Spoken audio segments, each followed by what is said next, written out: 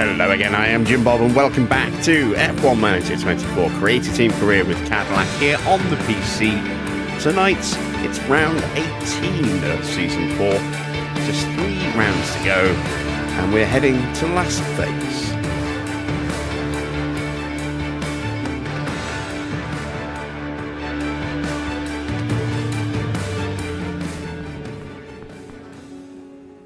And I'm not at all traumatised by yesterday's race, not in the slightest. Wow, what a crazy, crazy race we had last night. Just 7 finishes, 15 retirements. That's absolutely insane. Absolutely bonkers. I wonder if we'll have a night like that tonight. Hopefully it'll be a little bit calmer, a little bit quieter. And we can just settle down and actually enjoy the race. Well, I'm sure you guys enjoyed the race.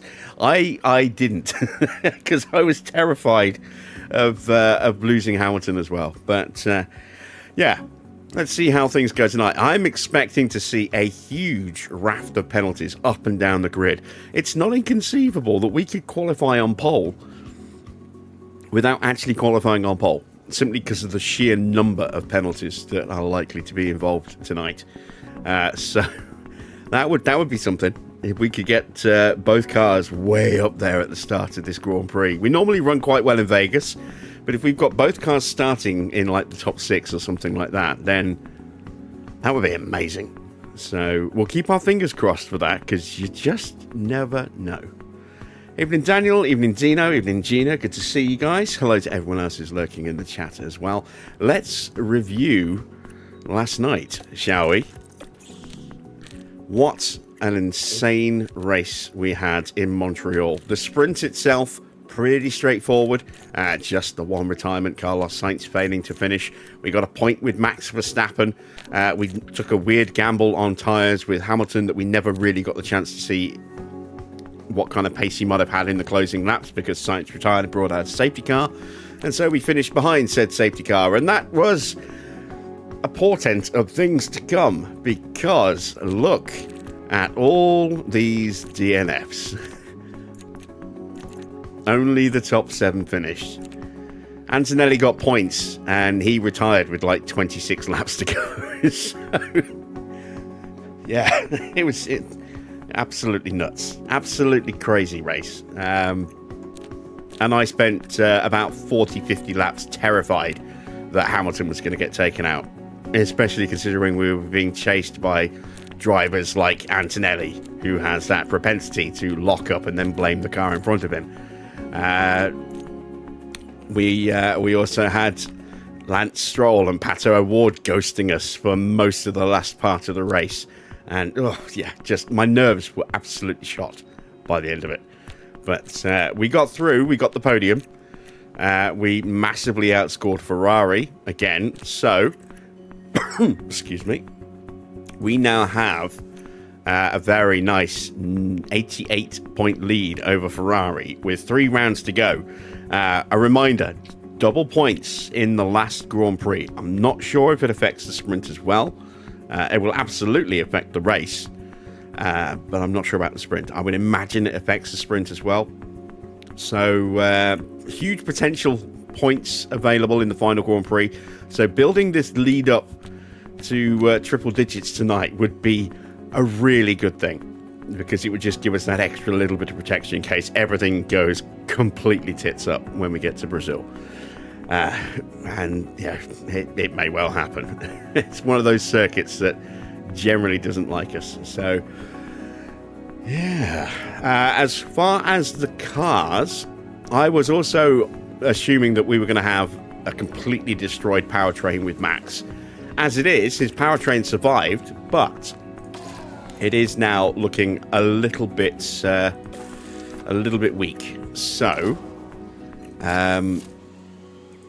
given that Hamilton has a better powertrain and seems to avoid being taken out more often, we are going to put everything we have part-wise behind Hamilton for the last 3 rounds of the championship, unless something happens to Hamilton, or if something happens to Max and he gets a brand new, we have to buy him a new powertrain, which I really hope is not going to be the case.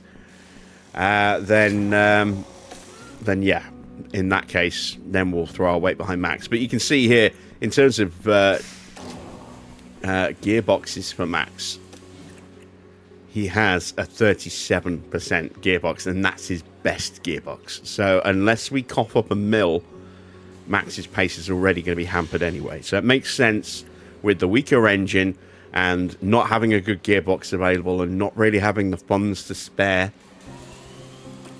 It makes sense to put our weight behind Hamilton, because his car is just in a healthier condition all round, powertrain wise. So that's what we're going to do. And let's now watch as Hamilton gets taken out mercilessly in this Grand Prix. There we go. We've got our powertrain set. We've still got 2 weeks until we go to Vegas. We've got a lot. I've got a little bit of stuff that we do need to get done. So let's dive into moving time forward a bit. Will Courtney goes up to a 92 overall. Very nice. Let's actually quickly check in with Will. So, stat-wise, we're a 94 on aptitude, which is our current skill limit. And that's boosted because of his mentality. So, it's actually only a 92. So, we're right up against the edge of his skill level there. So, we're going to move away from innovation now. And we're going to go with...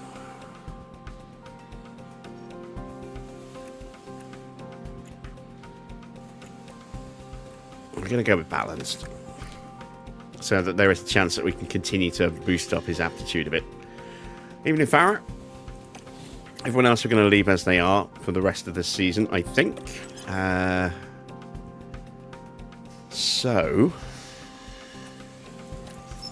Farah, did you actually stick around last night, or did you disappear? Because we didn't hear from you for a long time. If you missed yesterday's race, or a good chunk of it, you need to go and watch it, because, yeah. I know you won't be happy, but at the same time, I think you'll be quite surprised with what happened. Right. Let's advance time a little bit further. Our memorabilia room refurb is done. Oh my god, we've actually got rain at Vegas. What in the... Oh no! We've got heavy rain at Vegas. Oh my god, this could be Montreal all over again. Oh god. How do we have heavy rain at Vegas?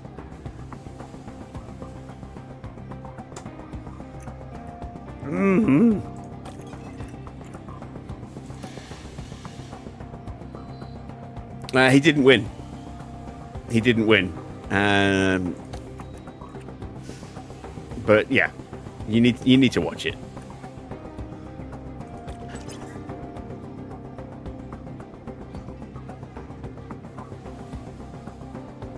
I can't believe we've got another sprint weekend on a street circuit with heavy rain. Engines in poor condition, yeah, we know about that, because we deliberately put in the worst engines that we have for practice. Alright, last day of the month. Let's check in with our updates. So, a point gained in smoothness for Jack Doohan. Nothing for Ugo. From pretty much the start of the race.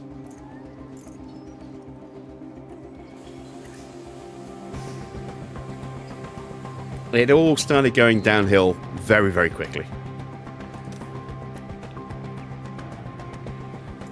Main drivers stay as they are. No surprise there. I can't believe we've got another wet race after the trauma of last night.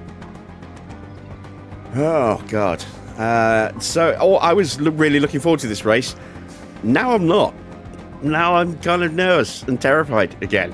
Let's head to Vegas and hope the house doesn't win.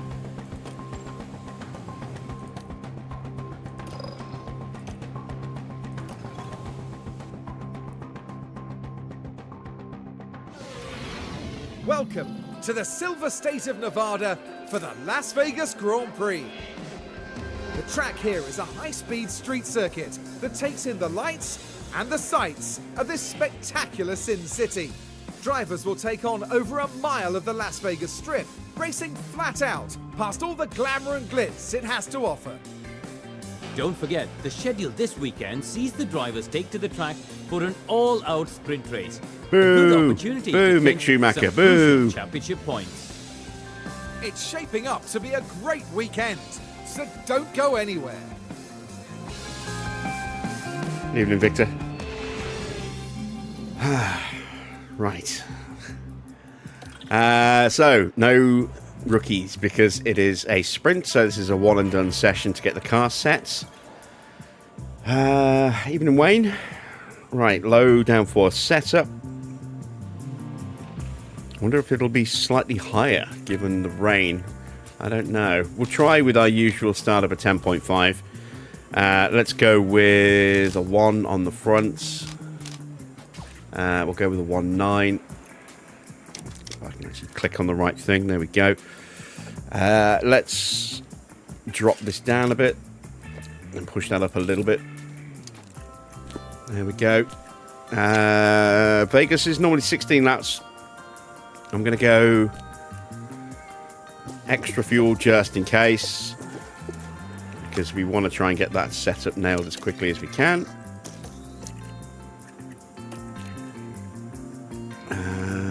Pace settings are done, fuel's done, setup's done. Moving over to max. So max will go a little bit different as we always do. We'll take the front wing down just a touch more to a 0.5. Again, we'll go with a 10.5 on the rear. There we go. A 1.9 there. This time I'm going to go up a little bit here and up all the way there. And let's see if that works. So let's put some extra fuel in the car. Oh, no. I'm going to push off the line. There we go. Evening back, Nigel.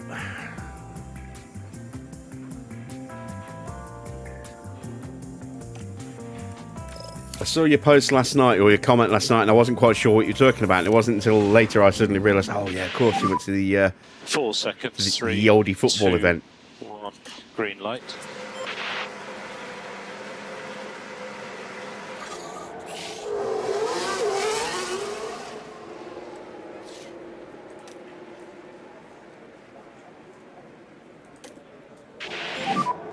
Radio check. Yeah, radio Because check. I saw the comment about rumours of cheating with a 4x4, and I was like, Get everything as you want it to be for the start of the lap. what is that about? And then I remembered later. I'm like, oh, of course, yeah. 1, 2, 3, can you hear me? Yes, loud and Copy, loud and clear. We need a good warm-up on front brakes. understood.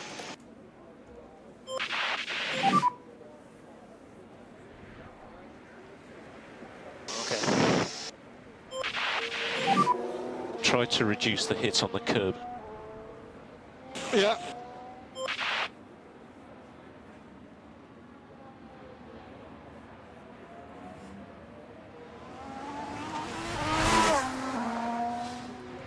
So we're going into this practice session with a very damaged engine. As you can see, 16%, 32% with a major unfixable damage, and a 38% gearbox. Hamilton's practice part's not that much better, 17% engine. ERS, that's the only one we have, which is why that was in, and a 21% gearbox. We just need to get through this session, then we can put what's left of our good stuff back in the car again. let's speed them up and enjoy the little bit of dry running we're going to get this weekend by the look of it. Can you check the temperature?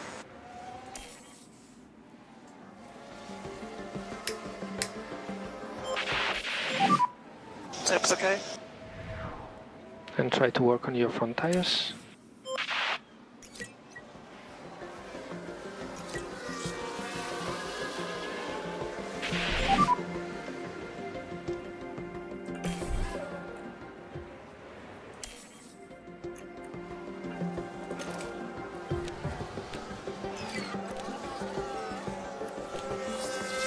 High risk of fault in the engine now.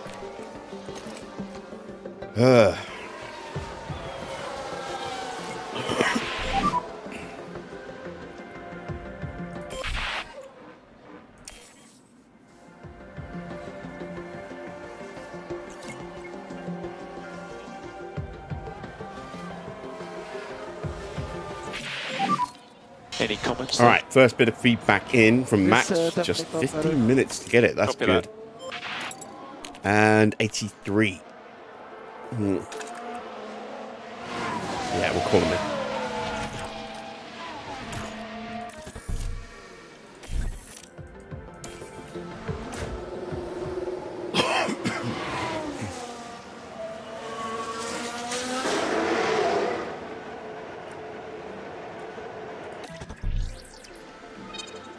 All right, so we need more front wing. And looks like we need to maybe up the camber a little bit as well. Maybe, oh, I don't know about that. Might be I need to take it that way. And then bring that down. In which case, is that going to be a 0? Yeah, let's do that, because that, otherwise we're going to break the rear wing. So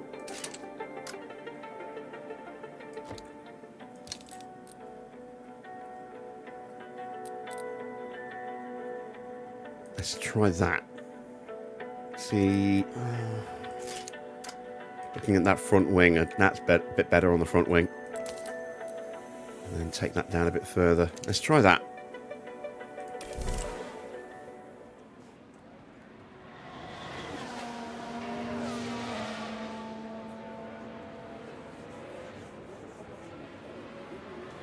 I'm really kind of looking forward to seeing the summary of penalties that need to be served a little bit later. I'm expecting that to be a very big list. All right. Feedback from Hamilton, and it's only 82, so we need to call him in as well. Did I catch him just before he hit the pits? Yes. Just. Speed limiter on, please. And stop on the marks. Evening PR.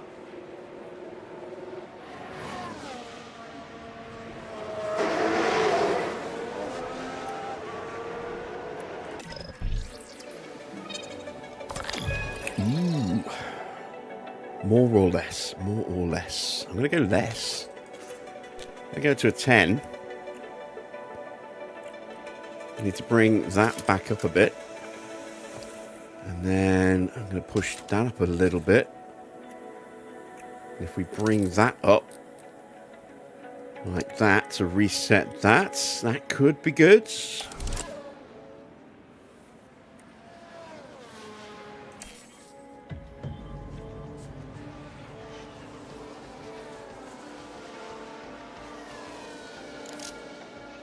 All right, let's get Max back on track.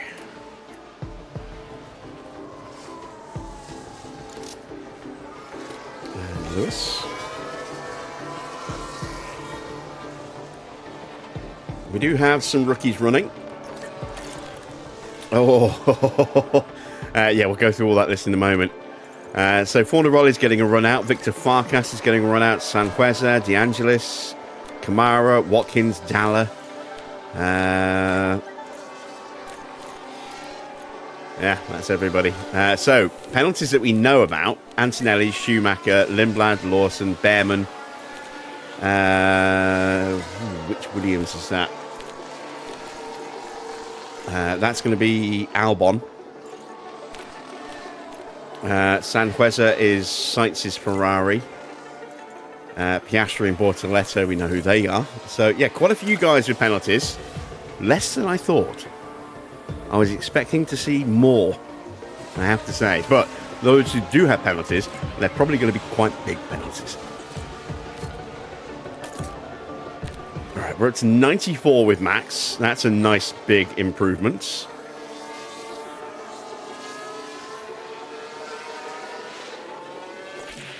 Oh, God, we made the car worse for Lewis. Very much worse. Woo. 69. That is not nice.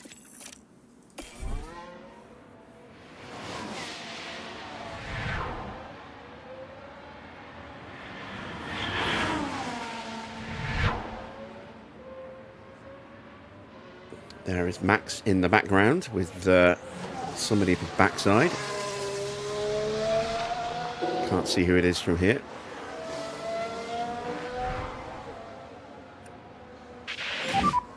And box, this one box, speed confirmed. It's a Toyota.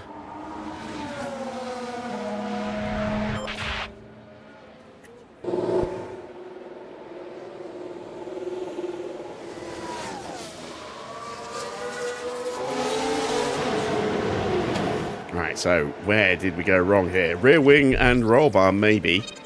Absolutely rear. Oh, rear wing and front wing. And toe. Wow, we just went wrong everywhere, didn't we? So 11 then. That's going to go down.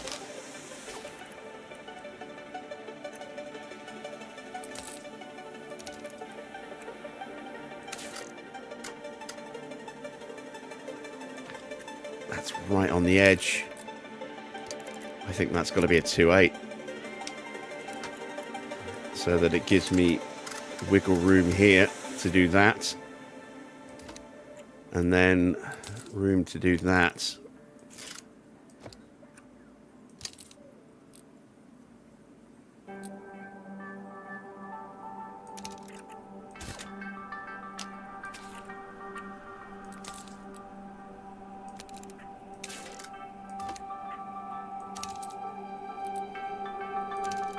I'm going to go with that, I think.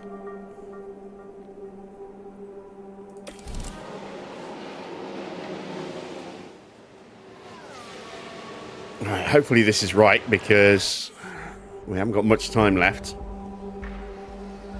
And we are still going to need a little bit more time on track for Lewis to get him fully prepped.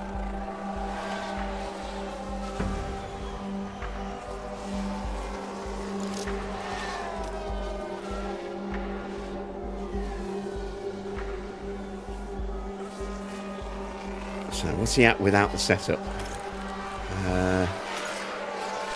85%. That can't be right. Can it? We need to work on that. If it is, then we're sorted. But I don't know.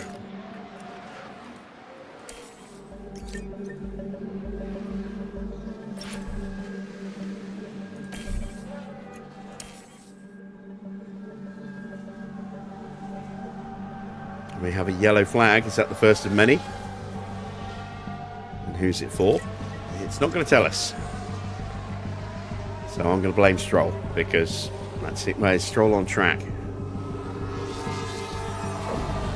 No, he's not. All right, we can't blame Stroll. Maybe he punched his mechanic again. Who knows?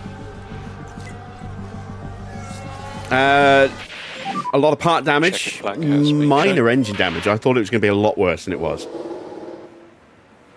But that's just the beginning.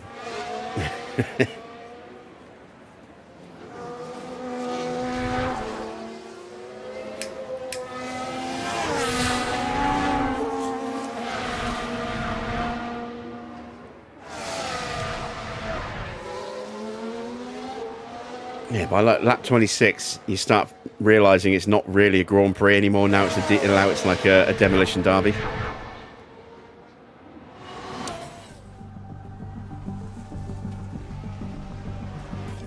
Imagine if this race has a lot of DNFs like yesterday. It's entirely possible because we have heavy rain. for the Grand Prix. So, yeah, I'm already, feeling the nerves tighten. All right, there we go then. That is the end of practice. We didn't get full feedback from that run on Hamilton. No surprise there, but we got Max fully prepped, and there's still scope to try and improve his setup slightly as well. So, practice for Vegas is done.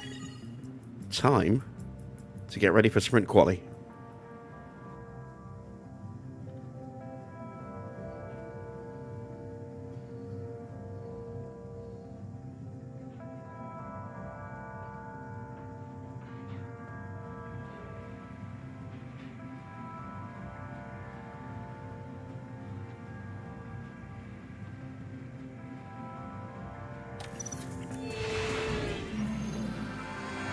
Welcome everyone, qualifying for the sprint awaits us, and we're raring to get going.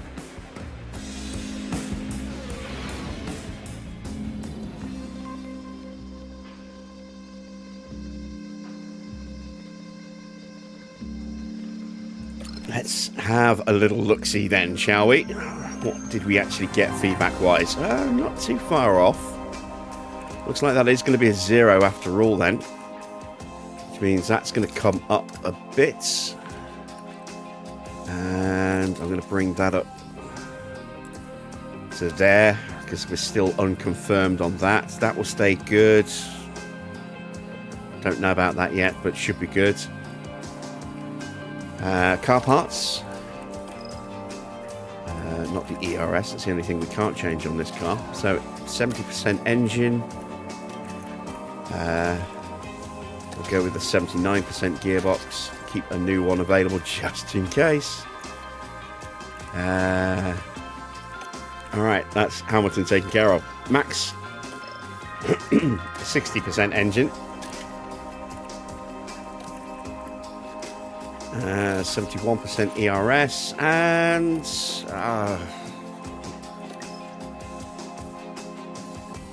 I'm going to buy him a new gearbox. It's going to start from the back though. No. We're going to try and scrape through with our 35%, sorry, with our 45% gearbox this weekend. We might buy him a new gearbox for the next one. With so many penalties tonight and a chance to get boosted up the grid, the last thing we need to do is then give ourselves a penalty and drop ourselves all the way back down the order again. So, yeah, we'll just have to hope we can get through without any issues on the 45% for this Grand Prix weekend.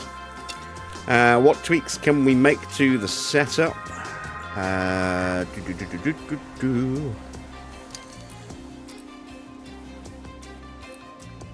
Let's try that. I might have that the wrong way round, but we'll give it a go and see what happens. We can always fix it for the race itself if we did go the wrong way.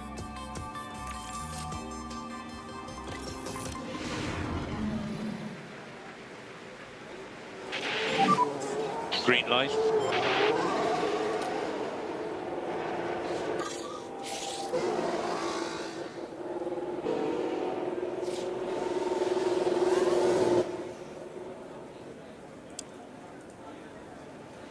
Definitely want to try and get a slipstream qualifying run done.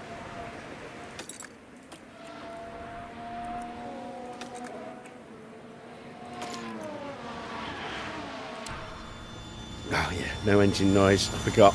It's always Formula E in qualifying at Monaco, Vegas.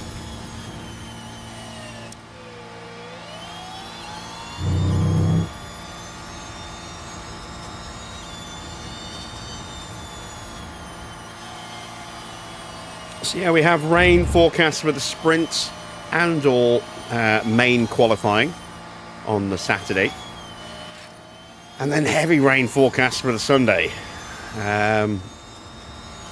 Could be another survival horror game tonight.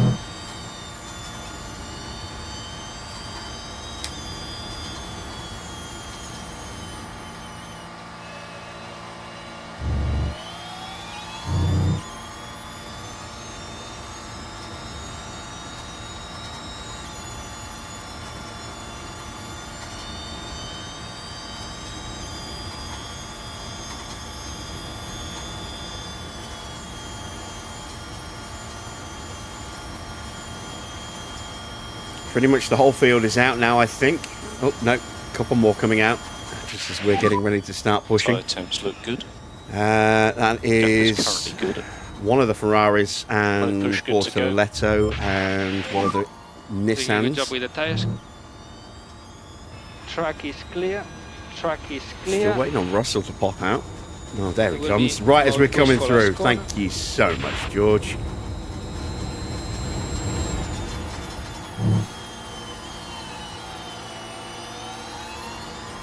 We just got around the corner before he spat himself onto the track.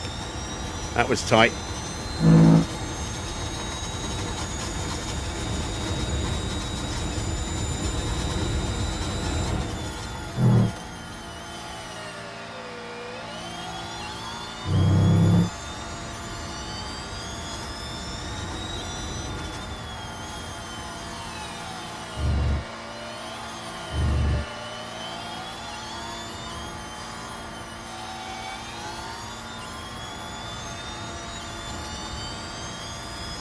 Tried watching another Formula E Grand Prix weekend. Oh, god damn it. Lap ruined. I watched free practice at, or started watching free practice at Jeddah. And instantly I'm like, what the hell is this circuit variation? This is ridiculous. You know, they couldn't go more than 2 seconds without putting a chicane in. So I just like, it's one of the reasons I just don't like Formula E. It's just the circuits are just so small and so unnecessarily twisty at times. No, I just, they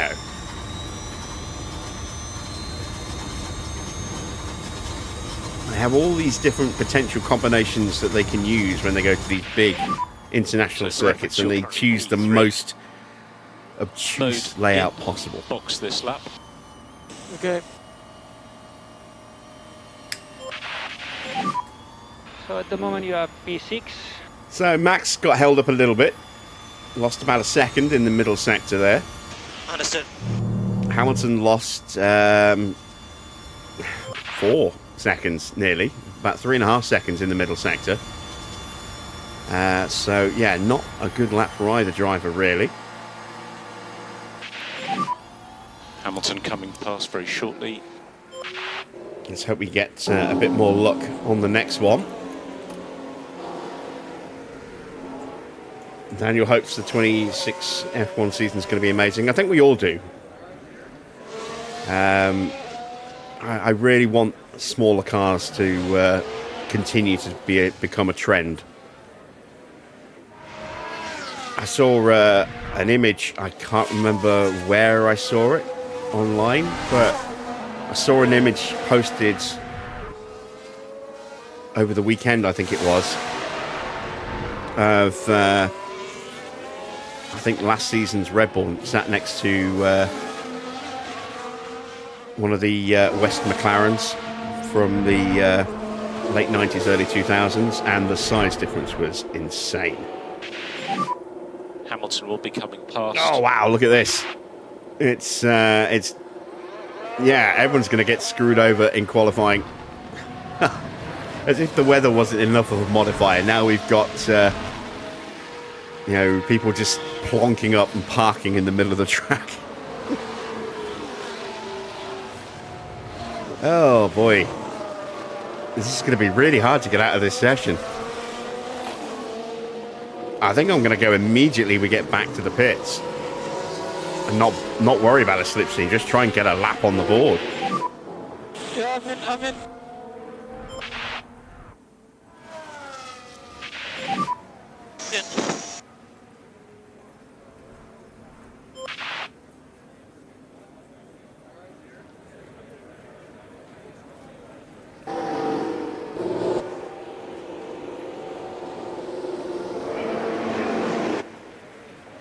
God, look at how bad Piastri got held up. He's 10.5 seconds off the pace.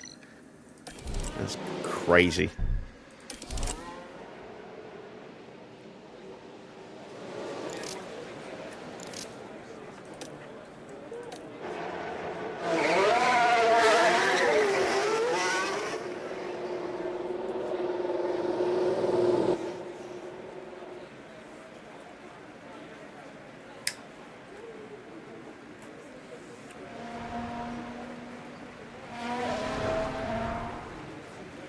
Going early like this means that if somebody does pop out and get in our way, we might be able to abort the lap and prep again for another attempt.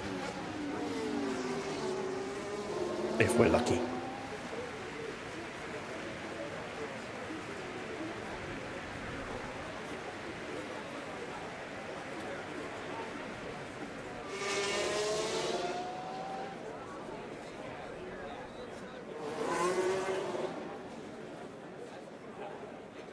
All right, no one else is on an out lap at the moment. The last few cars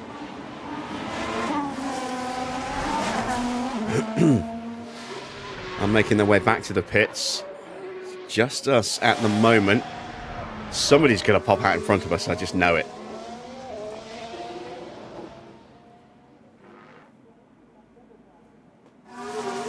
Oh, we've got Stroll on an out lap behind us as well. I missed that. Or is that Stroll leaving the pits now? I think that's Stroll leaving the pits now. Oh, no, he is behind us. So, let's see. Antonelli and Perez are leaving the garage.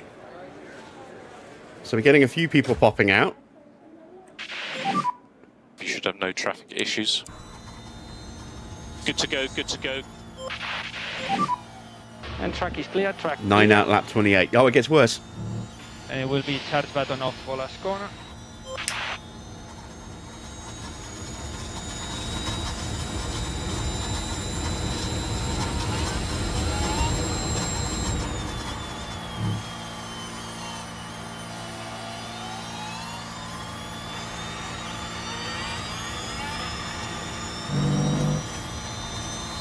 Right, we're past one of the Toyotas. We're past the other Toyota. We've got Pato O'Ward up ahead of us.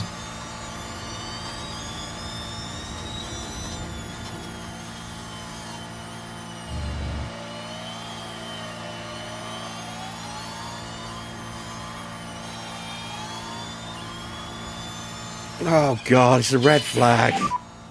Okay, red flag. Stroll's Red flag, done a stay Stroll positive. thing.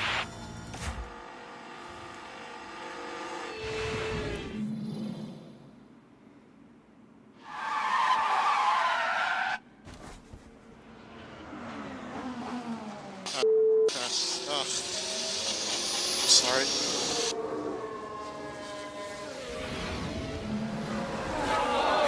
I think we might just about have enough time on the clock to go out. I don't know if anyone else is going to join us on track. Yeah, we have just got enough time to go out. Ugh. Oh boy.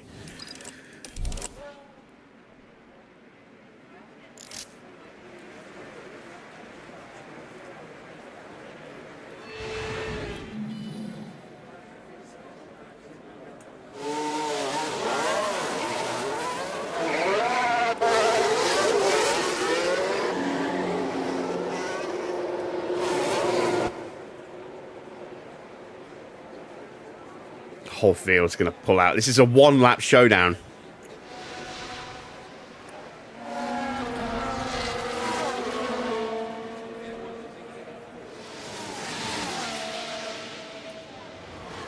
It gets worse, Farah.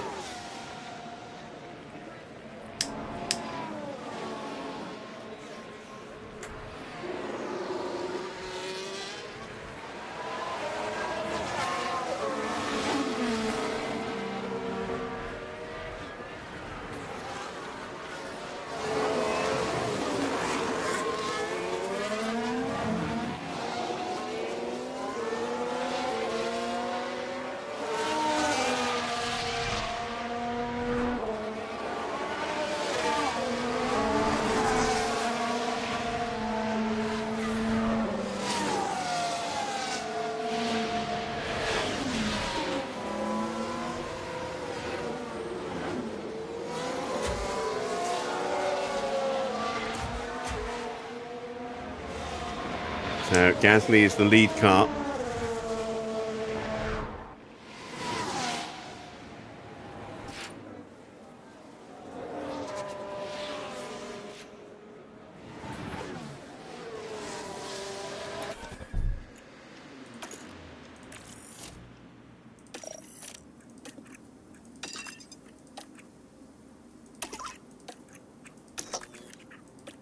want to see if I can maybe get... No, turn that off. I want to see if I can maybe get Max a little bit closer to the back of Valtteri before Valtteri starts his push.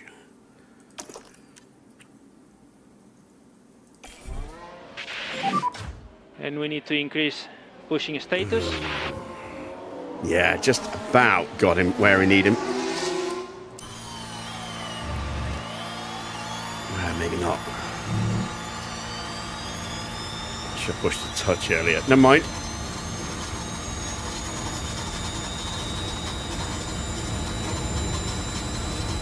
We have at least broken away from the cars directly behind us, so we shouldn't give them a tow.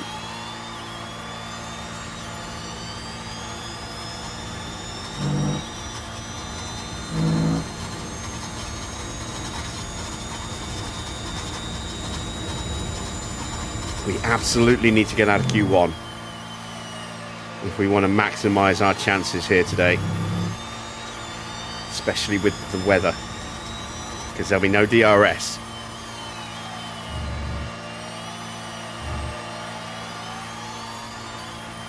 And the strip is pretty wide, so it will, and very long, so chance of getting a slipstream will be pretty good.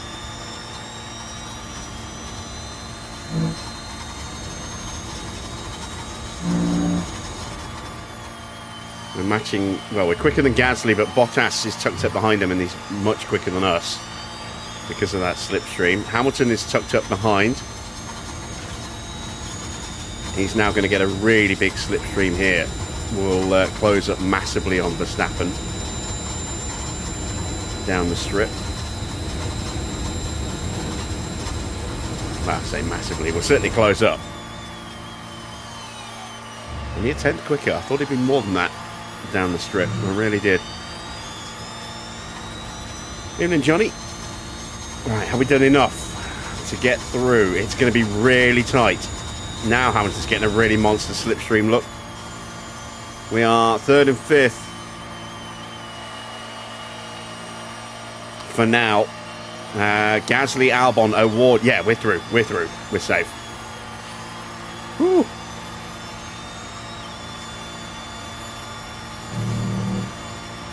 Seventh and 12th. We are through to the next session. Norris, Sainz, Bortoletto, Gasly, Albon, and Stroll all out at the end of Q1 there.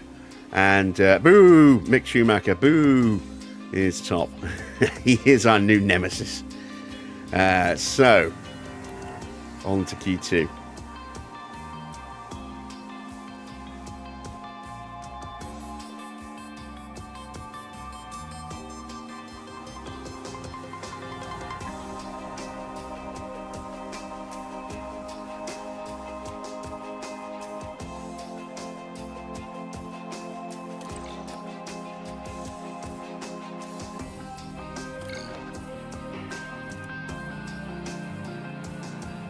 Alright, the changes we made to Hamilton were absolutely spot on. Look, we got him to 100%. Ooh, just short with Max. Probably just leave him like that. Not take the risk on making a tweak. Because if we get it right, we'll improve. If we get it wrong, we'll make the car worse. There's no middle ground on that at all. That car could get very bad if we get it wrong in comparison to where it is now. So into Q2. 5, 4, 3, 2, 1. Green light. Whole field is going straight out.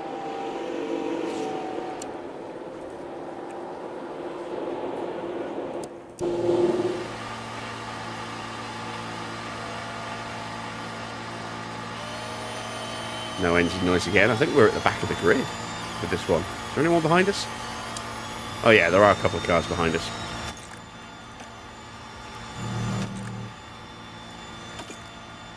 Two. Lindblad and Valtteri.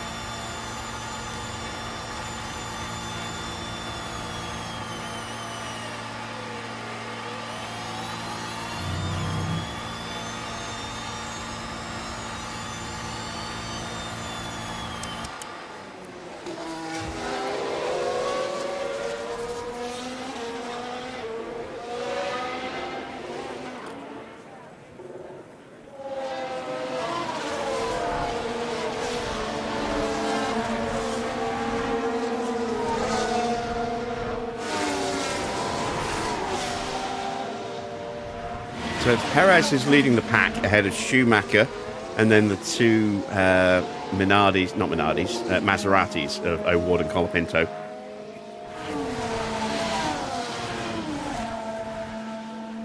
So they're all going to get a nice slipstream behind Perez, who's going to have to do the heavy lifting. And then we've got one of the Astons doing a bit of heavy lifting for the next couple of cars.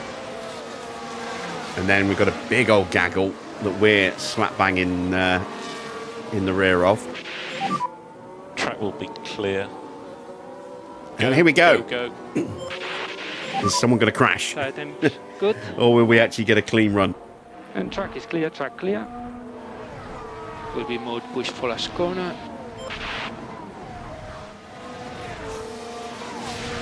Not a great exit onto the run to the line for Hamilton there. Hopefully he's got a bit of room to move up to. Might actually be a little bit more beneficial than where he was, although he has got Valtteri up his chuff.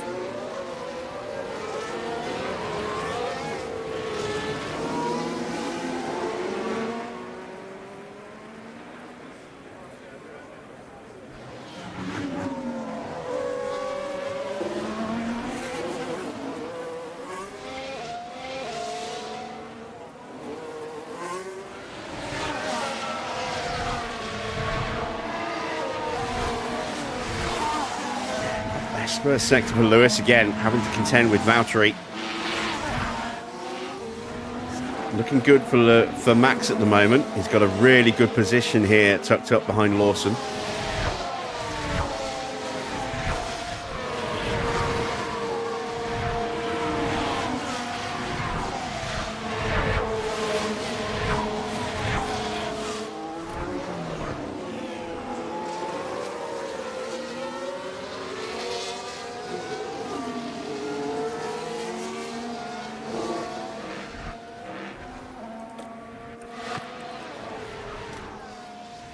Right, Antonelli's quickest at the moment.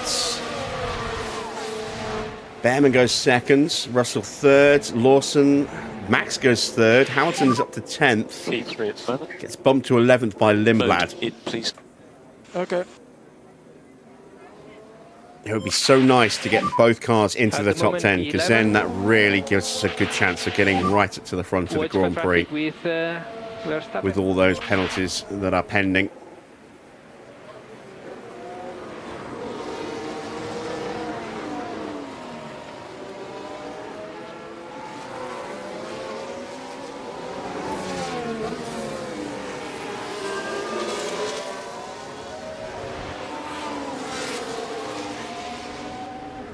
George absolutely needs to get a result again tonight. Well, he needs to for every Grand Prix now if he wants to try and wrestle that title away from Oscar. He's got a big old lead.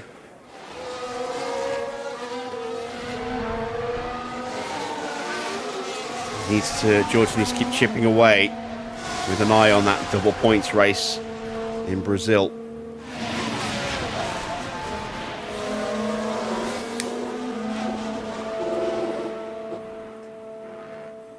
$50 points available if he wins that race.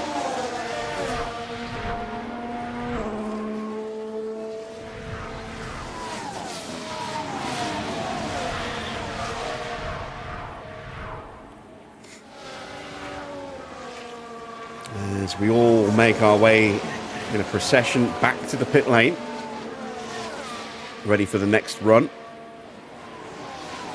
Max is probably safe. Hamilton very much not at the moment. Only just missed out by 18 thousandths of a second. But there's definitely a little bit of room for improvement. I'm in.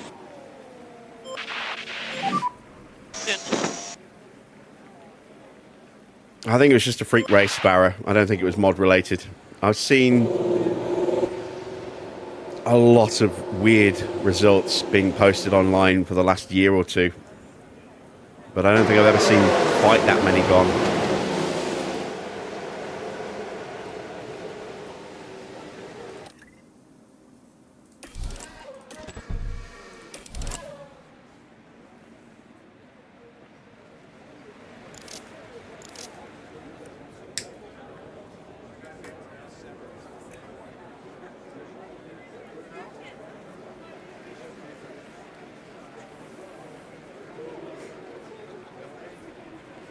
and it's still not over.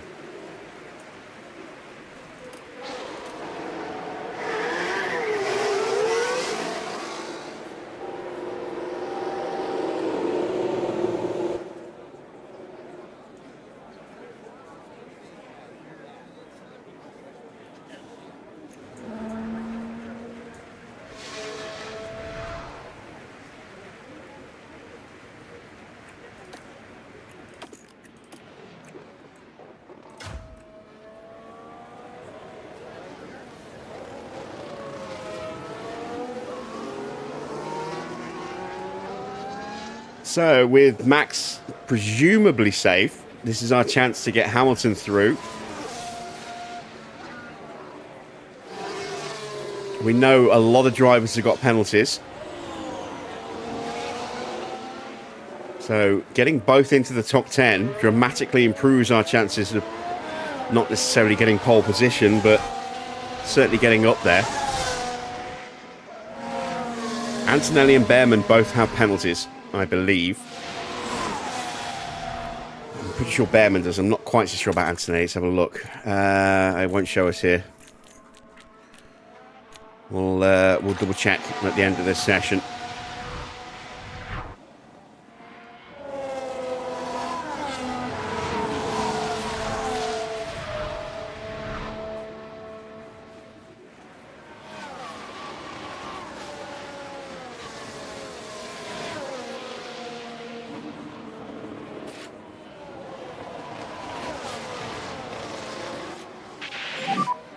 Tires are good.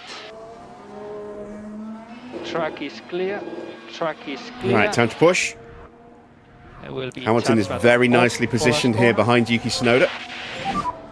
Tire temps are good. We're looking good. Max will probably get a small improvement this lap as well, given that he's going to get a slipstream from Hamilton.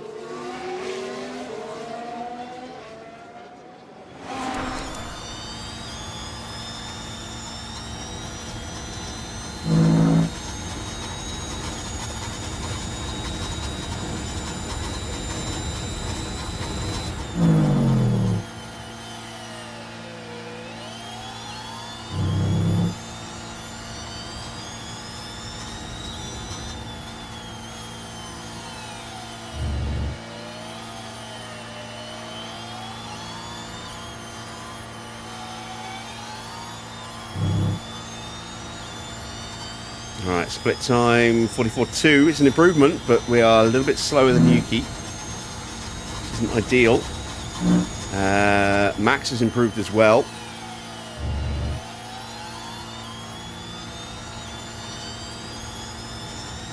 Who is Yuki chasing? One of the Red Bulls. Not sure which one. It's Piastri. He's chasing Piastri. Max with a mighty middle sector.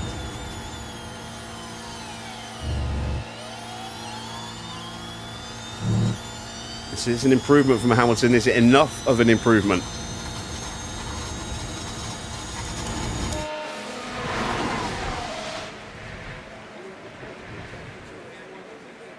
Max goes top. Hamilton's up to 5th. Leclerc is out.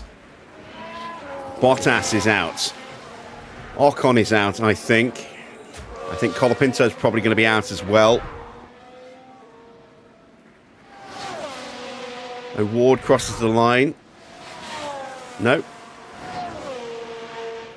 That was a Williams. That was Lawson. Colapinto goes to 7th.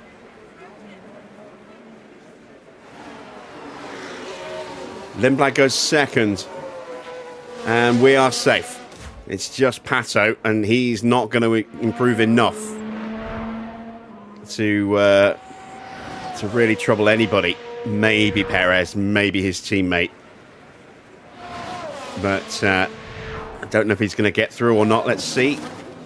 He gets ahead of his teammate, but he's not quick enough to get ahead of Perez. So both Maseratis are out. Both Red Bulls are out. Ooh, 13th and 14th. For Piastri and Leclerc, then Ocon and Valtteri as well. We are into the top 10 shootout.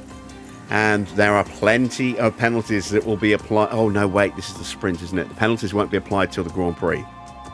That's why we're not seeing them. Never mind. Never mind. All right, top 10 shootout. Do I try and go for 2 laps? Or do I just wait for a slipstream? I think we have to wait for a slipstream, don't we?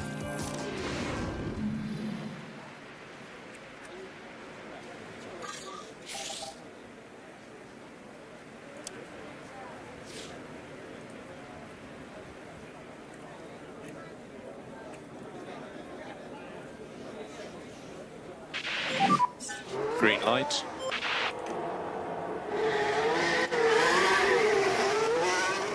Might not be close enough to George there. Hamilton's a little bit too close to the back of Max.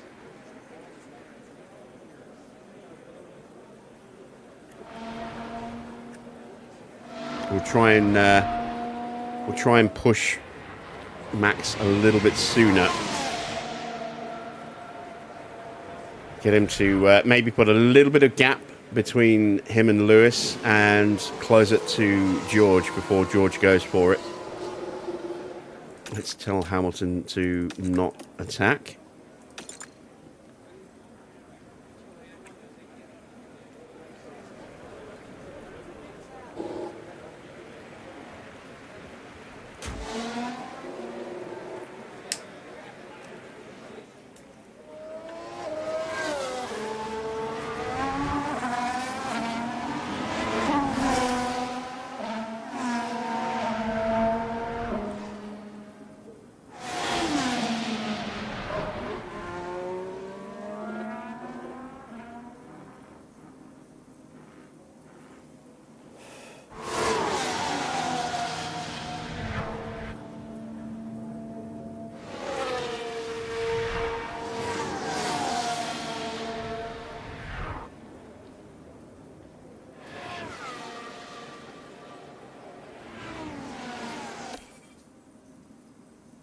I'm not sure if I'll judge this right, but we're going to go now.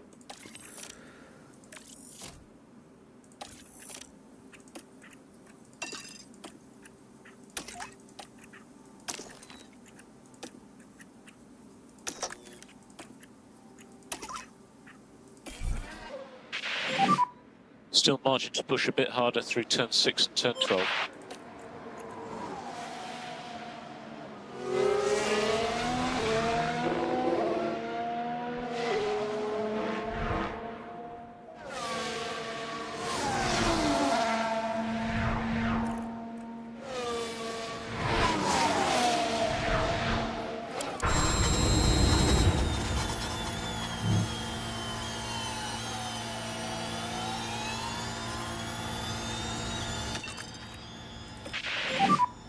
So we need to push.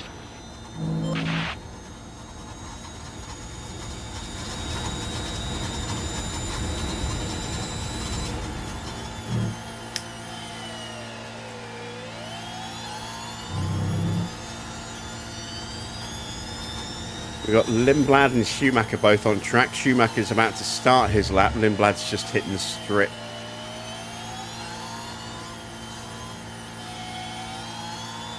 So we're not going to have any traffic issues. Oh wow, Hamilton's way off the pace.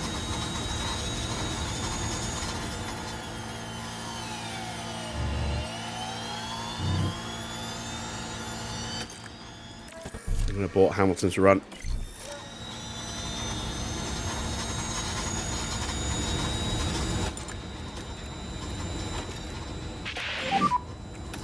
Easy on the front tires. Yep. And charge button on. Yep. This is a good lap for Max. This is a very good lap for Max.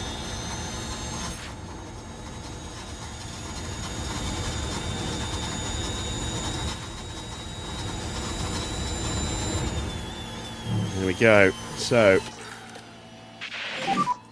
Just cool your tyres. Max has set the benchmark at 134.0. Charge on, please. Okay.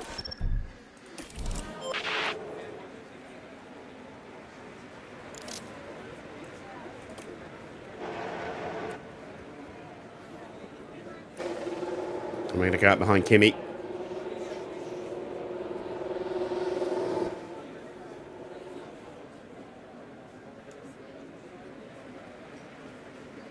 Right, how's Schumacher getting on? Schumacher goes second, but we're half a second clear at the moment because these guys are running in clean air. No slipstream.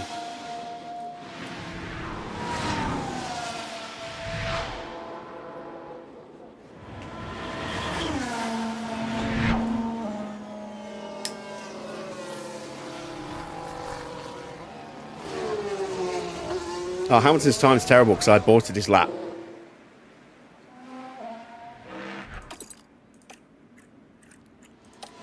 So Hamilton is nearly 4 seconds, over 3.5 seconds off because we aborted his lap. But this lap, he's tucked up very nicely behind Antonelli. So he should get a very nice slipstream here. I'm in.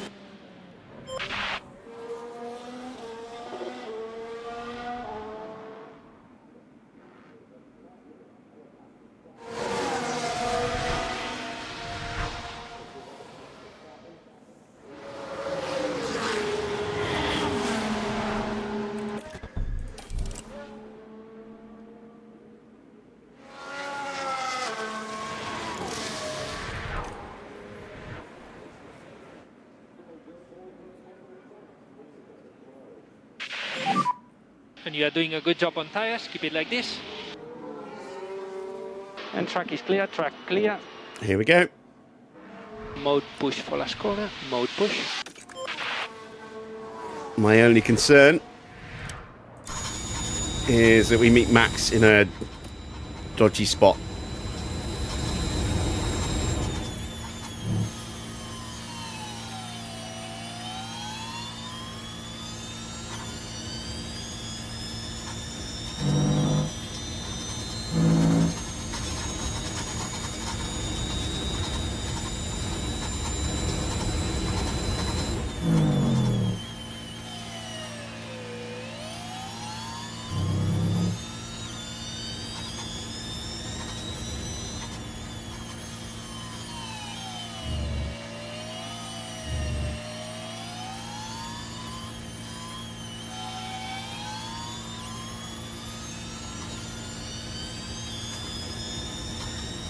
That's better. It's not great, but it's better.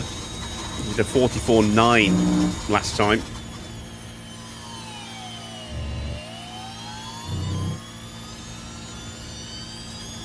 Antonelli's probably going to take pole away from Verstappen.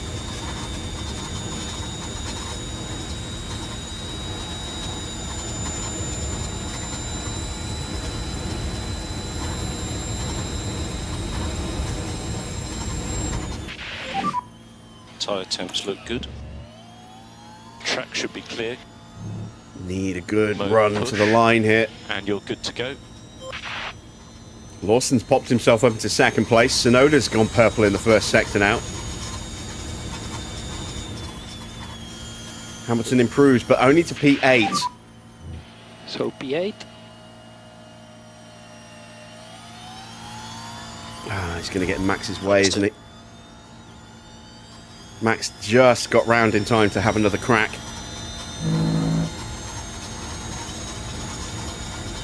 Don't know if he got blocked at all there. Yuki is looking very quick.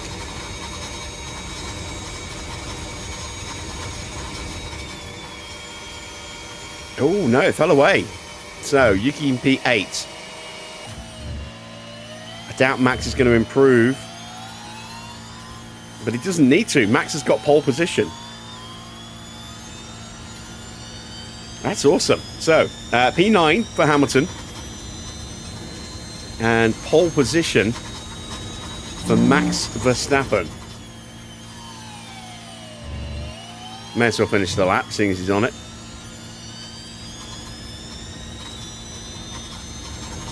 because Hamilton, Bearman and Antonelli are all on in laps. Everyone else is in the pits. Yeah, Max isn't improving. Let's call him in. There we go. We got pole. That's our first genuine pole position, I think.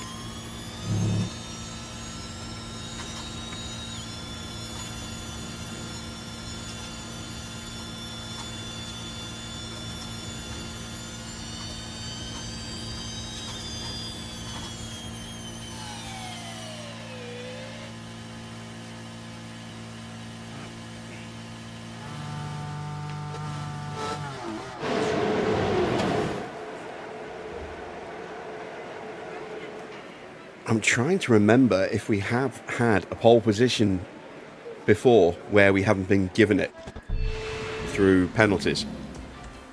I think that's our first genuine pole position. I might be wrong, but it's an excellent start to the weekend. Let's try and convert that into some more points, shall we? Well, it's a different format this weekend, with a sprint set to spice up today's events.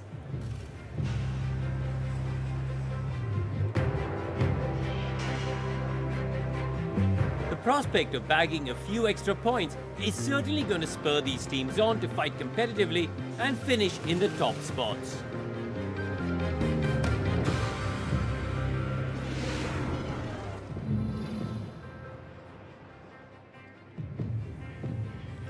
Right, it is going to be potentially quite wet. Track water is non-existent at the moment, but we might get some water. Let's have a look. Oh yeah, we've got some water forecast at the end here.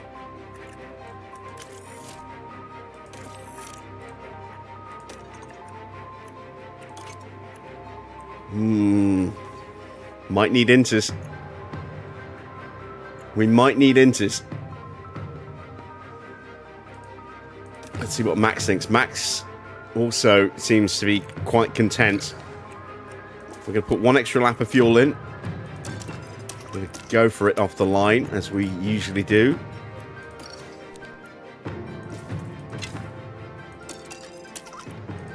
Let's see what happens. The start of the Las Vegas sprint is next.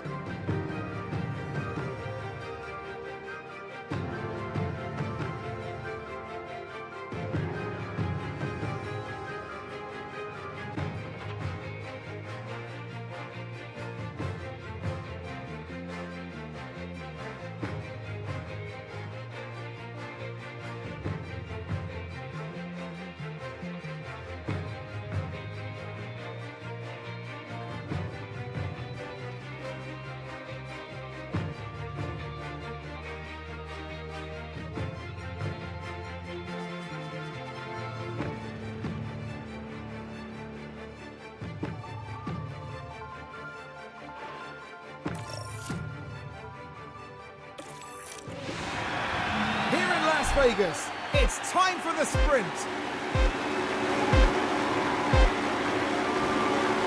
And it's lights out, and away we go. All right, come on, let's convert. Yes, Max is away. Excellent stuff. Where is Hamilton? Still in P9. No way through at the moment. Goes very wide. He's got a run on Sonoda here. Maybe going to get a braking move on Bearman as well. Nope, just Yuki. We've got a yellow flag already. It's not Max, it's not Hamilton. It's a double retirement. Oh my God. The chaos is starting already. This is going to be a red flag, isn't it? 4. Oh my word. Leclerc, Sainz, Valtteri, and Ocon has some damage, but might be able to carry on. I don't know. Let's see. Is he going to keep moving? No, I think he's out as well. Here's Oh, the there we replay. go. Now we're watching Carlos Sainz here. Oh my God. 4 out. Oh, with We a haven't nasty even done the crash into the first barrier. sector. Now their confidence will have taken a hit with that. What this also means is potentially even more penalties. Those who, it's like, oh, we can just about get through. We don't need to change our engine. Well, now you do. Oh, man. And potentially those who've changed their engine and put a brand new powertrain in have just lost a big chunk of it as well. Ooh.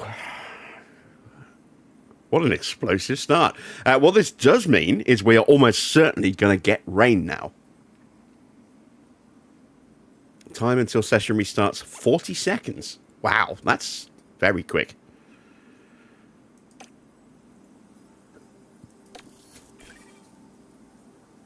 We are going to stay on those soft tyres.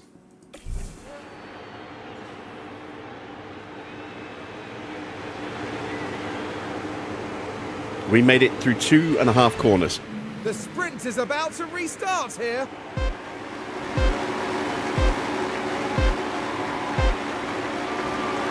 And it's lights out, and away we go. All right. We get up the inside of Bearman. So that's 7th. Sainz has got a 6th grid place penalty to be applied.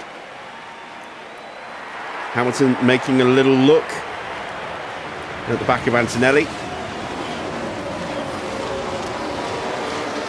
Antonelli goes defensive. We try and go around the outside of him, and that is 6th place for Hamilton. Evening, Army.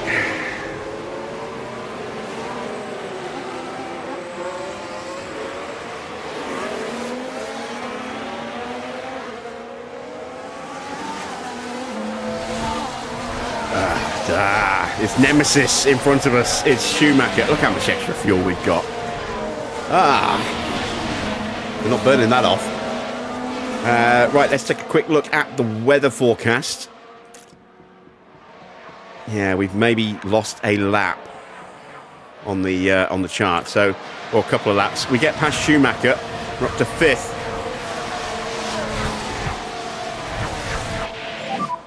You are doing a good But job. I don't like being behind Mick after what he did to Max last night. We're having a look Next guy in front will be Russell. at George Russell. Couldn't quite get the move done. We've got a run here, though.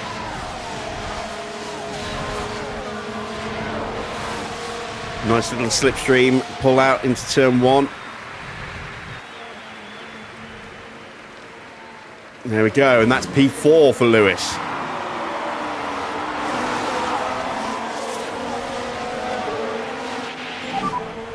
Overall, good job.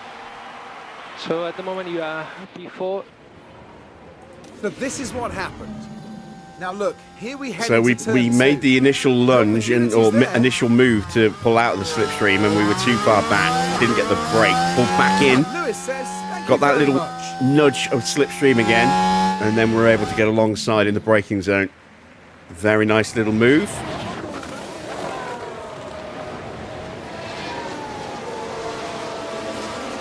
Can we catch up to Lindblad before we run out of battery?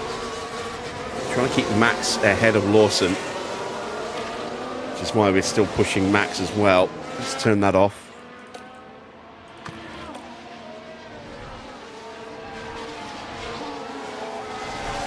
I don't think we're going to break away from George,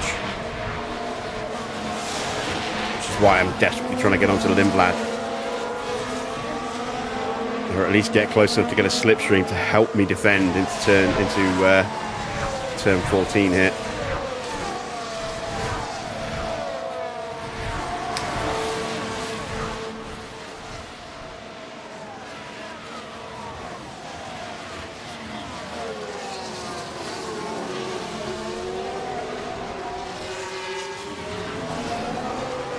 Now we're out of battery, so now we need to calm things down.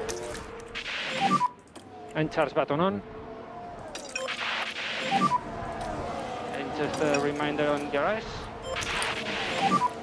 We need to reduce K1 usage. Okay. Lawson is on to Max. And try to cool down the tires. No as surprise much as there. possible. Understood. Yeah, an excellent start for Hamilton. Management on this set. Gained, what, 5 places off the line? Yeah, 5 places gained for Hamilton so far. Okay. That's before. George having a little look-see. Might be able to hold him off. But he will almost certainly get us on the strip. Because we are 2.5 seconds behind the front 3.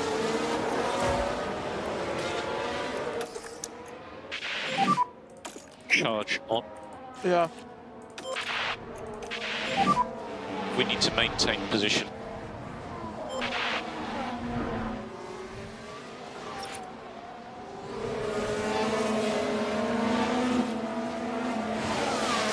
Oh, Lawson's got a fault already.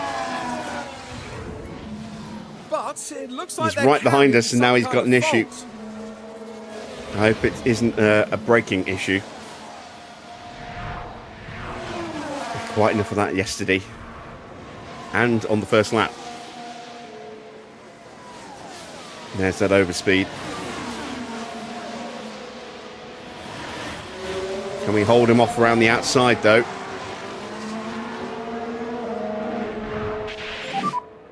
It's nearly impossible to race. No. There's progress to be made. We'll tuck into his slipstream, though. And Hamilton fighting with George. Mick's right there. Oh, God. Not Mick. Anyone but Mick. You are doing a good job. And at the moment, you are P4.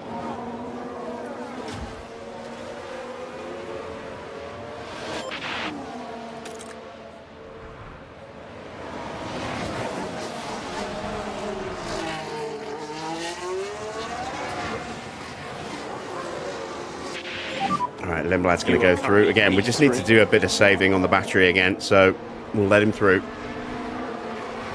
As long as we stay with them, that's fine. 3 seconds behind. Let's try and push Hamilton a little bit more, You get can him push. onto max before we have to stop harvesting with Verstappen. It's going to have to happen now. Charge on. Yep. And more energy available.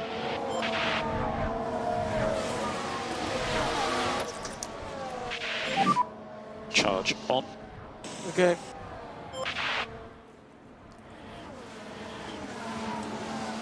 Lindblad moves up into the lead in front of Liam Lawson. And we have broken away from George Charge Russell on. for now.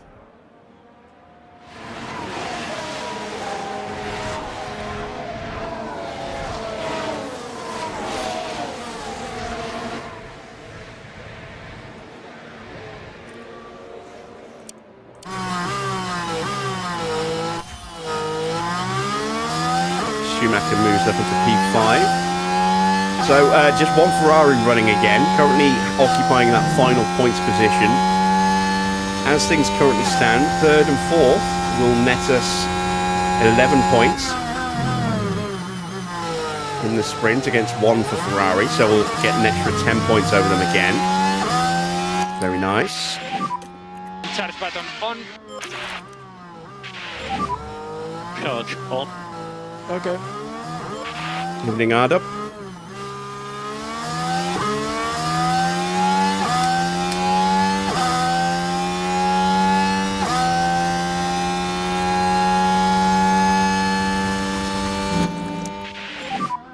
Charge on. Okay.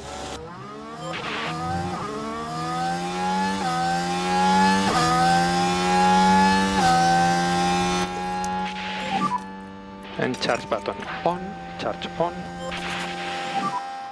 And we need you to take care of the tires. Maybe we can get away without changing onto Inters.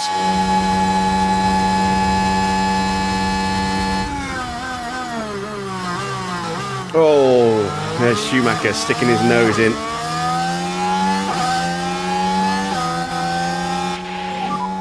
Continue like this. Russell behind. Gap to him 2.0. Charge on. Yeah.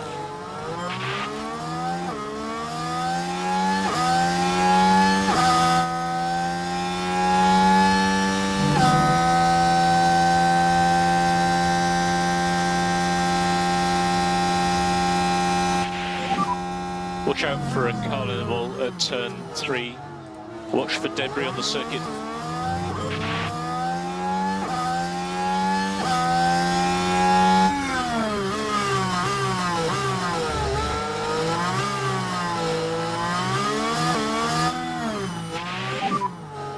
Single yellow. Ah, it's another yellow flag. Albon's crashed. Albon. Is he out?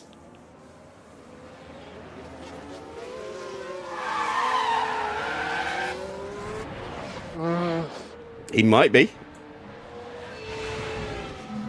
And not much that the team can do about that one.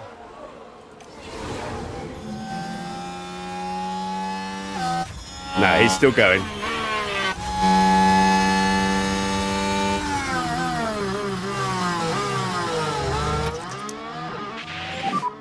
Charge on. Yeah.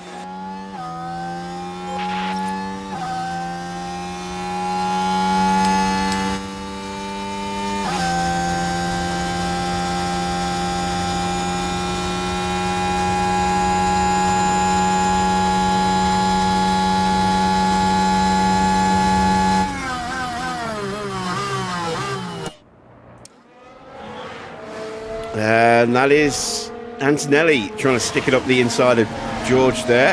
Can't quite pull it off.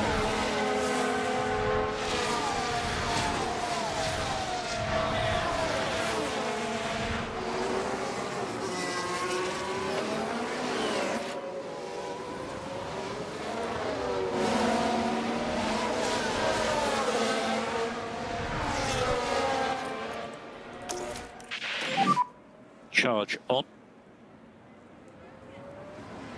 Bearman's getting a bit frisky as well, look. As Max has to fight off a move from Schumacher there. We're going to start pushing Max again. So mode push. Get him back onto Lawson and hopefully away from Schumacher so that Hamilton can try and get an overtake in. Russell's pushing now in response to being attacked. So he's closing back in on Hamilton.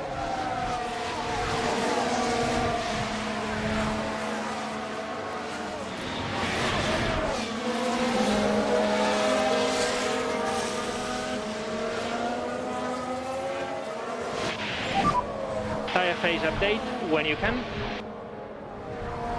And Russell is going to reform the queue.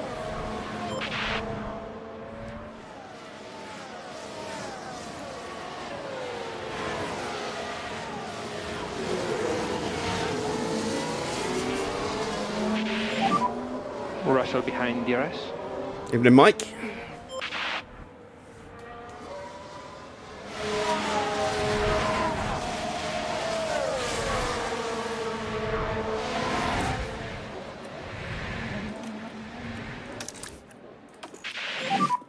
Charge on.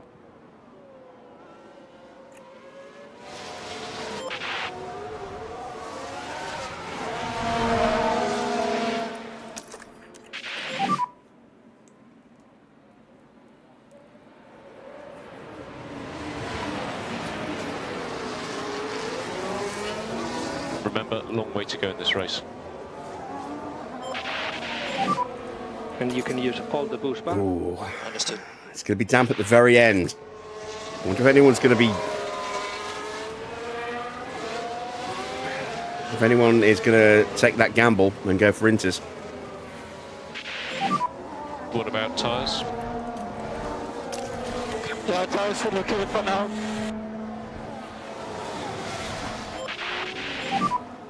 Mode push.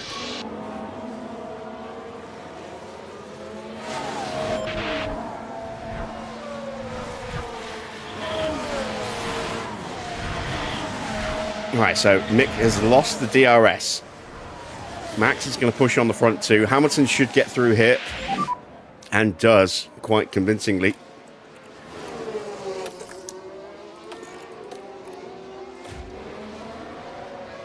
A long way to go. No way through when they're side by side in front of us like that. So back into harvesting again. In 10 minutes. Rain is coming. Charge on.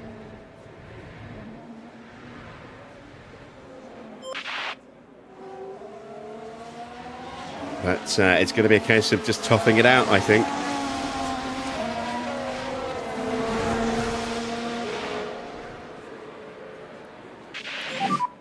Hamilton has DRS.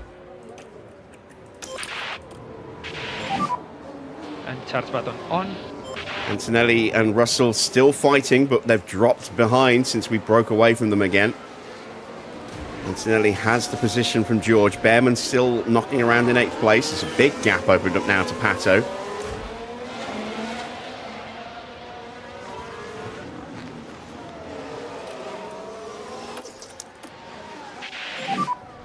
Charge button on.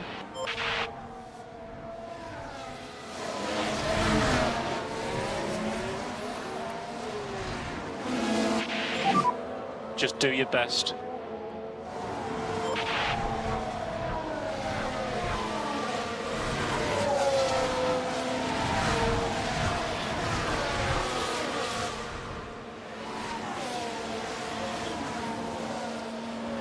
Certainly been a quieter sprint than expected after that opening lap carnage. Everyone's been pretty well behaved, apart from Albon having a little whoopsie.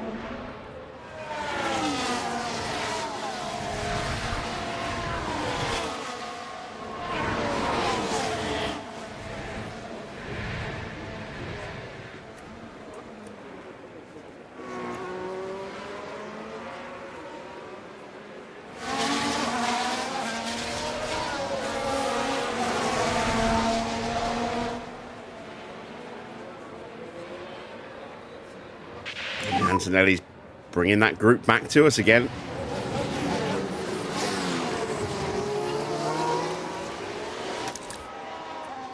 Do your best. Starting to spit. Ooh, Copy. rain started falling already. Okay. Unbelievable. No worries, mate. Yeah. Charge on. Okay. It's going to be damp in 5 minutes. So the last few laps are going to be very, very wet. Potentially. I think we might need to make that switch.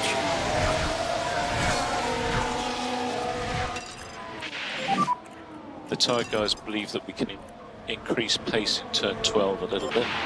And try to increase pushing status. You've got the pace, you can do this. Oh wait, is Max in always defend? He is. Let's turn that off.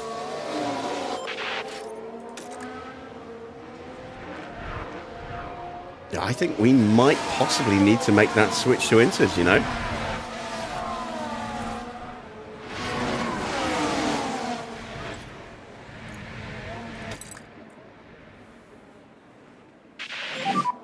Rain around 30 minutes away. Yep. It's a lot more than 30 or 13 minutes away. It's here. And it's getting worse.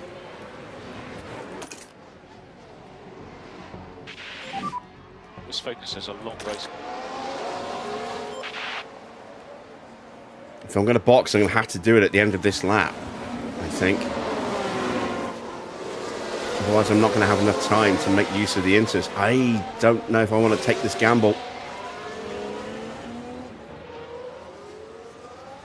I think it might be better just to try and tough it out.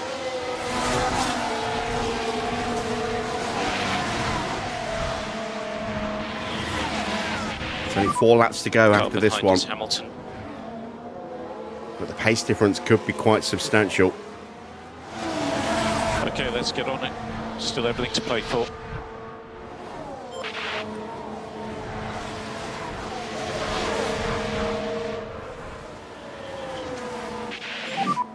Hamilton has DRS.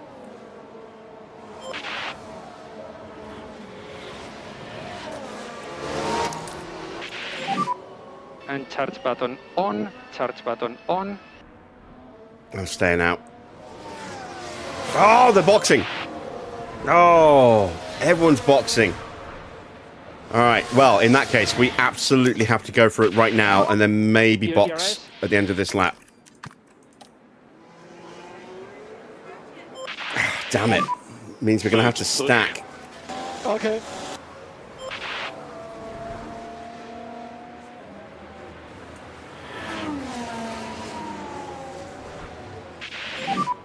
He does have DRS on you.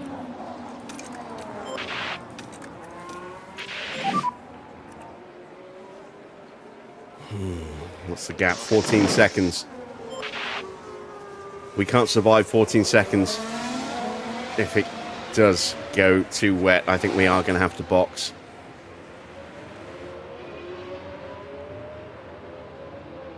Something's not gone right in the pits. Now, Oh what no, what a exactly shame. happened there, Karun? We see the RB driver coming in. It looks like it's just too tight though.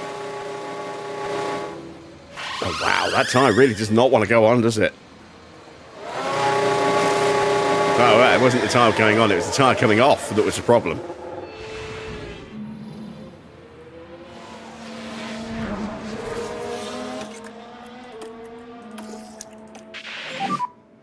And charge button on. Can I survive 3 laps? It is now into conditions.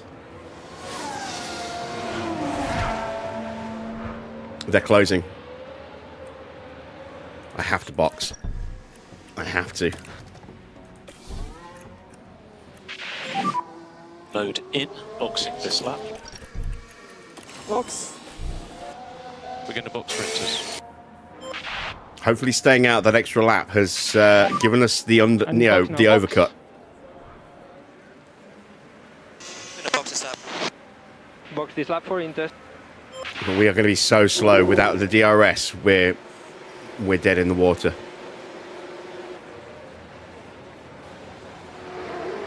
Quick stops, please, lads. There we go. 1.9. 2.1. Is it enough for Lewis? You're in clear air. Ah, almost. Come on, come on, come on. Tricky out lap. Track will be clear. Ah, nearly. Currently P1. But it worked out beautifully for Max. He's got a nice 3.5 second lead. So staying out that extra lap was the right call. We've lost the DRS now. Got 3 laps to go. But we have So at 3 the moment laps we are P4. to get Hamilton through. 1.0 now. 3 laps to go.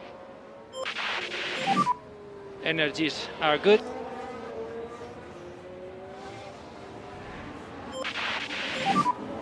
Charge button We might have lost on. a couple of points potentially with Hamilton. But we have secured the victory, which arguably was more important. Bearman's up to 6th, so he's managed to get ahead of George. Schumacher's down to 8th. So him stacking behind Lindblad has really not worked out well for him.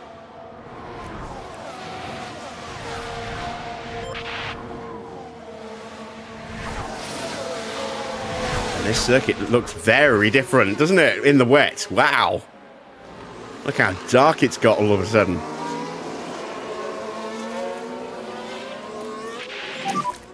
You need to keep your K1 usage down a bit, otherwise you'll just run out of battery and then you'll just be taken by everybody. Yeah. Use the energy.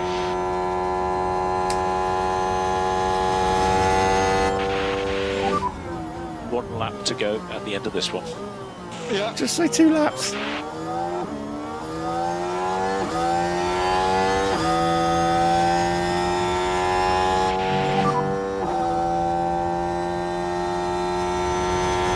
Yeah, there's no way. Look how wet it is now. There's no way we could have survived on the slicks. They'd have caught us by now. It's got a lot wetter than I thought it was going to. 2 laps to I go. thought it might get to like 1.2, 1.3. It's still climbing. It's 1.77 and going up still. 2.0. Oh, we can win this race. We can absolutely win this race. The question is, can we get Hamilton up into the top 3?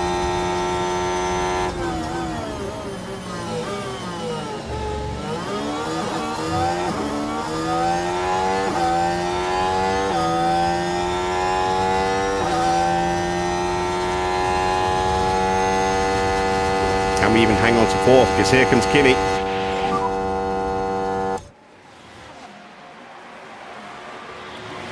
Right, let's concentrate. Try to stay in front.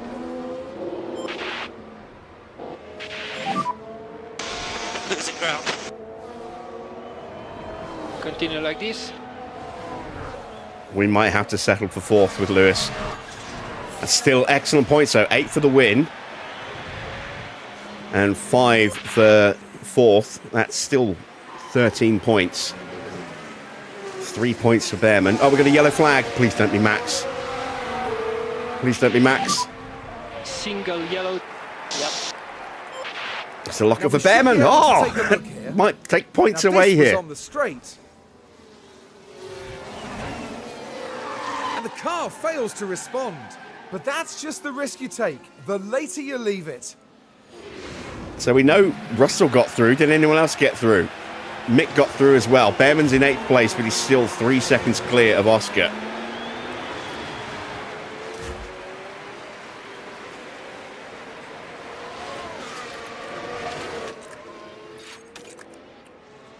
Come on, Lewis. You're so close to Lawson. Keep it smooth for the next part. Yep.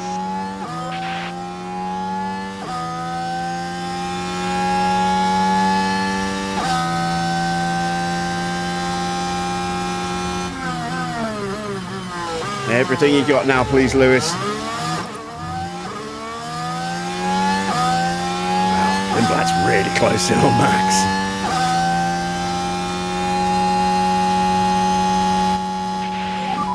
We're not close enough. Just a reminder on guys.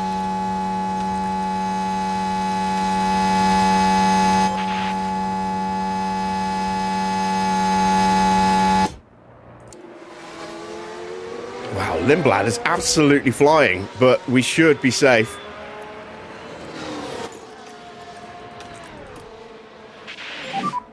Avoid letting anyone through if possible, please. Max is going to win. Hamilton is going to hold off Antonelli.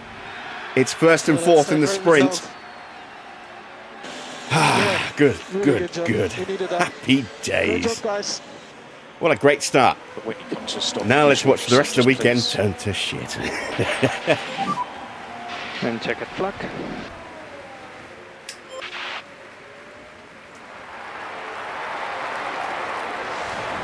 Heading down the straight. Very heavy on the brakes. Pato locks up What across caused the that, line. I wonder? Gee, just kept it out the barrier. Bearman only got the 1 point. We picked up 13, so we've stretched our lead over Ferrari by 12 points so far this weekend. It's all coming up caddy.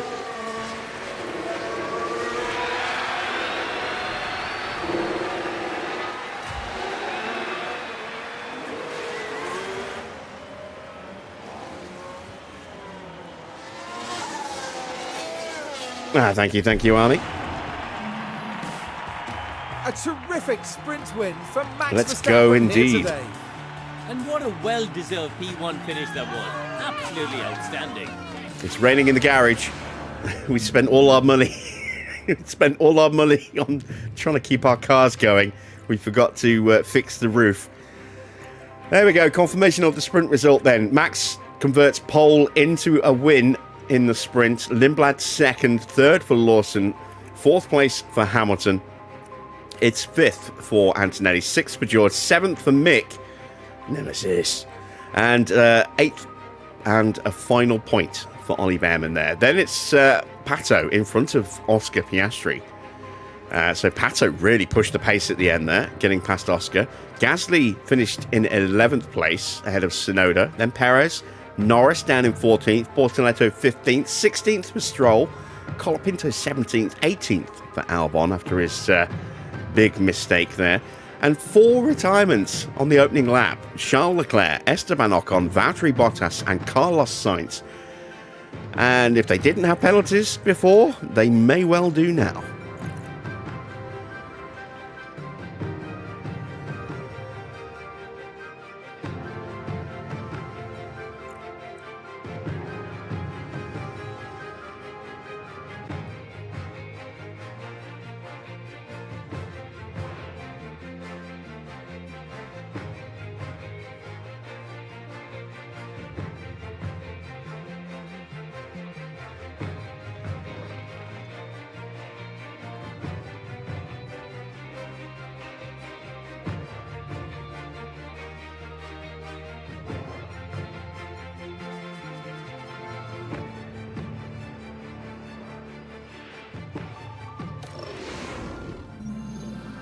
Will practice pay off for the drivers? Well, we're about to find out in qualifying. Qualifying consists of 3 periods, with the slowest drivers eliminated after each one. With the pressure mounting, who can secure a strong starting position for the race?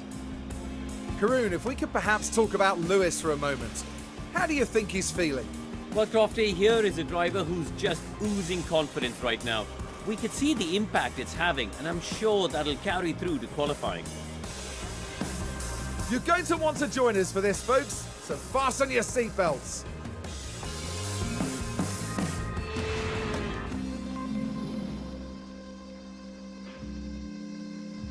All right then, time for main quali.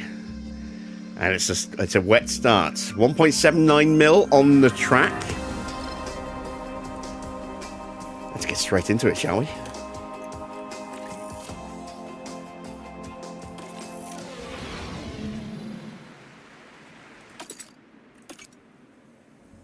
All right, so we need to be on track pushing in about 5 minutes. So we need to wait a couple of minutes. We've got damaged power parts for Bortoletto and Lawson. Lawson's is going to be some wear from that fault that he had in the sprint. Bortoletto, not sure.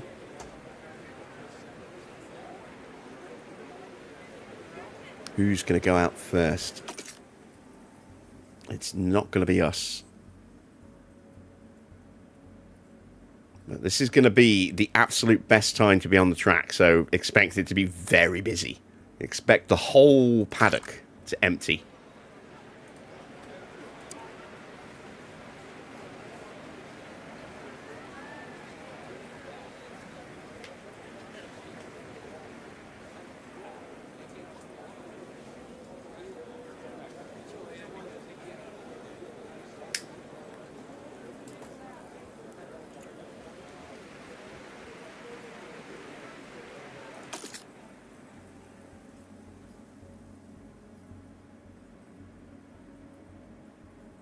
We're very close.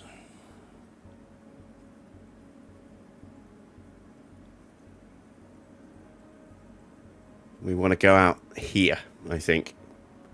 Ooh, little change, little fluctuation there in the prediction.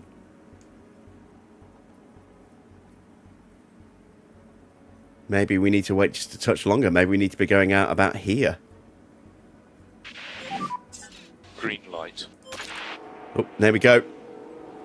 Couple of cars going out. Colapinto and Ocon. Do we have engine noise this time? Nope. And no. I think they've probably gone a little early.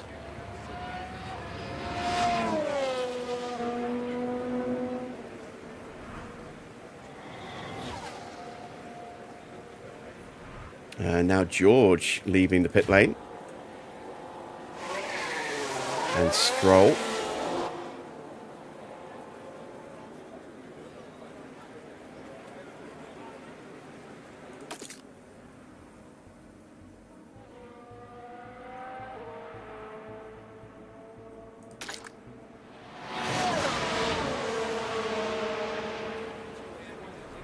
Seems to be a quality bug only. Oh, you mean the sound? Yeah, it's been a bug at Vegas since I don't remember how long. You know, a very long time.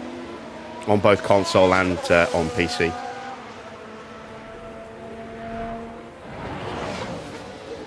All right, Perez has gone out. No, is that Perez? No, it's not. It's Bottas.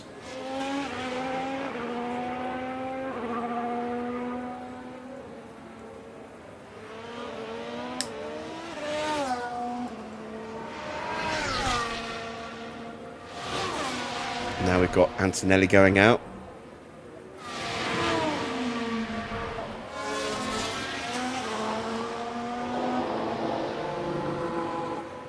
Here we go. Bit of movement in the pit lane.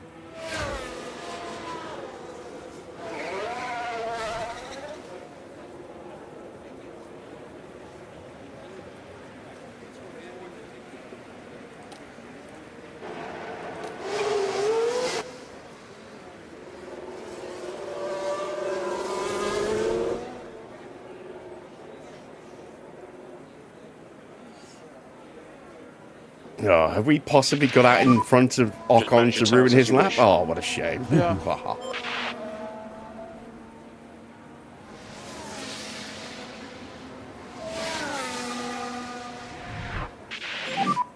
So you're in a good position.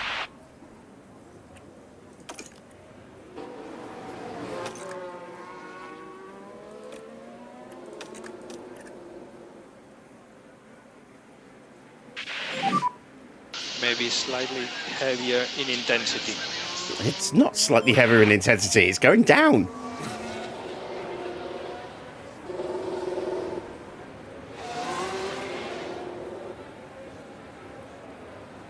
The rain in Spain messes with Happy's brain.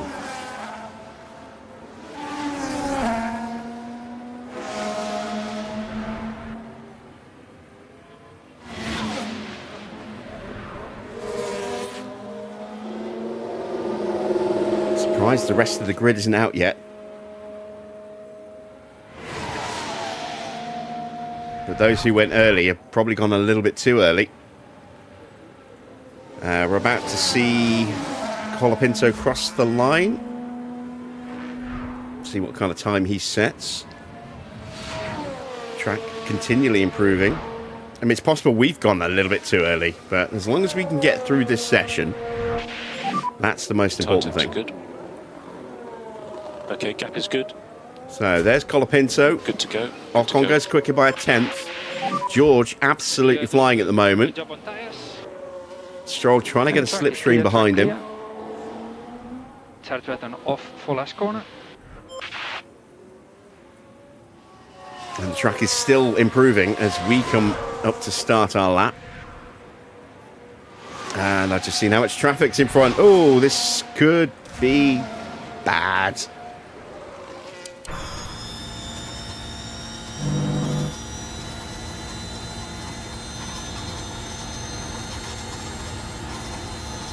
Slight lift for Lewis. Oh, come on. Hopefully we can counter that with the slipstream. But I don't think it's going to be particularly good first sector for either car here. Not when you take the track conditions into consideration as well. Let's see. Max is about to set his first sector time. 47.7. Yeah. 48.5 for Hamilton. Ugh.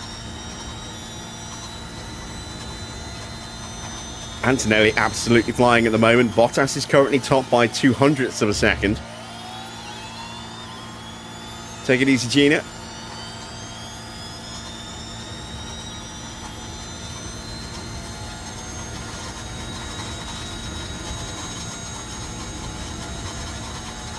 Antonelli goes top by 0.4.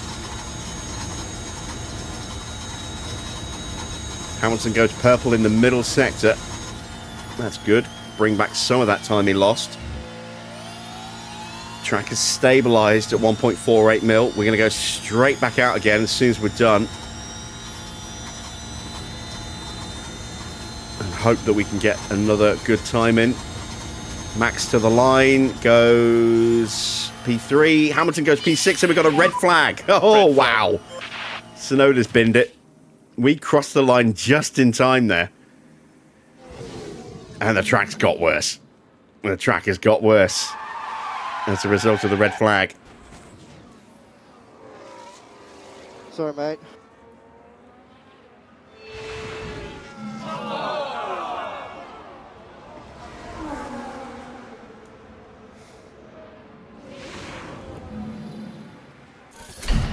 Ah, boy. 2.28 mil. That is, yeah, that's a lot worse. No one's improving with the track like that.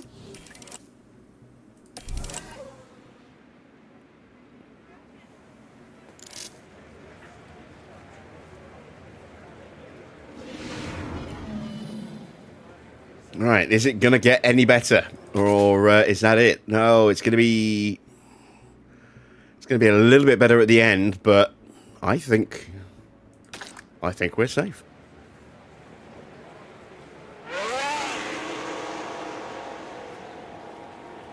Anyone who goes out now is not going to get above Hamilton, I don't think. certainly not going to get above Max.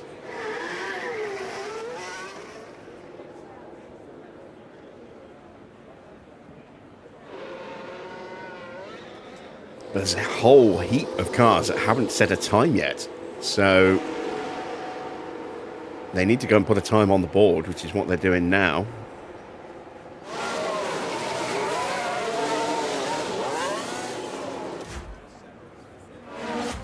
Piastri and Leclerc nose to tail, with one of the Williams drivers behind. I think it's Lawson. Nope, it's not. It's Albon. Lawson's a bit further ahead in that first little cluster, tucked up behind Antonelli and with Schumacher for company.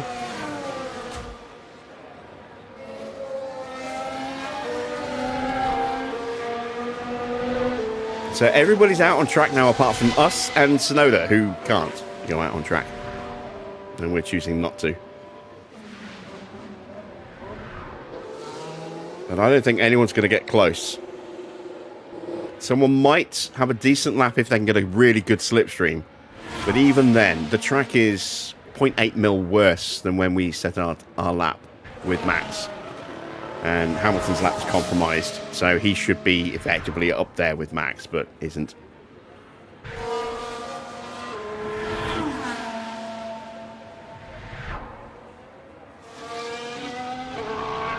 The clearest indicator is going to be what Antonelli's pace is, because, you know, he went purple in that first run.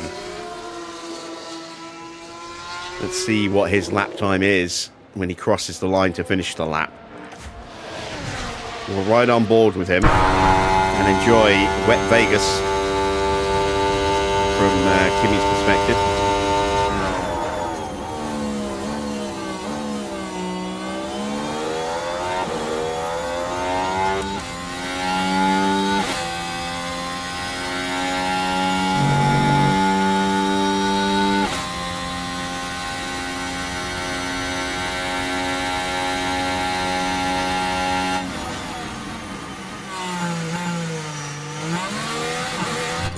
So, Antonelli's first lap. He did a 47.2. And then a 30.4. So slow after the corners. 48.4. So he's 1.2 seconds slower in the first sector alone. Going to be absolutely nowhere near. We're going to see some people posting green sectors. That's because they didn't actually post the time. Leclerc posted a sector but didn't post the time on that first run, which is why, same for Norris, that's why they're yellow. Middle sector 31.6 against what was it, a 30.4? 30.4. So he's lost another 1.2 seconds. He's 2.5 seconds down now. And then it was a 24.4 across the line.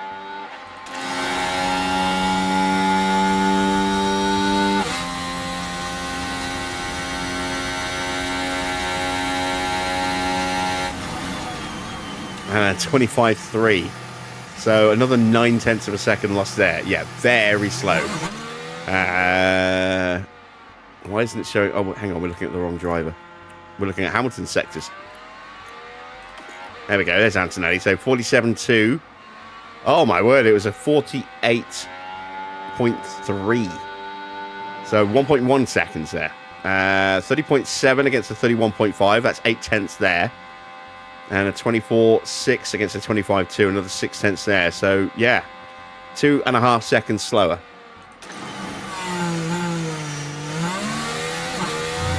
Why I think we're safe.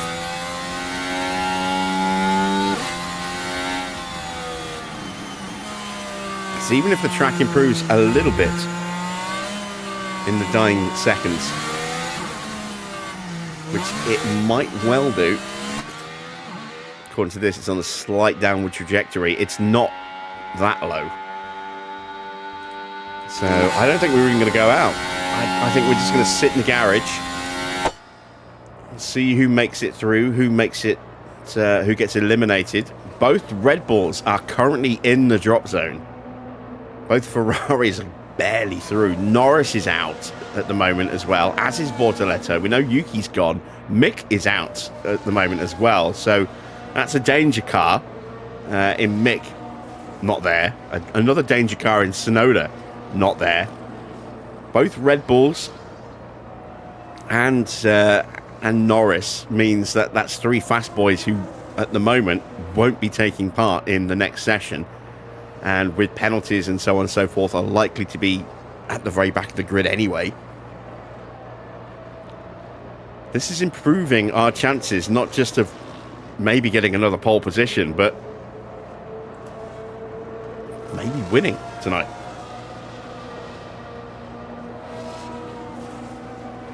Our car definitely doesn't handle circuits like this as well in the wet as it does in the dry, because we don't have the DRS to cancel out our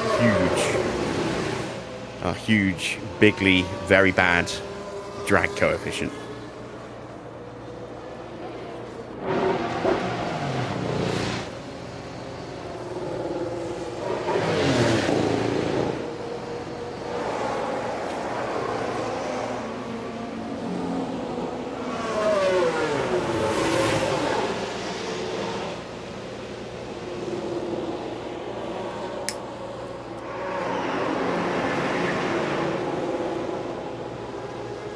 Everyone piling in.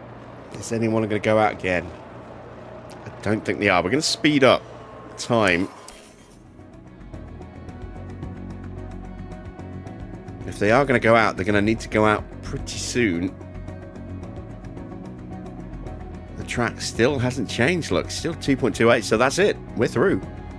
And those 6 are out. Ferrari just squeaked through. But they are done. And the Red Bulls are struggling. This is a really good opportunity for George as well. George does not have a penalty. Yeah, with Oscar having a penalty and out in Q1, Leclerc out in Q1 as well, this is a real opportunity for George to try and win this Grand Prix. Or at least get on the podium and get some big points over Oscar, which he needs to do to keep his hopes of a championship win alive. Let's move into Q2. Ooh, 0.81. That is just favouring Inters, but it's very close to Slicks. If the weather's going to go down, it will be Slicks. So we will pause the second we get into the session. We'll stick some used Inters on. I figured, Farah. Did you see the total number of retirements in the end?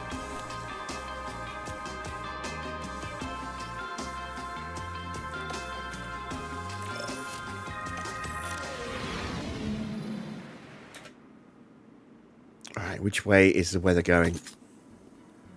I think it's going.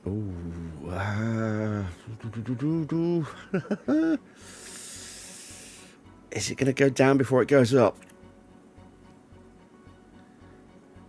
I don't know whether to gamble on Slicks.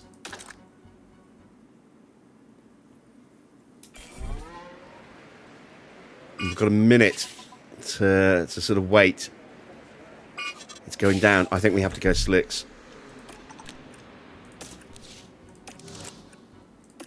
This is a huge gamble, because if we get this wrong, we are potentially out of qualifying.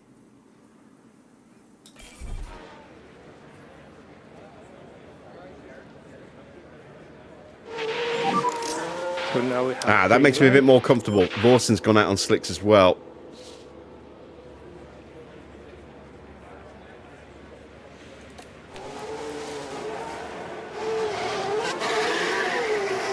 Welcome to Slipstream City.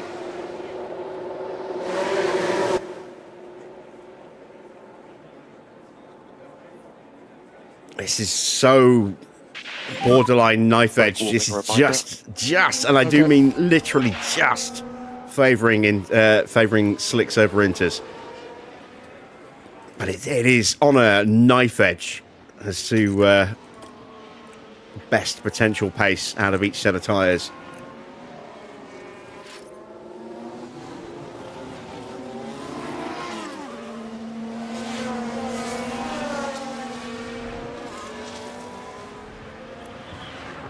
This is potentially going to decide qualifying. This one lap again. We're into single lap shootout because it's going to be very wet after this. If I see that track go back up, I am immediately going to abort the lap and come in for inters.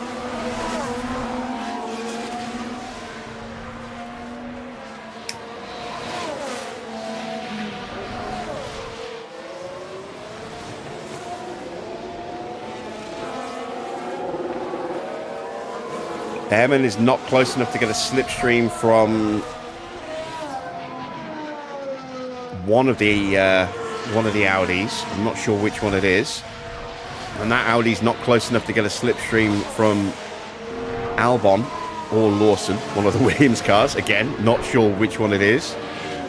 Let's have a look. It's Lawson at the front, and it's Perez. Tyre temps look good. Are the two cars in front of this little group here.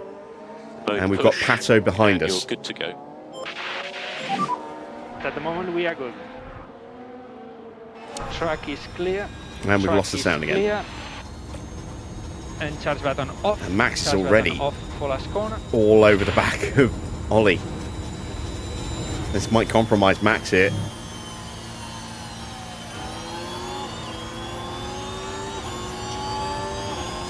We can hear the engine noise of Bearman's car. He's got noise. Cool the car. Yep.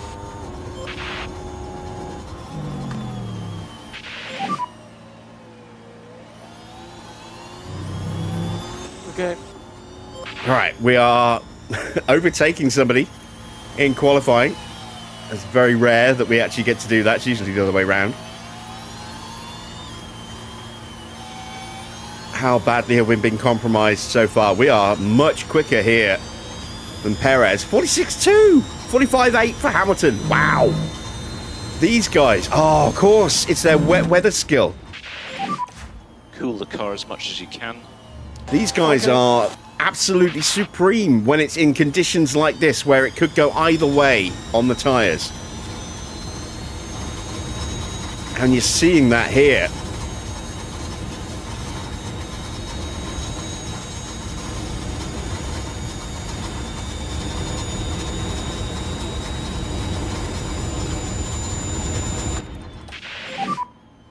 Ooh, we could be sticking it on pole.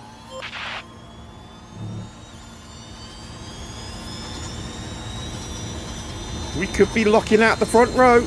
It's a 142.222 for Lawson. All the twos. It's not going to be good enough.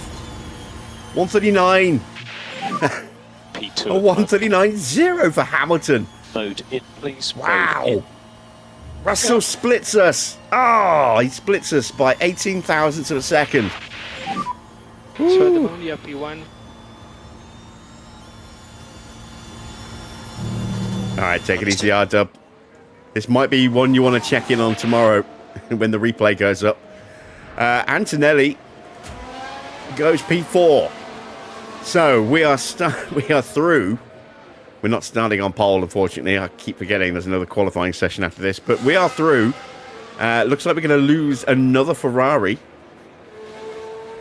Or a Ferrari. Still got one in the top 10.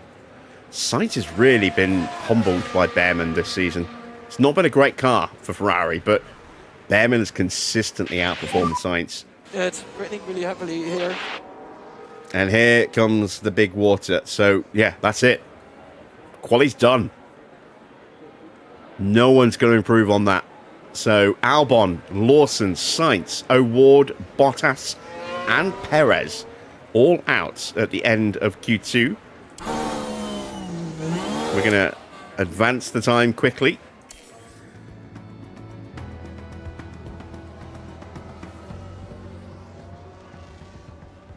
And these guys are going back out, but the DRS will be turned off before they get to start their lap. There we go, it's gone. And the DRS is worth a lot here. Oh, and here comes the big water. There's a little bit of movement at the bottom, but it's still Albon, Bottas, O'Ward, Lawson, Sainz and Perez.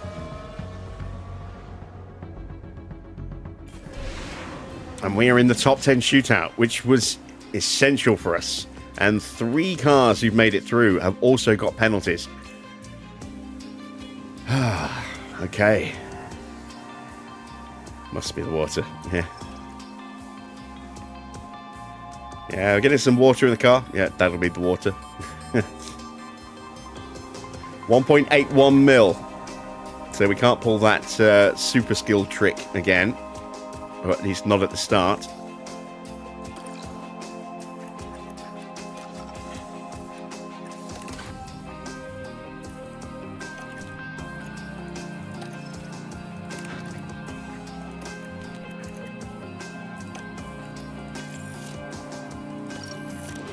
Let's see what the weather's going to do.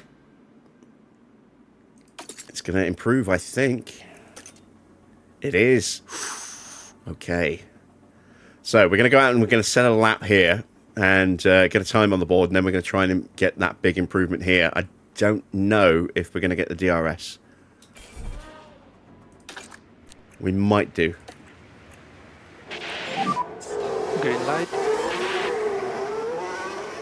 And the reason I keep giving Hamilton the slipstream is because Max usually out-qualifies him by about 0.3 of a second. So around here, that could be even more if we didn't give Lewis the toe.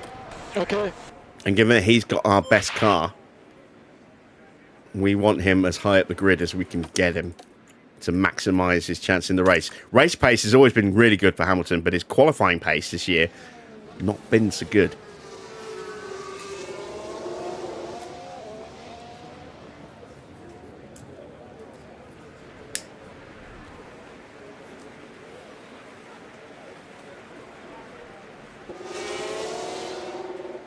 I do wonder if we're going to see anyone else come out before the track improves. They might wait.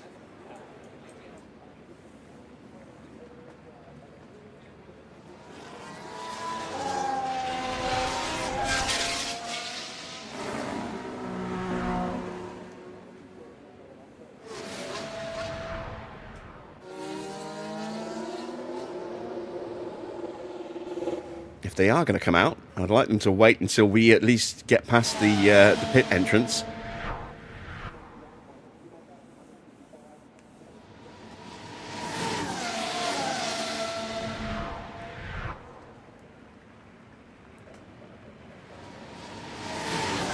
Have we remembered to turn the engine on?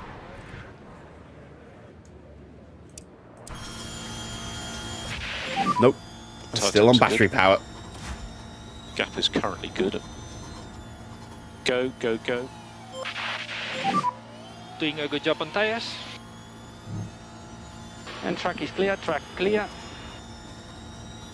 And charge button off for last corner, charge button off.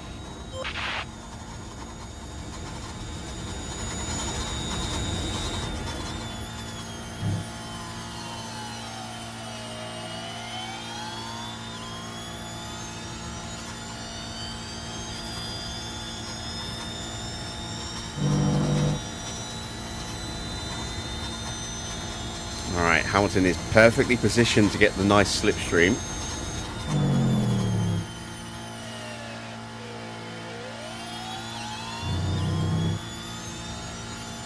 I like to think of these as supercharged milk floats.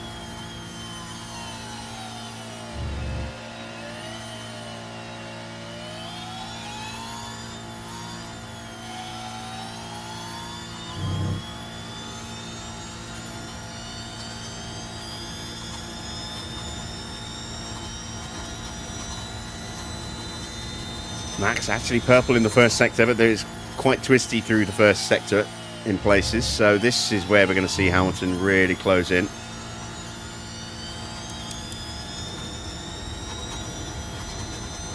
He'll close in a bit here, and then he'll absolutely rocket up to him as we close up the line.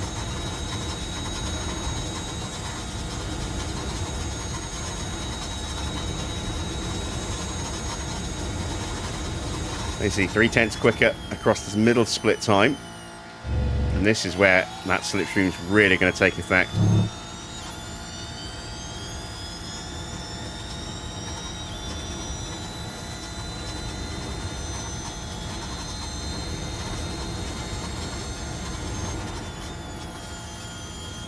There we go, Hamilton 3/10 quicker. Nobody else has come out yet. Mode in, please. Mode in. Yeah. And stay negative on the dash. Stay negative. And no more rain expected. Yep. Ernie, the fastest milkman in the West. Oh, what a great song.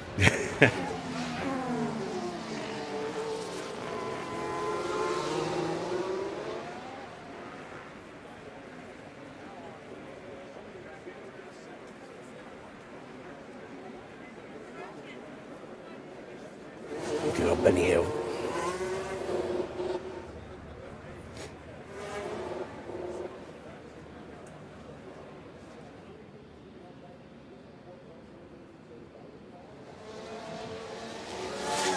Still no one else has come out. So we have a time on the board. Track is going to improve. And I'm not sure whether or not I want to try and get a slipstream behind someone on the next run. Or just send them out like this again.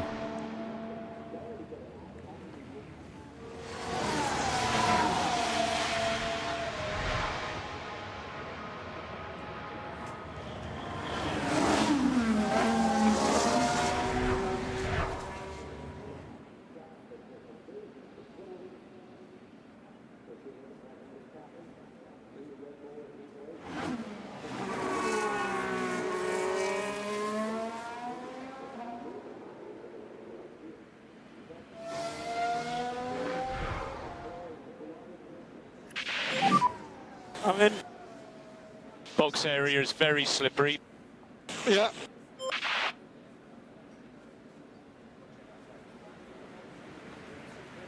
And still no one's gone out yet. Less than 6 minutes left on the clock. What's the weather up to? Ah, we're about to hit that period.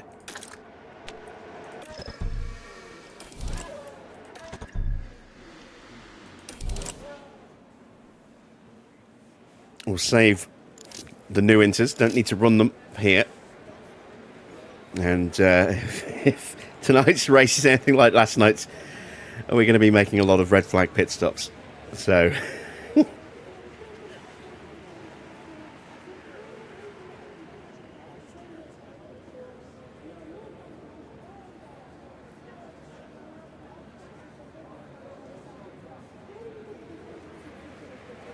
actually, how many sets of wets have we got? We've got 3 because it has been wet, even though it hasn't been full wet.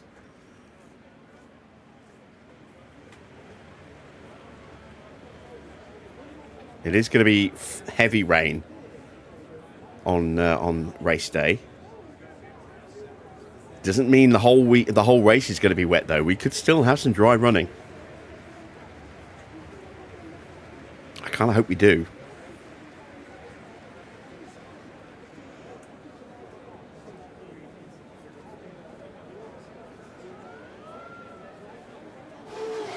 All right, Lindblad heads out. So that means the track is about to improve.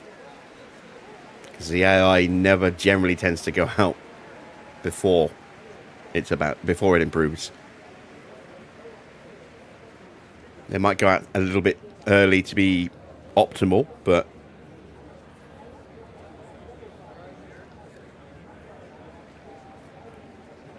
it's going to start to dry up a little bit.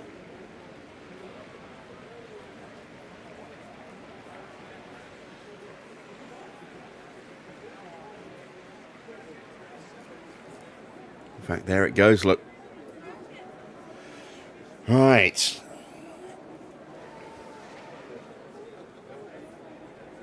Out goes Colapinto.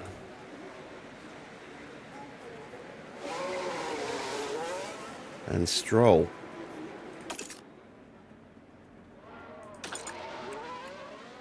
Now Antonelli. In fact, everyone's going out. Look.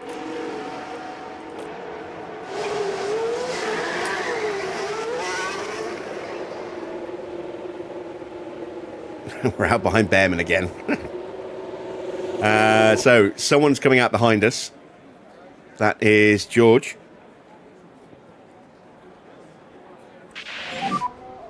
And if you want, you can go to mode warm-up. Understood.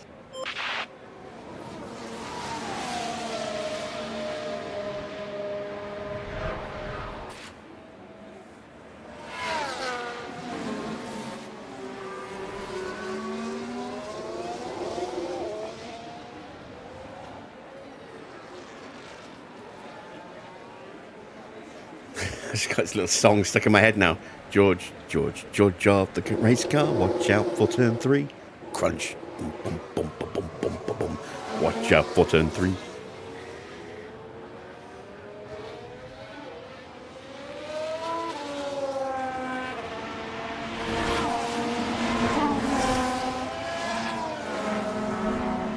So everybody's on track.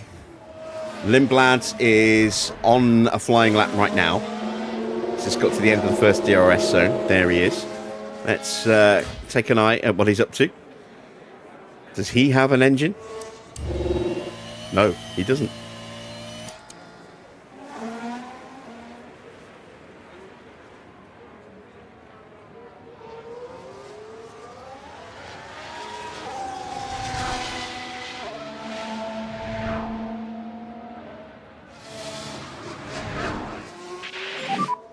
Tyre temps look good. You should have no traffic issues.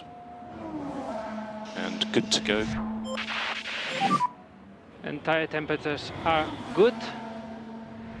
So Track is clear, 47.4. track clear. Track's still improving. Charge button off for last corner. So it looks like he might have gone a little bit too early. Russell is probably favourite for pole here, given that he's going to be the last person to cross the line. We've started our lap now, so has George. He's the last one who's going to be crossing that line. Colapinto's 2/10 up already. And the track is still improving. Lindblad sets the time with a 1:42.1.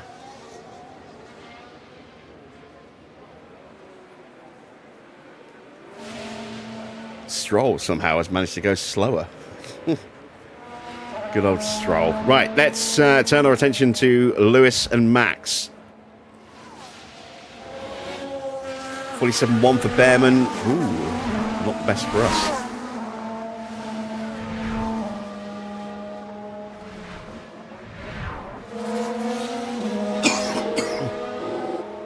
Wow, the track's really drying up, look.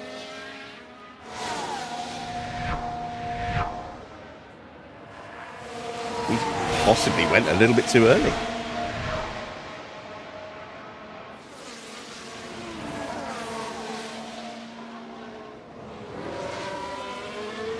Very good middle sectors.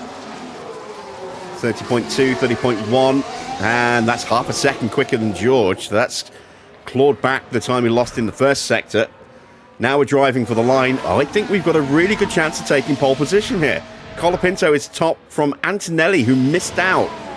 Ocon into P4, Gasly 5, Stroll 6, Bearman goes top, Hamilton second, Max third. We just got pipped by the Ferrari, but I think Bearman has a penalty. And George got P5 in the end. So we are potentially locking out the front row here at Vegas. Ooh, that's fantastic, if that is true. Let's have a look. Does Bearman have a penalty? Yes, he does. We are locking out the front row. Awesome stuff.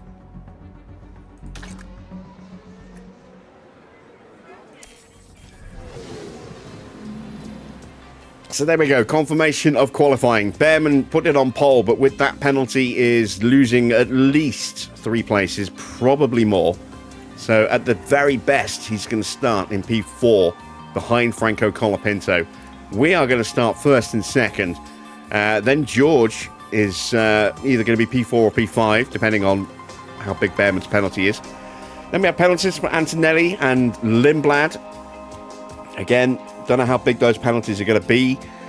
So they might not even be in the top 10. And then we have Ocon, Gasly, and Stroll. So all we need to do now is check that amended starting grid.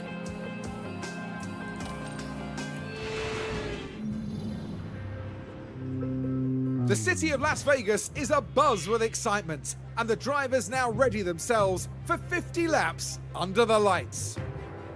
Las Vegas is a super fast street circuit, and the long straight along the dazzling strip could be a tempting and yet challenging place to try and overtake. Formula One's highest speed street circuit promises incredible action up and down the Las Vegas Strip. Racing at night means track temperatures will be lower, so data from free practice 2 could be crucial to managing both qualifying and the Grand Prix. The time has come to fight it out. It's race day.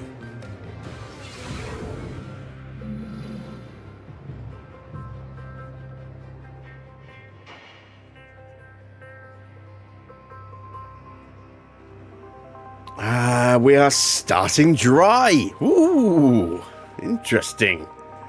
So we know big water's coming. We just don't know when yet. Let's check that starting grid, shall we? Because it's gonna be all over the place. Let's have a look.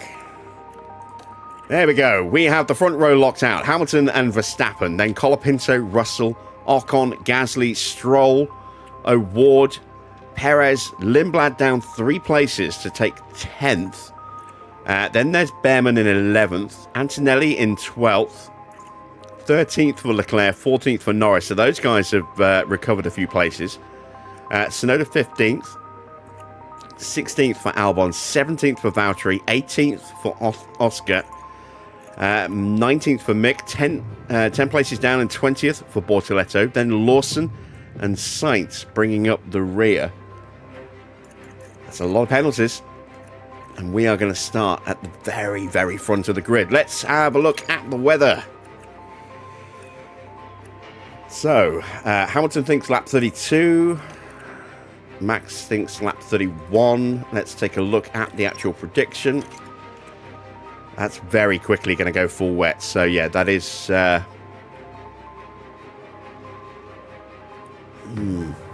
yeah, it's probably a full wets and not inters at any point there. We'll readjust and reassess as the race continues. But the question is, it's going to be cold. Might not be able to keep the heat in the tyres, especially if we try and save them. So I think mediums or hards is going to be the way to go. If we go hards, we're going to have to push them. How far can I take the mediums? I can take them to lap 30 and then go full wets. And we are absolutely going to have to thrash the full wets. Yeah, we can ignore these because, yeah, they're just... That's the only one that's comparable. I would rather have track position and not worry about a pit stop here. So let's see if hards would be a better choice than mediums.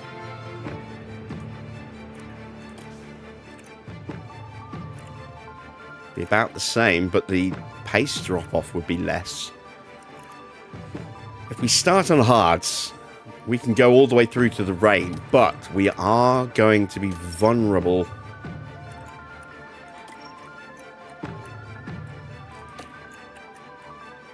to being overtaken off the line.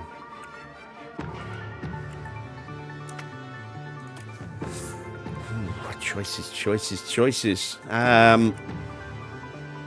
Ruben, how you doing? Good to see you.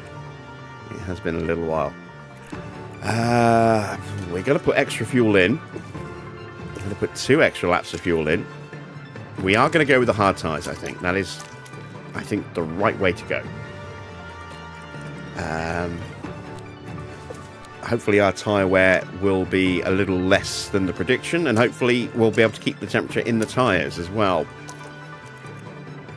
Because it is going to be a chilly one. Let's see, what is the temperature? 9 degrees. Yeah, that's pretty cold.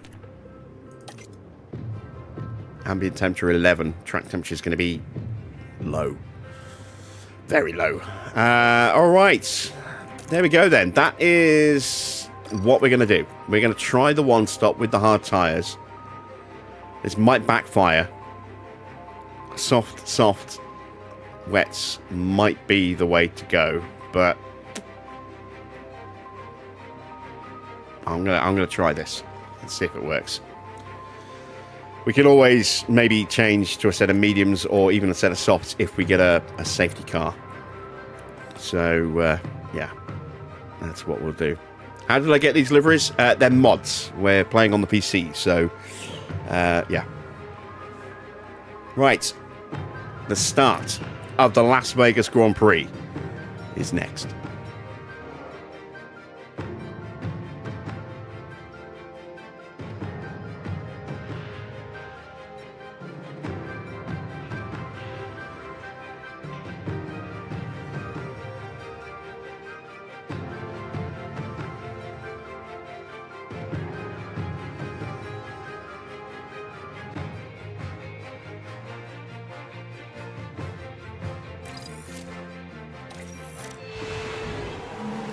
Welcome back, everyone. The final preparations are now being made as we head into the race.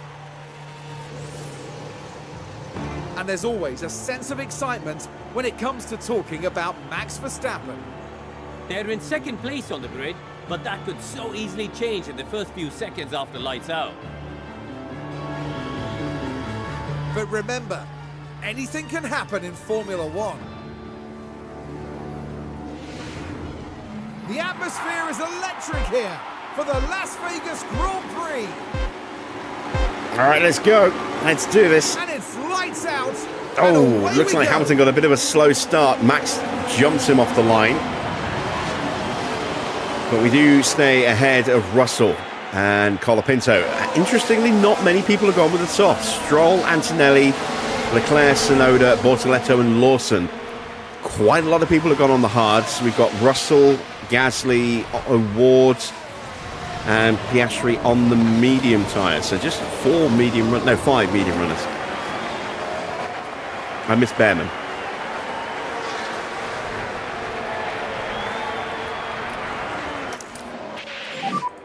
Charge on. Yep. Charge on. Try to stay in front.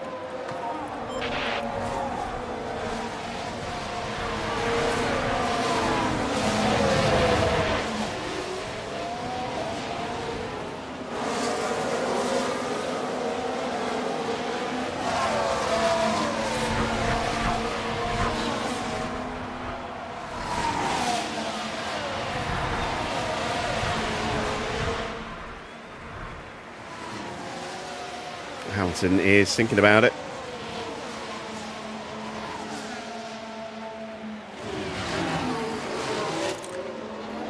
And when he makes a move, and Hamilton is through.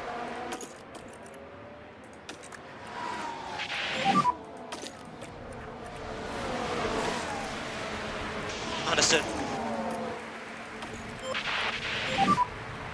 Okay, ramp-up mode push. Okay. DRS is enabled for reference. You are currently P2.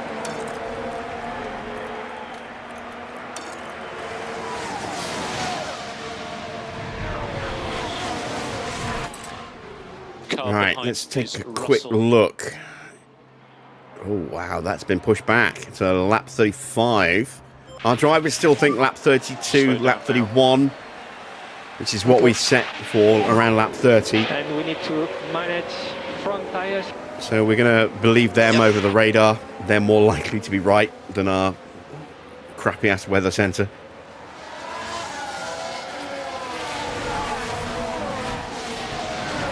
Now it's going to be all about managing the pace.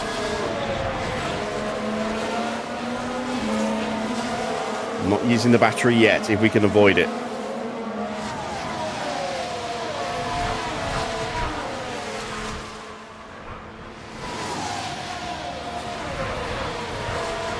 Fully expect Max to have a little lunge at the end of the lap. He's going for it.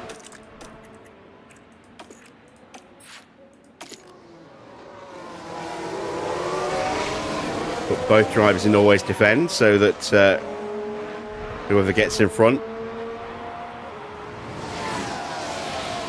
has a chance to set some pace, and whoever's behind plays rear gunner.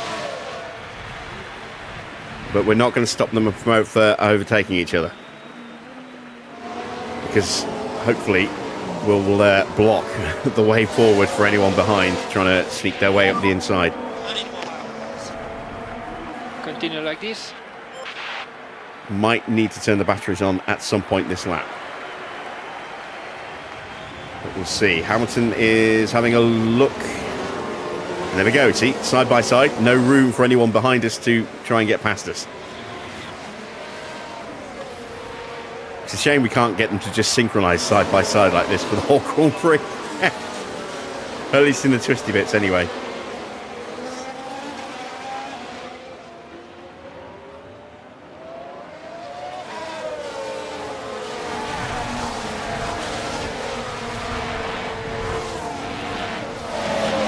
Got this image of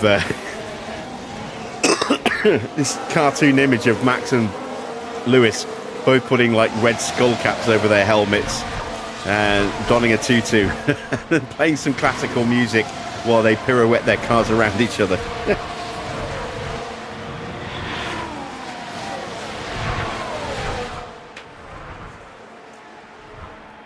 My brain goes to weird places at times.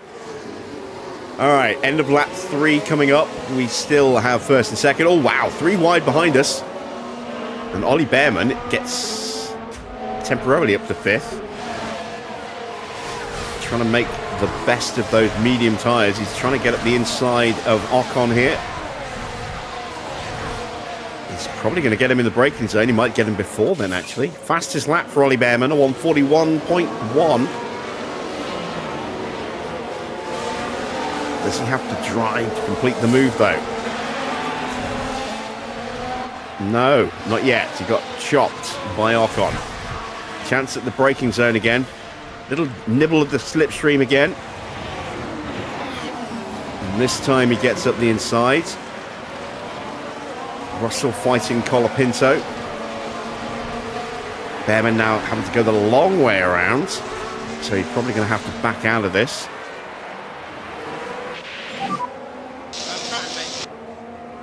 Race is long. Alright, so Max is in the lead. Let's give Max a bit of battery push now. So let's go mode push.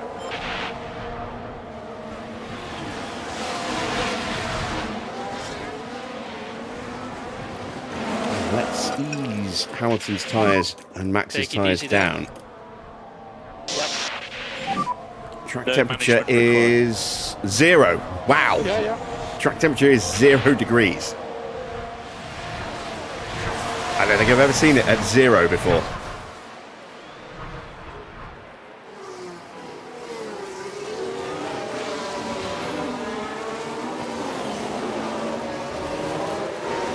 Oh, there we go. Safety car. So deployed. That didn't take long. Understood. Safety car. Safety It's a car. red flag. We've got 2 retirements. Everyone dives Stay back as into the close to 0 pits. as you can. Ooh, okay. So, Do whatever you need. damn it, I wasn't quick enough. So this is Sainz. Oh, Sainz and Bortoletto. I couldn't do anything, honestly. Oh, come on. And you can just feel the frustration from the team watching on the monitors. I think it's time for Carlos to retire. So is that 4 retirements we've just got there? Because we didn't see the replay of what caused everyone to pause and wait there.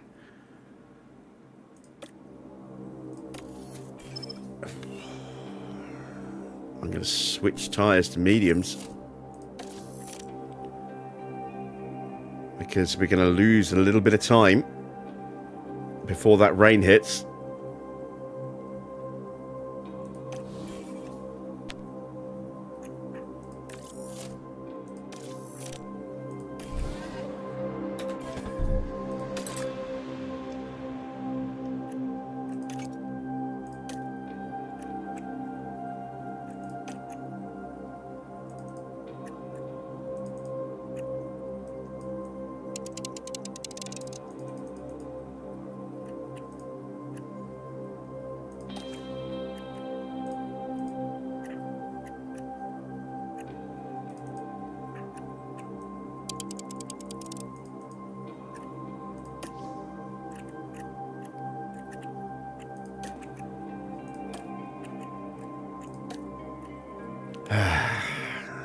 It's a pain having to do this.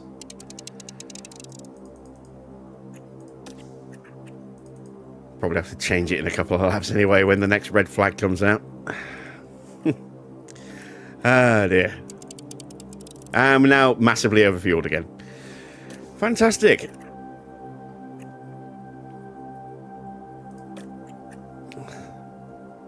Two extra laps. Not going to be that chaotic in the dry. 4 cars out. So Gasly and Lindblad took each other out, and that's why it caused a traffic jam there. And then Sainz just drove into Bortoletto. Oh my word.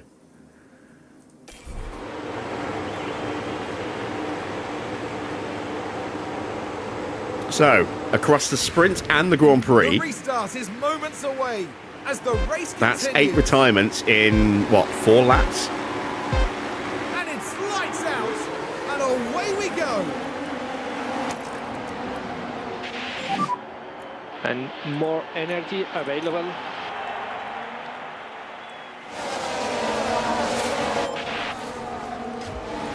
Lindblad's got a penalty for taking out Gasly. Sure, Sainz is going to get a penalty as well.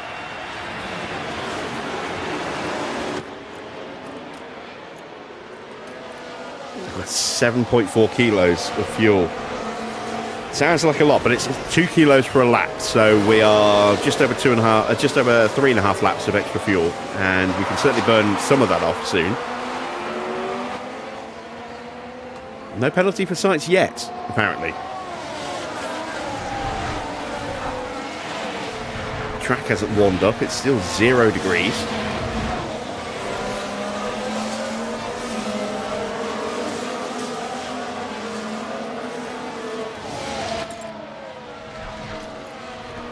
Let's turn off the always defend.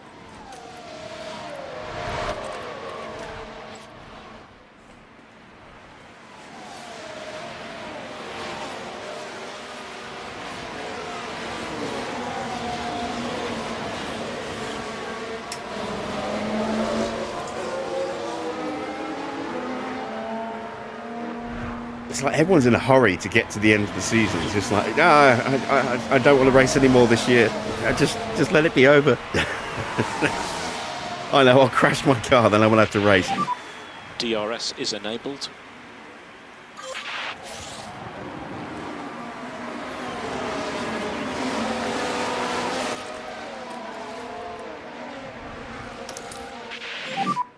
Charge button on. Okay.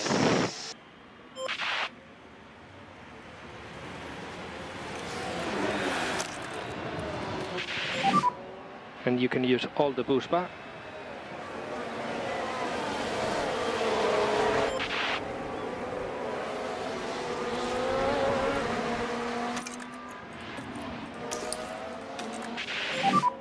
Charge on.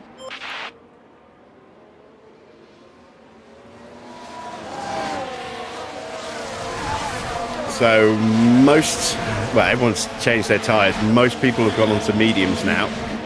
Still got a couple on the softs. The 2 RedBulls are on softs. We've got Sonoda on hards, and that's it. Everyone else is on mediums. All cottoning onto my way of thinking by the look of it. Let's check that track detail. Yeah, so that was showing us going very wet at lap 35. It's now showing at lap 31 because of the time lost under the red flag.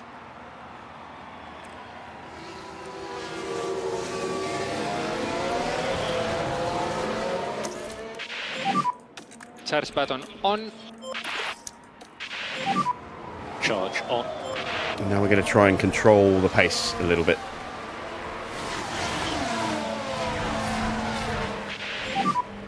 You just done the fastest lap.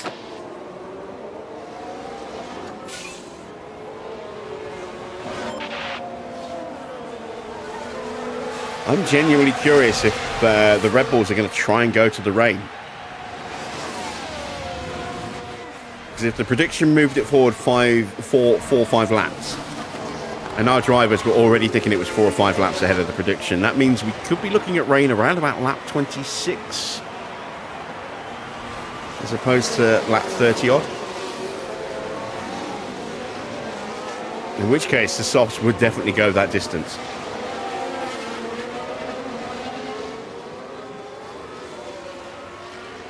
They seem to be keeping their temperature pretty well, which I'm surprised at, given how cold the track is.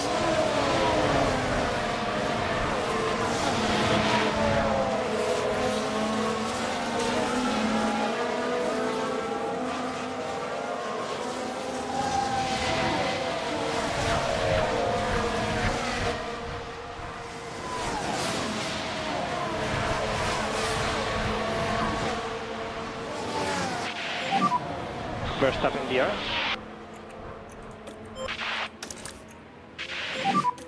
Okay, charge on. Charge on. We'll let Max take the lead. And we'll let Hamilton do some charging. And this is going to be our basic plan, is just let them keep leapfrogging and charge whoever's sitting behind in the DRS.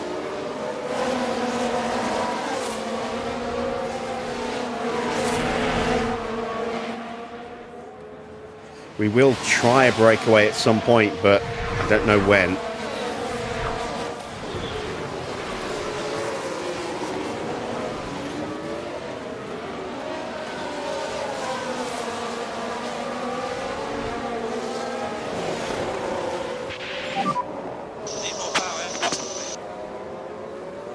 Right, let's concentrate. Very close and tight behind us. I still wonder if we are seeing some guys pushing their tyres hard to try and get another set of tyres on before the rain hits. I don't think that's the right way to go now, given that we've lost some time with our stoppage. Pinto might lose the DRS. No, he's just about going to get it. I think, ooh, it's tight. It's very tight. Did Bearman or Colapinto get it? Colapinto got it off Bearman. Bearman got ahead and did not get the DRS.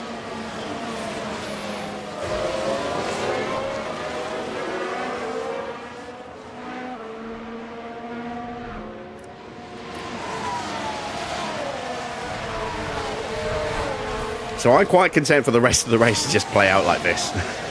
No more retirements. Just everyone staying where they are. In front we Leclerc gets past Antonelli. He could be a problem on those softs. Piastri gets past Stroll. Antonelli gets past Leclerc again.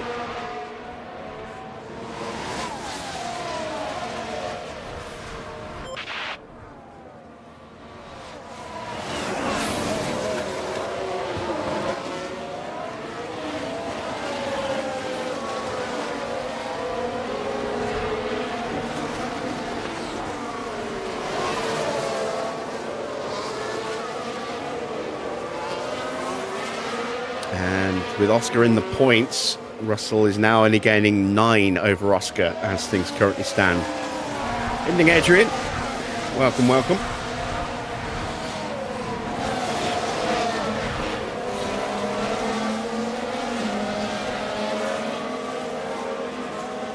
I'm almost ready to turn off the harvest for Hamilton. then we'll probably try and sprint.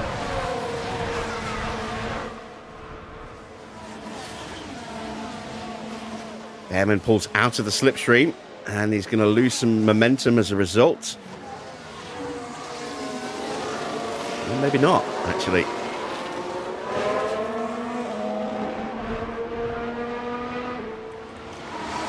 All right, Hamilton, you need to pull back in. There we go. Otherwise, Bearman will take your spot.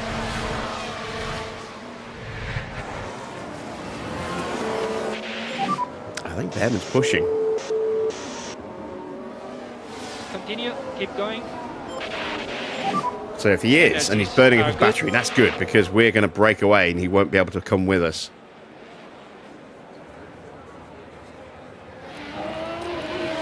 Let's go for that now. You are good to go, mode push. Yeah, because Bearman's really starting to threaten. ERS.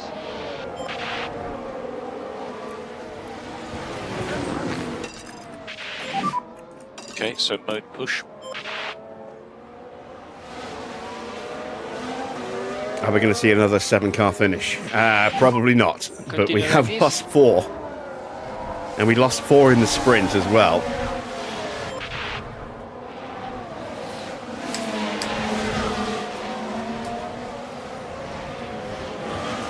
So, maybe.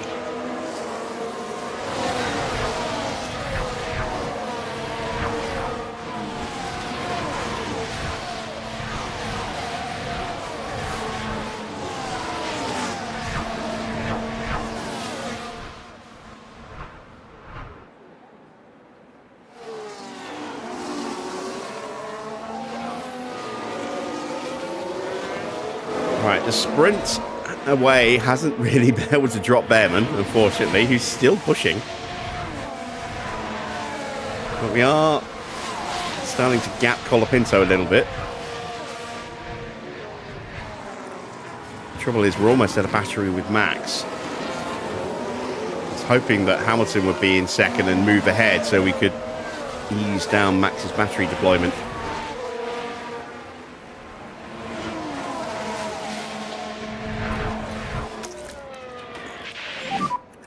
Charge Which we're on. going to have to do now. Yeah, Bearman's really going for it, isn't he? We need to manage this. All right, if Bearman wants to take the lead, let's let him. Understood. We need to do the full management on this set. Yeah, okay. Charge button on. Let's have a look at that. Right, let's follow the action now at turn 7. It's certainly inviting.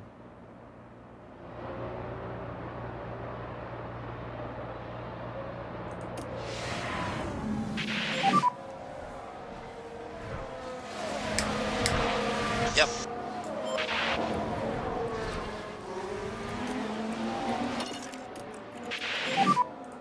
And try to cool down the tires as much as possible. Understood. No management required. Yeah. All right, let's have a weather update. Lap 30. So let's move forward another lap. It was lap 31 a moment ago.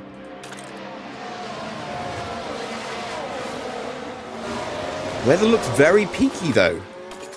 We've got a big peak and then a dip, and then a big peak and then a dip. At alternate points, wets and inters are going to be quicker than the other.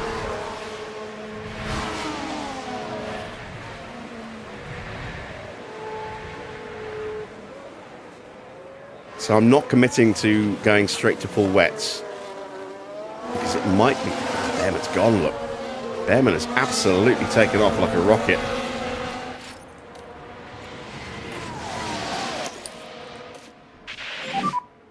Charge button on. Oh, no, no, no! He's taken us both out! God damn it!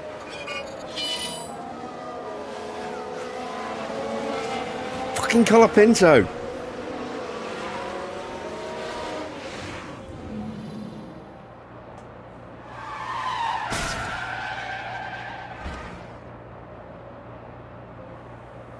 No.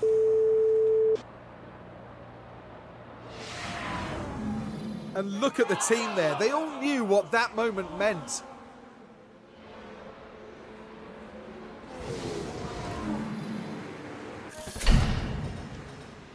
That's it. We're out.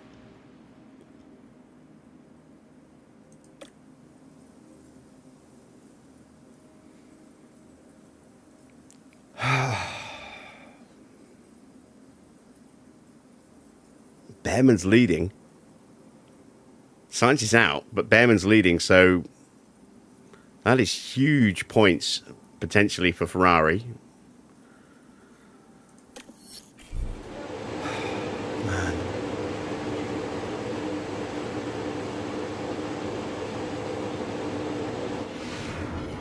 All drivers have taken their positions again. We were going to win tonight. They're ready to race. We were going to win this Grand Prix. And it's We were at least on for at the very least a double podium, probably a 1-2. Now everyone's on soft because the rain is coming. Colapinto gets a 10-second penalty, so he'll lose 5 places in the next race. Meanwhile, I think I've just got myself a $10 million engine bill.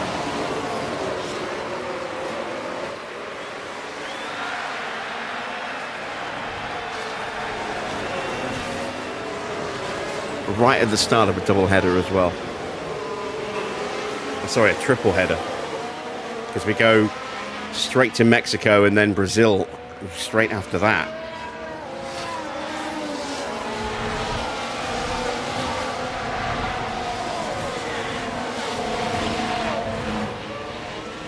So now we need Bearman to mess up.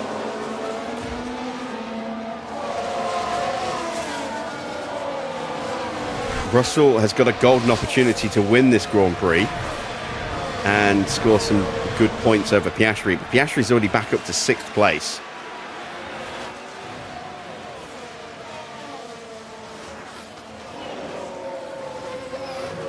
We've had 16 laps and 7 retirements.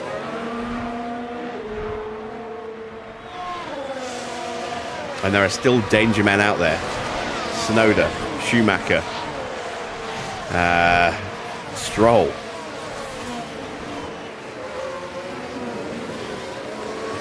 Bearman is breaking away, look. Bearman is on fire. He's got a brand new engine, I'll bet. That's probably why he's so quick.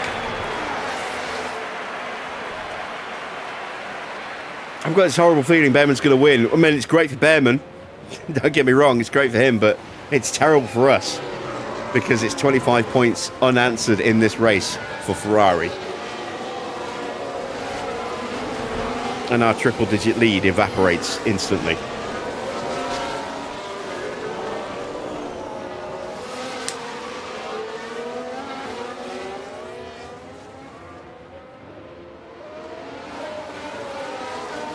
Perez has a fault and I really don't care. Ah, this is so frustrating. This would have sealed our long-term objective as well. Points in the sprints don't count. This would have sealed the long-term objective, like 4 seasons ahead of schedule. Now we might not make it at all. Because I might not be able to afford to put new engines in the cars. Might have to go with whatever dregs we got left.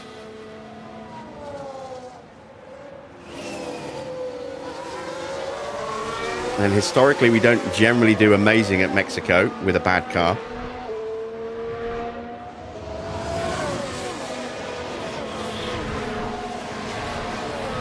And Brazil is a very fickle beast of a track.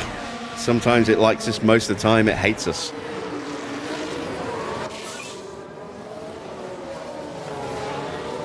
Bearman muscles his way back through again in front of George.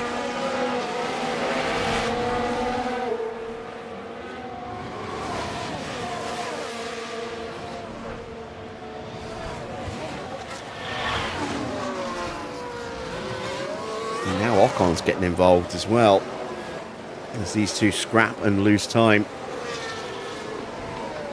Got to imagine that Antonelli and Piastri are going to get their way past Pato.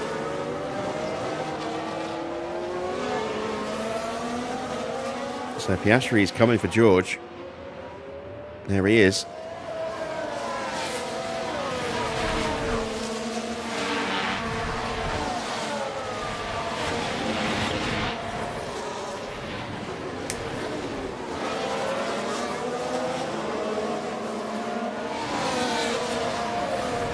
Just think if we'd been able to beat Bearman and get a 1-2, 43 points.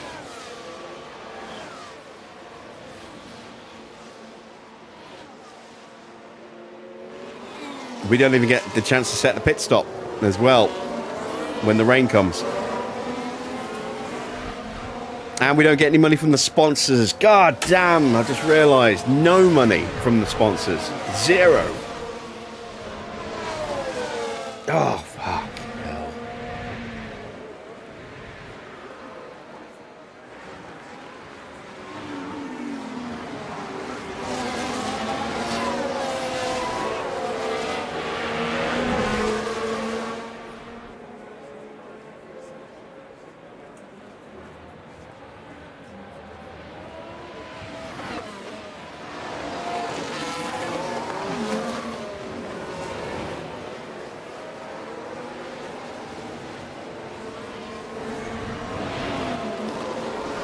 Devastated. Even just getting 2 cars on the podium and Bearman winning, we would still have stretched our lead over Ferrari. We would probably have cemented ourselves in 5th place in the Constructors. We would have had a chance to get some points in the pit stop challenge when the rain came. We would have sealed the long-term objective. We'd have easily cleared our sponsor targets and made some money that way. Now we're facing a huge engine bill, no money coming in, and that has killed any further research for this season, potentially.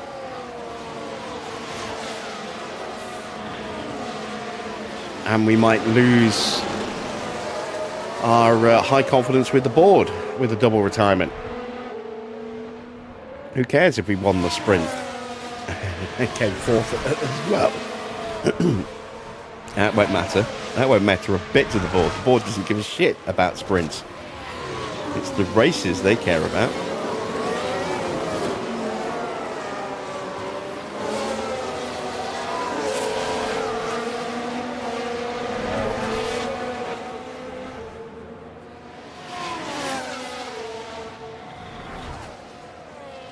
We could have ended this season on a massive high.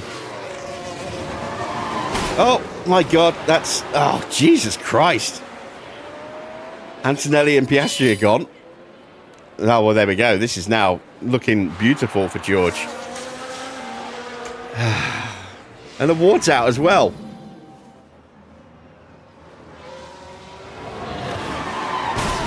Oh, wow, that's 4 more cars out. Jesus, we're going to have... Oh, look, and a crash at the back there for Sonoda, not what everyone in the garage for Sonoda as well. wanted to see. Jesus Christ, what is happening today?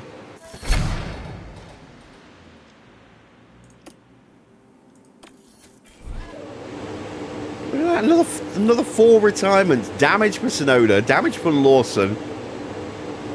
Oh my God, this is insane. Not for the first time today, the drivers are lined up, awaiting the lights.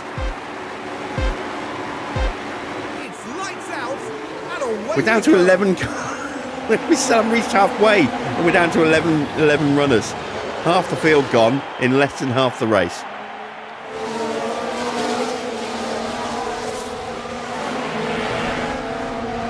Antonelli, oh, I got hit quite badly. Was picked up at the 10-second penalty. 10-second penalty. So that's 5 places tomorrow in tomorrow's stream. This is just... It's literally like everyone's just completely lost their heads in these last 2 Grand Prix. We had 4 retirements in the sprint. We've had people crashing in qualifying.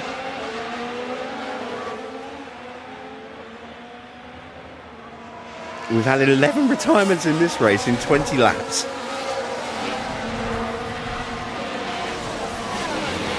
I have no idea how many people are going to finish this now. Let's throw a poll in the chat.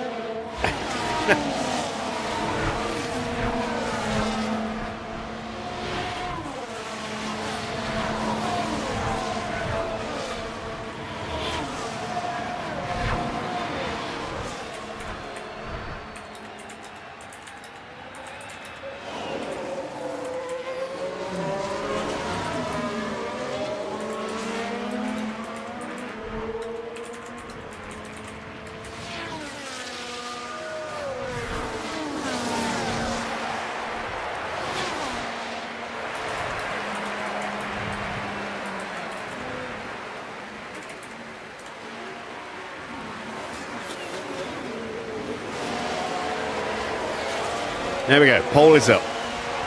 Will we see more retirements than last night? Yes, no, or the same amount of retirements? Cast your votes now.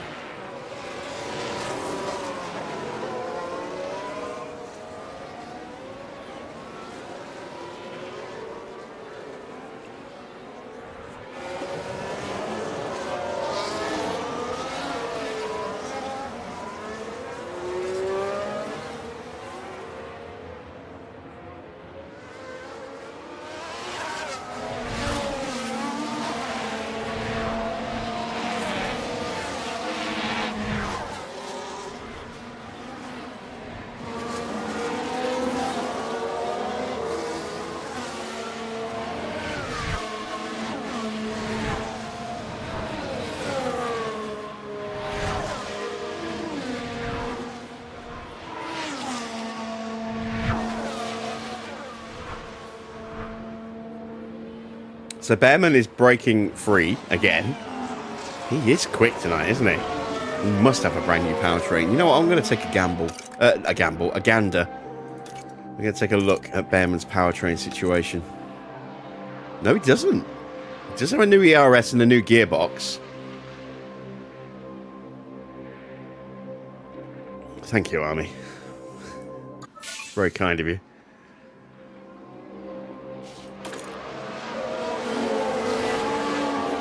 So what state is George's car in then?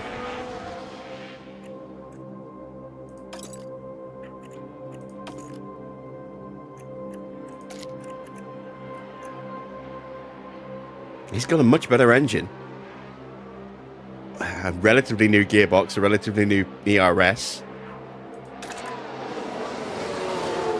He should really be beating Bearman tonight, but for some reason...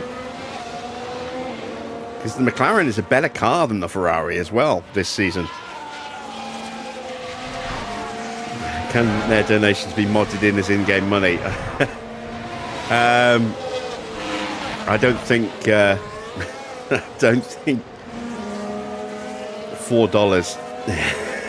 is going to take me very far.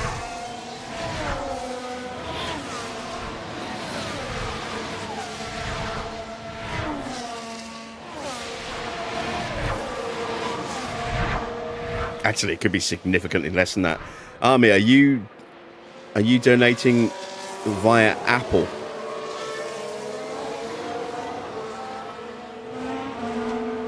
Or via Google?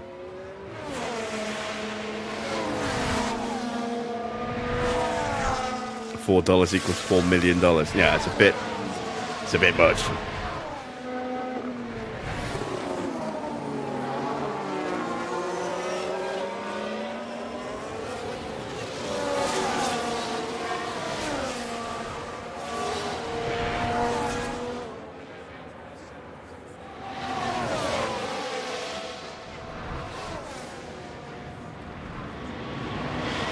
Schumacher's still out there. He could take some people out like he did last night. Nemesis.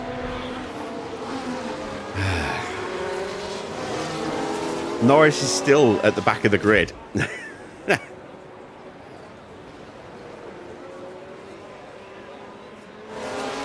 This is a golden opportunity here for George. if he wins this Grand Prix with Oscar out, that's 25 unanswered points in the championship. And with double points available at the last race of the season, his car is certainly going to be good enough for the last 2 Grand Prix. He's in with a real chance of winning the title.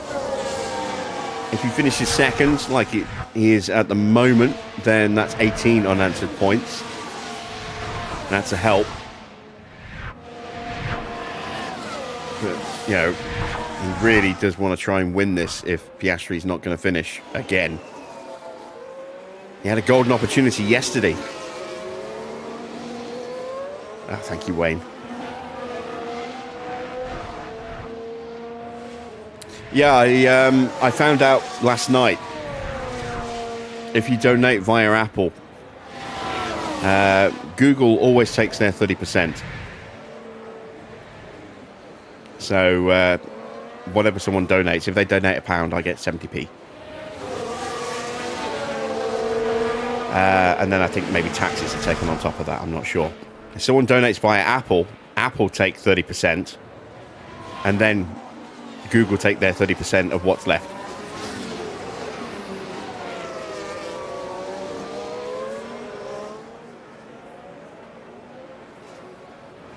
So let me just open up my dashboard.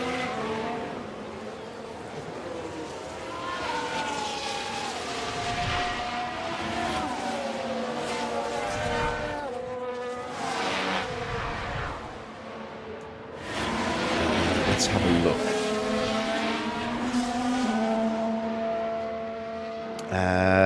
So supers. Here we go.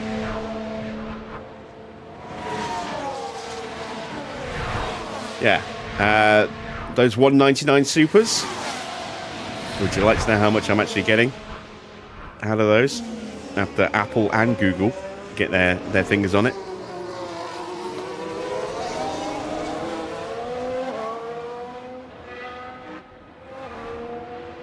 £0.81. They're literally taking more than half of the amount you're donating.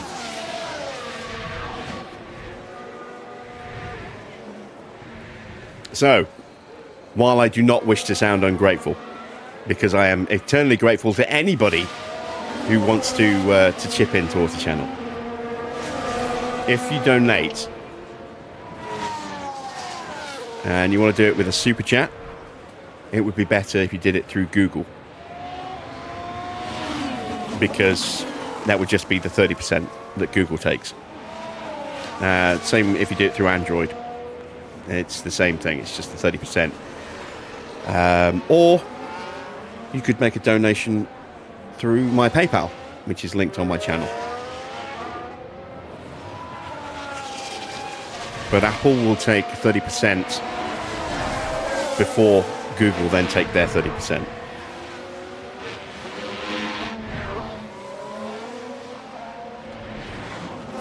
I did not know that until I actually looked at my dashboard yesterday, and I thought, that doesn't look right.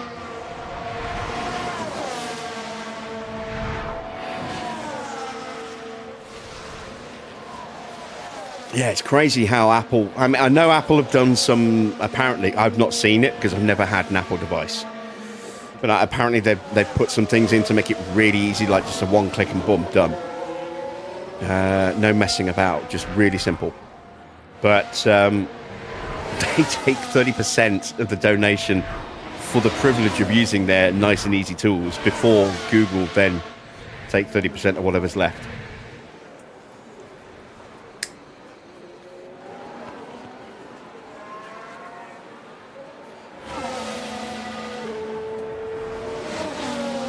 I have been toying with the idea of opening up a Patreon for like £2 a month or something, just for those who want to, make a small contribution.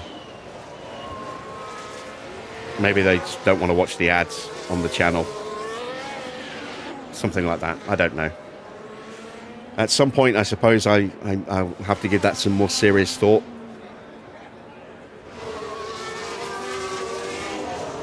But like I said, I do not want to sound ungrateful to anybody who has donated via Apple. I thank you. because you choose to spend your hard-earned money on me, and it is very much appreciated.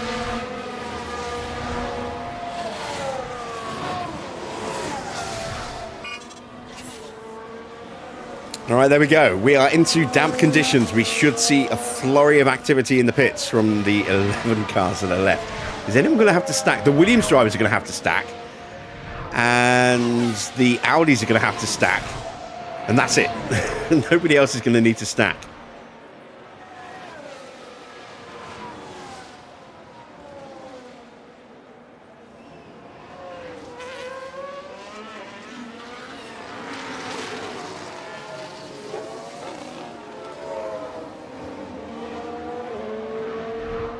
Bearman's into the pits. Evening, Eric. 11 retirements. We had 15 retirements last night.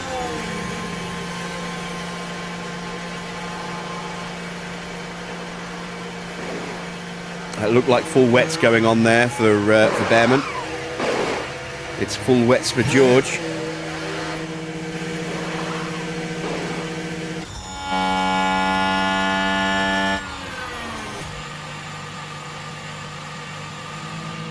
Perez has stayed out. Oh, Perez has stayed out. So he's going to be really, really slow this lap.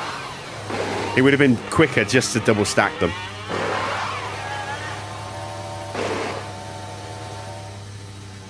See, Lawson stacked. He's having a wing change. Putting on the wet tyres. He's still going to come out, I think, ahead of Norris and Perez and Bottas. Well, maybe. I mean, he was a fair way behind. But he's going to be so much quicker than they are. Let's take a look at the sectors.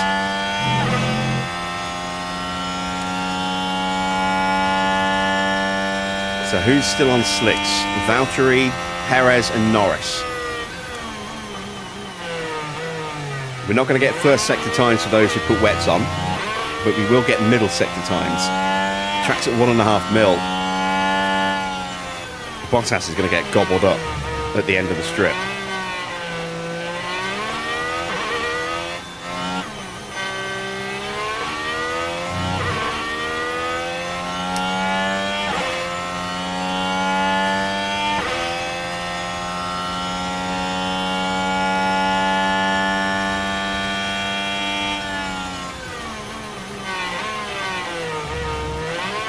So a 35.1 for Bottas in clean air, 35.1 for Perez, Norris a 35.5. Bearman, who was in clean air, was 1.6 seconds quicker just in the middle sector. You factor in the final sector before someone dives into the pits and the opening sector as well. Nigel fell asleep and thought he was watching last night's race. Not far off. There is a poll in the chat. Cast your vote as to whether you think we're going to see more, less, or the same number of retirements as last night.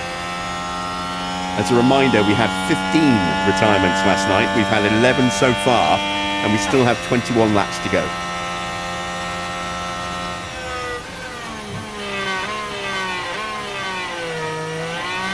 Well, Lawson with that wing change didn't catch up, but he didn't get in front, but he certainly caught up.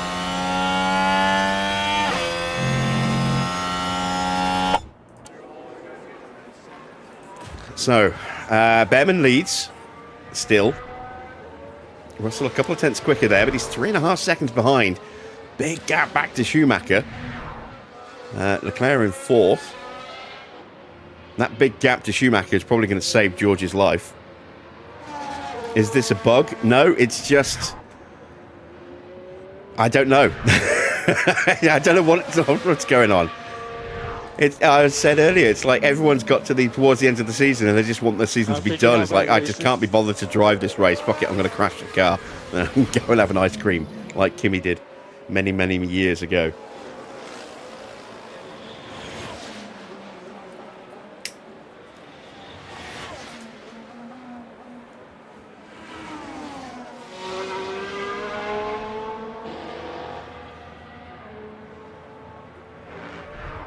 I don't think we'll have as many retirements as last night, but I wouldn't be at all surprised if we do have at least one more retirement.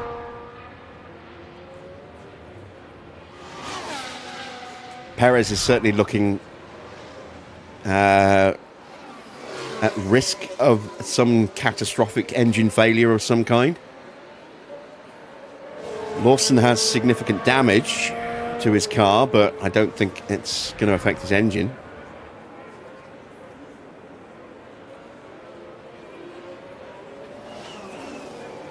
Albon and Tsunoda have got some minor structural damage, I think. Let me check and see if they've got minor wing damage that they didn't fix. No, that front wing looks intact to me. Oh, look how dark it is on this shot now with the rain coming down. Looks like Albon does have some minor wing damage on the front left. Let's pause and just confirm that. Great. Let's just see through the grandstand, shall we? Oh, it's a bridge, not a grandstand. All right. There we go. Oh, now I can't see the front wing. This is ridiculous. There we go. Oh, God damn it.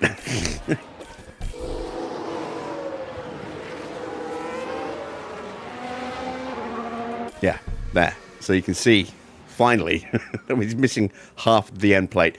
Looks like Tsunoda is fine on his front wing, so... Oh, he's got some damage on his rear wing. Ah, well, there's no DRS, so that's minimised that damage.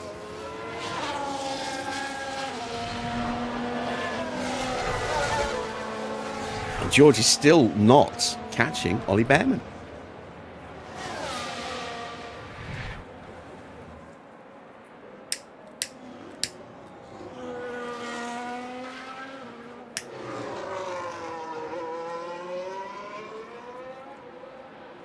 In fact, it looks like Bearman's pulling away.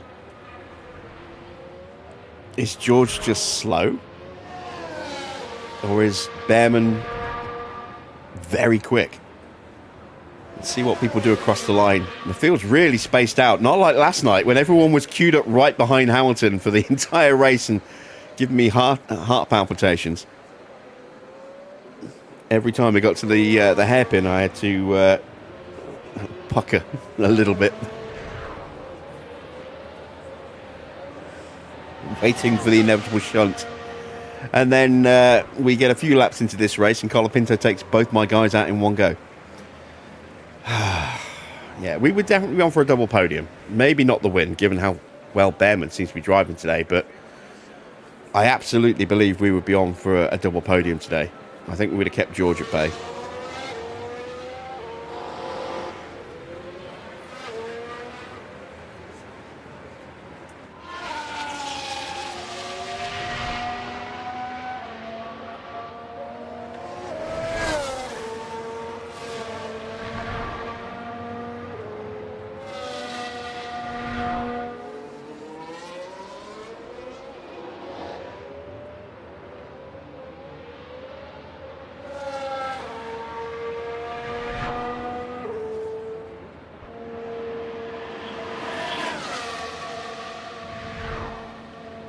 It'll be 18 laps to go at the end of this one. I think we'll close the poll down with 10 laps to go. So if you haven't voted yet, you do still have a little bit of time. You've got 8 laps.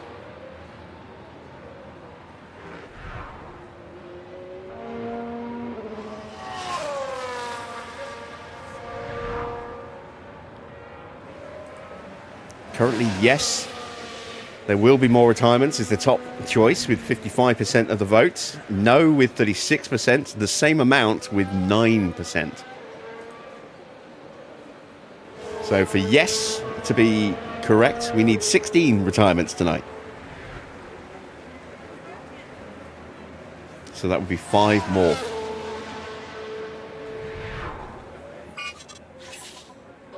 And now we're into full wet conditions, and that gap's almost 5 seconds now. Where is George's pace? He's a high-rated driver in a not much better, but better car.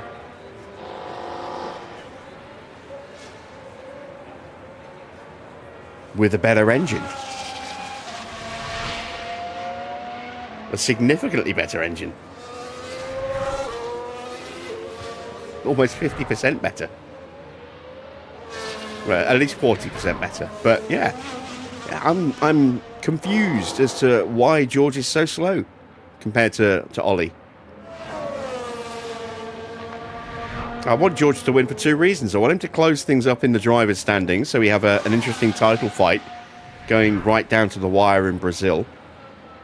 I want Ferrari to lose some points here for our Constructors' Championship.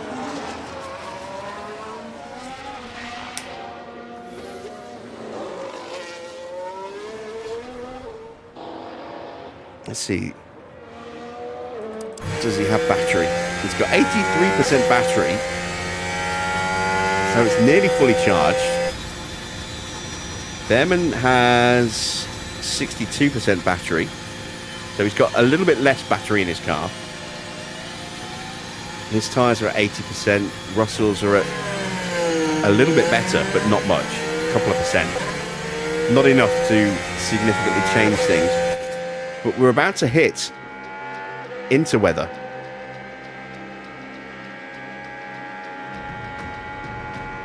For a few laps before it goes back to full wets again.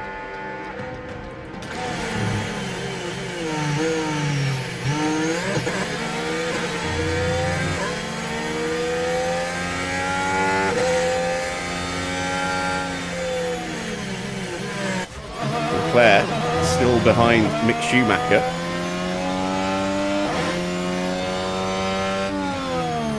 Let's get the full spray experience, shall we?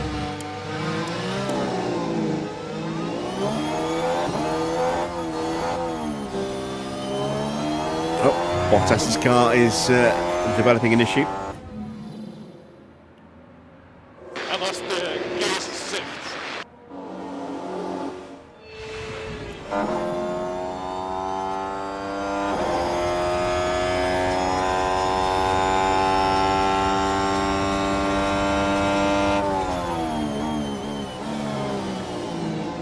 Leclerc's battery is almost full.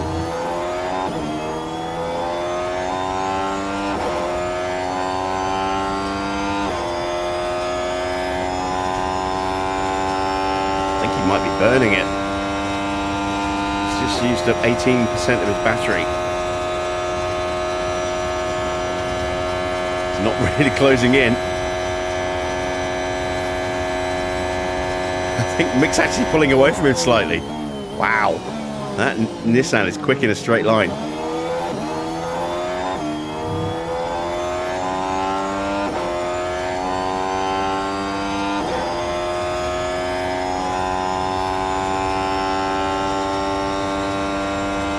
And Russell's lost more time to Bearman.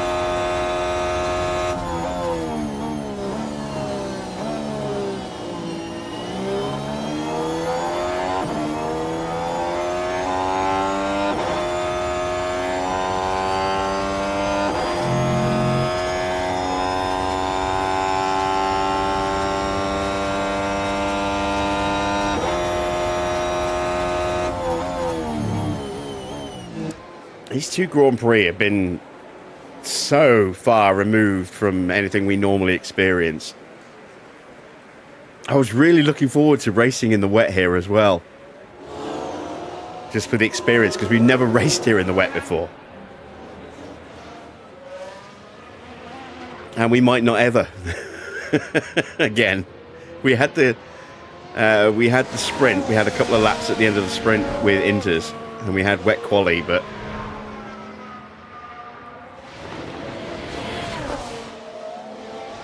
we missed out on all this lovely water here, and with all this fluctuation, you know Hamilton and Verstappen would have been on it.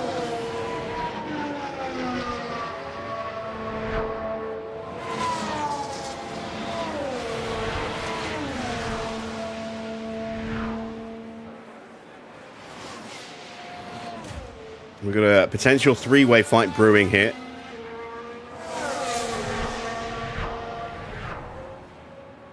Norris driving in clean air. I think he is, so he's losing the slipstream. We've got 15 laps to go now as Ollie starts lap 46, no, 36 out of 50.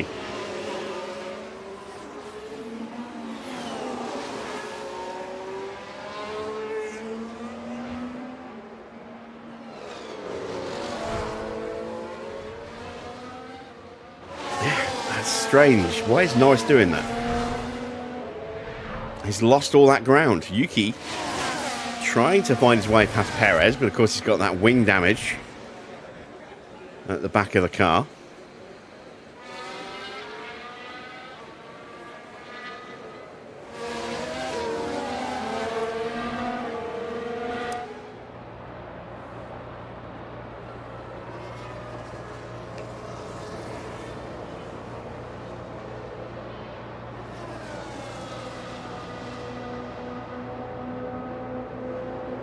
Closes up into braking, but again, just not able to make a move. Norris is 1.5 seconds gone, behind these two now. Down to damp conditions now, so we're going to see some people's tyres start to overheat again. I doubt we'll see anyone actually change tyre. Well, you never know. Probably not. But, I mean, we're going to finish on inters. We might even potentially see them try and go to slicks. And with these changing conditions like this, it's just right for someone to just do a colapinto.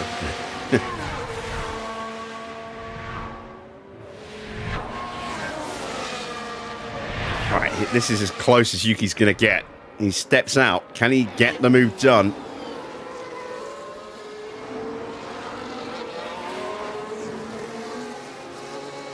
He doesn't have the grip in the corners with that wing damage. But can he get the move into turn one, which is an easier overtake opportunity?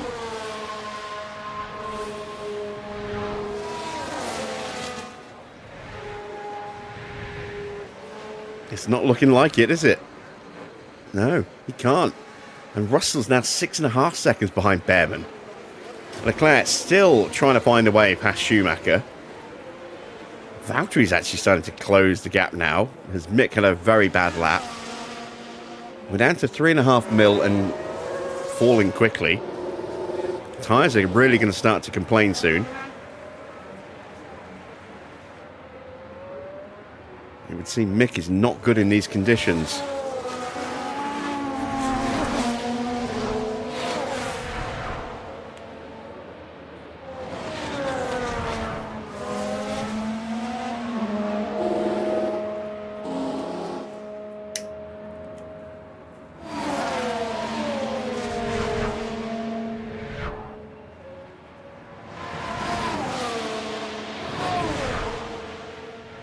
This should be an overtake here.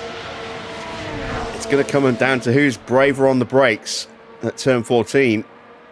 Oh, look how quick that Nissan is in a straight line.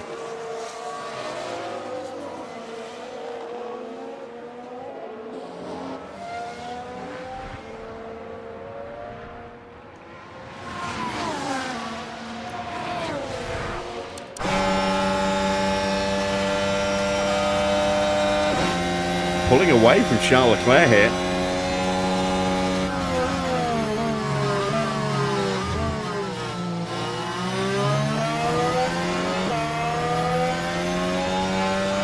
And the longer Leclerc stays stuck behind Mick, the more his tyres are going to suffer in comparison to Schumacher's. Because he's going to be getting that dirty air heat as well.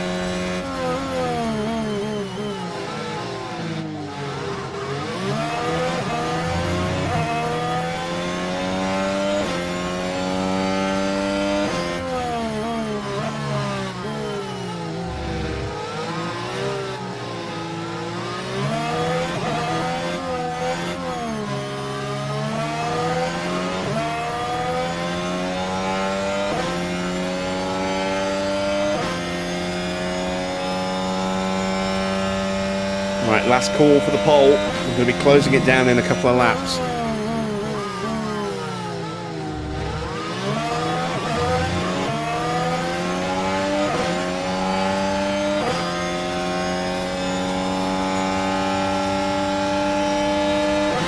So he gets the slipstream, he pulls out, can't get the overspeed, pulls back in again, closes in a little bit, pulls out. He just hasn't got the straight line speed. That Nissan is a rocket in the straight line. Goes for it under braking. Can he get the move done? No. Mick chops him.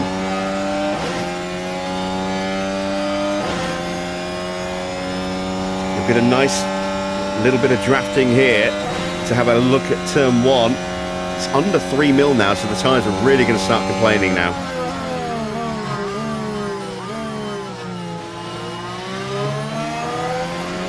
We don't see tyre temps, just tyre conditions, and you can see that they are falling quickly.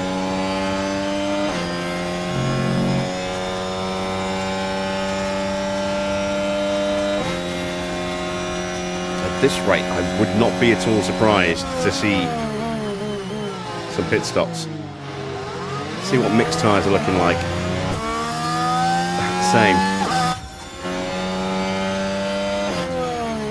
Let's check temperatures though. 108 degrees for, that's Hamilton.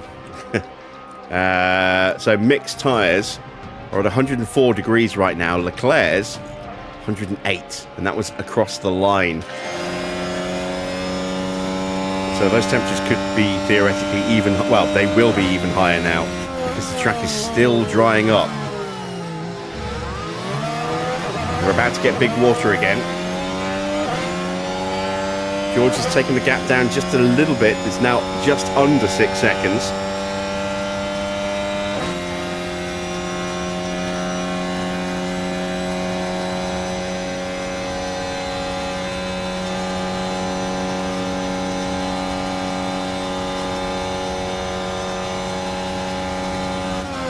That's the best run Leclerc's had down the strip for a while. He still can't get the move done.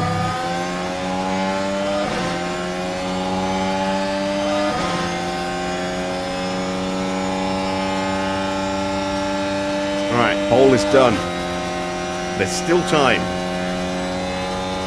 You have 11 laps, including this one, to see if there are actually going to be any more retirements, but no more votes now. As long as Bearman doesn't do anything stupid, he's got this in the bag.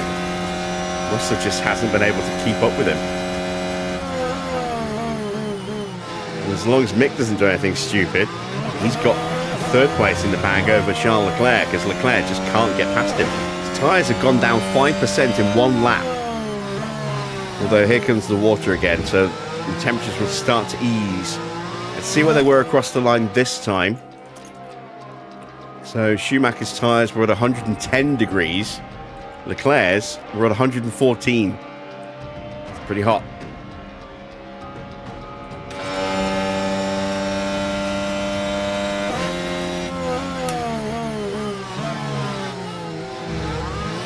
Mix will cool down quicker as well.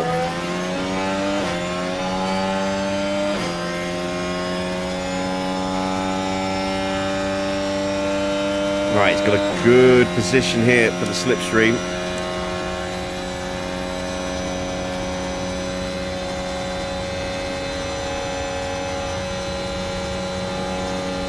It's not even getting close, look.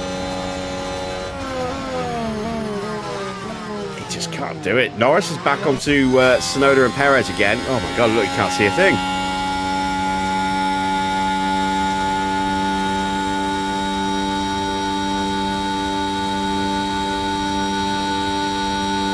He keeps going into clean air. I don't know if this is to try and cool his tyres or cool his engine.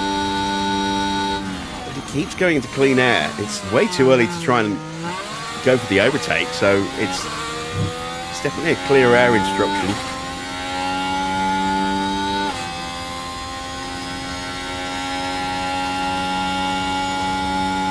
And all he's doing is just making it harder to actually get in position to overtake anybody. Because he's not getting that slipstream, he's not getting that toe.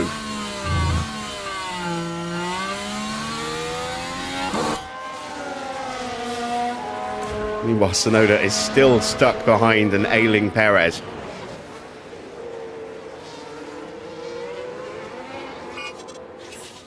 There we go, back to full wet conditions.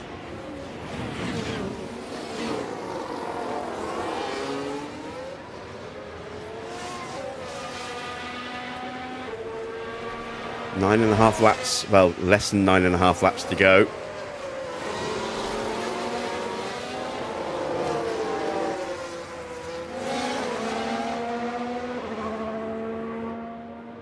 Albon's with Stroll. He's got minor front wing damage. And possibly some structural damage as well.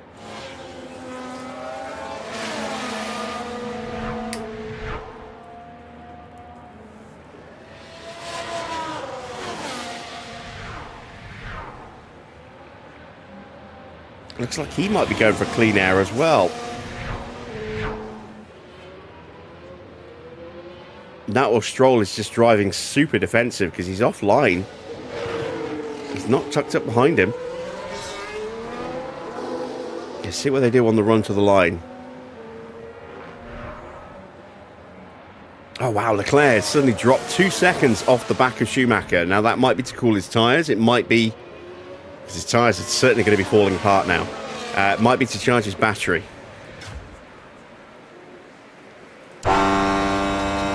Battery's at 38%, so his tyres are at 57. Mick's got more batteries, tyres are also about the same. At 56. Yeah, Leclerc just lost a huge amount of time that lap.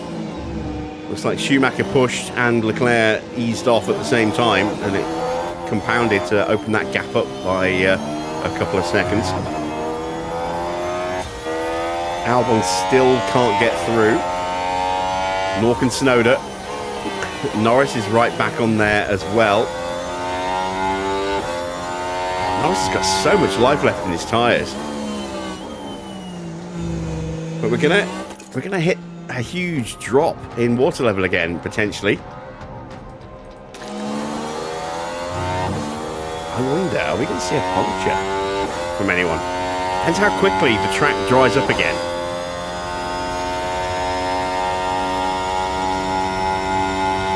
This race is still not done. There is still potentially a twist in the tail here. Norris has a lovely set of tyres compared to most cars. He's got a nearly full battery. And he's not driving in clean air anymore. So he must have been just looking after his tyres by doing that.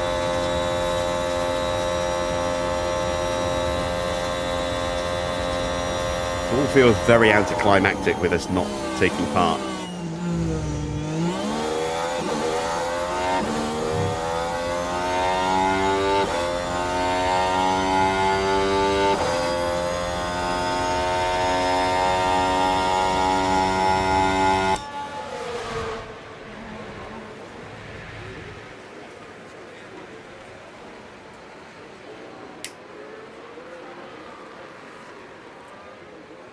We will have Norris lining up alongside Max next season. Hamilton will be moving on. I don't know if he'll be going to another team or not. I don't think he will. I think he'll just go into free agency because no one's going to want to pay him 44 million for one season.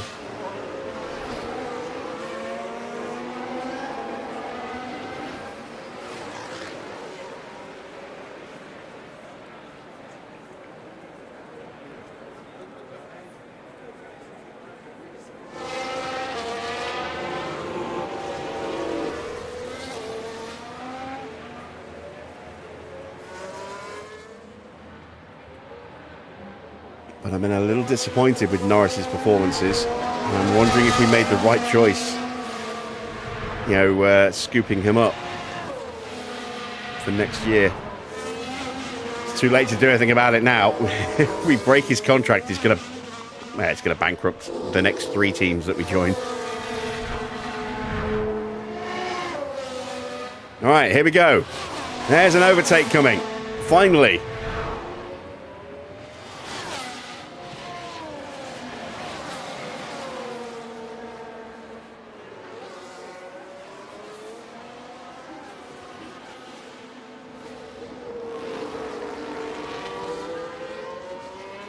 And Norris has more grip with better tyres and no hole in his rear wing. So he gets up into 9th place. Maybe he heard me talking shit about him. It's like, oh, boss is watching. better start showing I can actually do something. Justify my wages for next season. He's going to earn more than Max is. Max has got another 3 years left, I think, on his deal. He's on 25 mil a year. Norris is joining us on like 32 mil.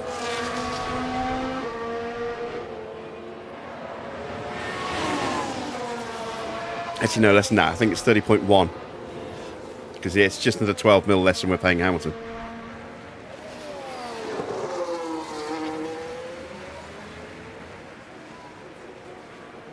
Can Norris get his way past Perez? Track is still getting a little bit wetter, but it's about to turn on its head again. In a few minutes, it's going to go back down to below 4 mil for the last few laps of the Grand Prix. And then we could maybe see some drama with people's tyres. Let's take a sneaky peek at what everyone's tyres are looking like. So Bearman has pretty decent looking tyres at 60%. Russell 64, 65%, 64%. It always takes the lowest value. Mick has tyres at 54%. Leclerc at 55%. Bottas, his tyres look pretty good at 69. 58 for Stroll. Albon 54. Perez 56. Norris trying to get alongside at 73, so his tyres are the best on the grid right now. He's almost out of battery as well. Look, he's burnt all of that battery. And that Audi is a rocket ship in a straight line. You can see Perez pulling away from him.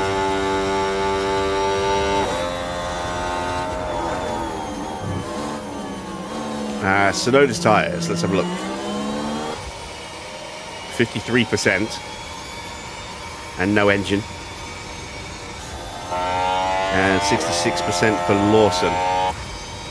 So there's a couple of drivers that may potentially, depending on how quickly that track dries and how much it dries, could potentially be at risk of a puncture here. I don't think they will be. I think they've probably got just enough left. But I mean, we've seen all sorts of crazy things. A lock-up, which will pump a huge amount of heat into the tyres and take life out of them, would be an absolute disaster for anybody, really. But specifically those whose tyres are at like 50%.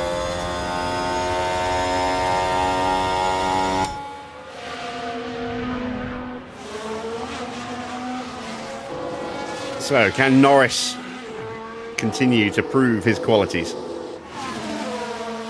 At last, a chance for Lando of Mercedes to prove his quality.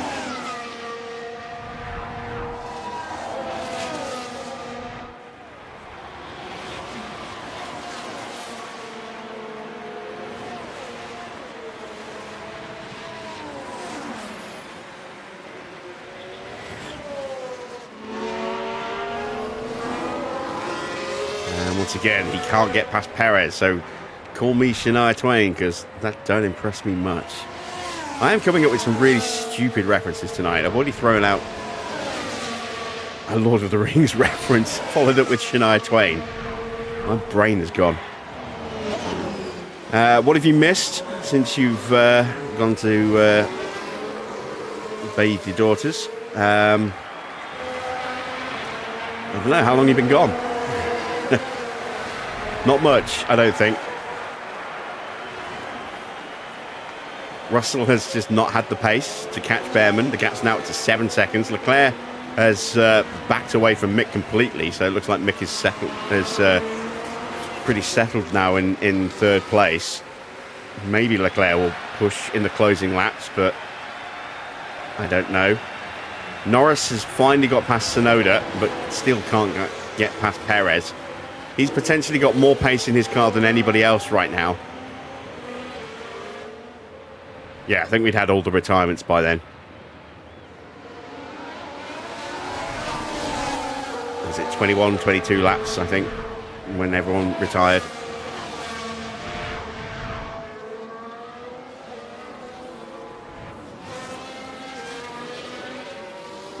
Come on, Norris. Prove your worth.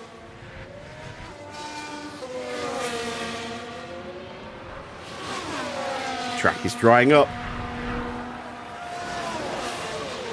We're going to have 2 laps of very high temperatures in the tyres again. But I think, they'll be fine. I don't think we'll see a puncture. Unless we see a random puncture. We saw a random puncture last night. Tyres were at 90% and one of them just randomly went pop for somebody. I forget who it was. Was it Norris?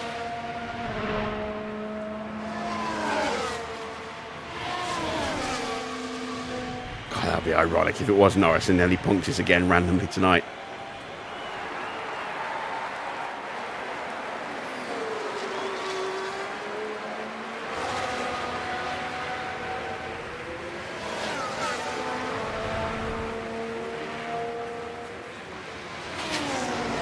You know, one thing I really miss from seeing open wheels like this, and it's not coded into the game because the game had wheel covers, glowing brake discs.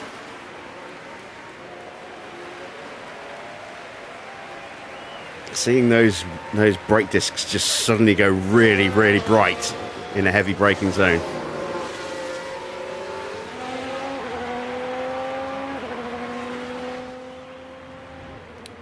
Have I tried playing Project Racing? Not Project Racing. I did try Project Cars and Project Cars 2. I couldn't quite get on with them.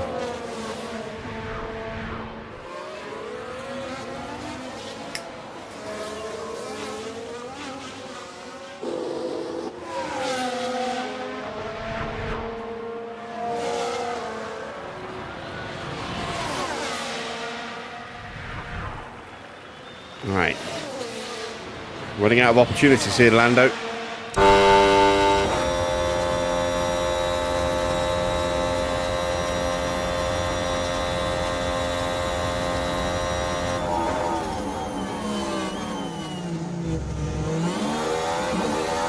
Oh, wow. Bottas is putting pressure on Charles Leclerc.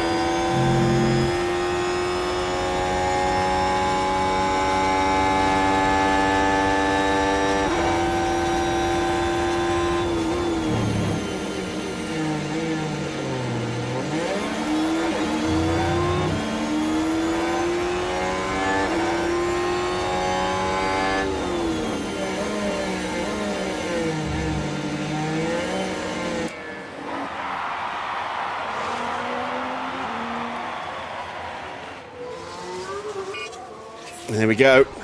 Inters are now the prime choice of tyre for these conditions. No one's going to box though, with just 3 laps to go.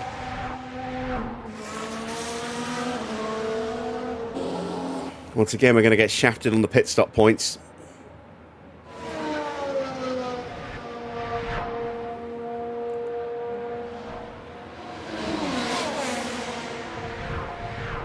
Project Motor Racing. I don't know that.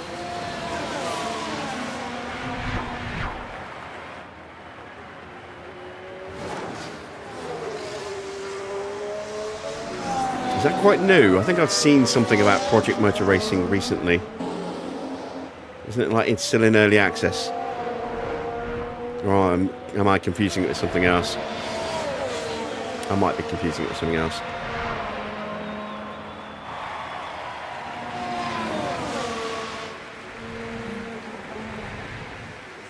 Right, Valtteri's close enough to have a look. just a question of when he actually does it now. He's got 2 laps to go. Oh, Leclerc's hit the wall. Is Leclerc out? No, he's still going, but that is a huge breaking of the wing. And Charles Leclerc has just thrown away big points for Red Bull. He's going to be so... I think he's going to have to pit. I just understeered into the wall and ripped half that wing off.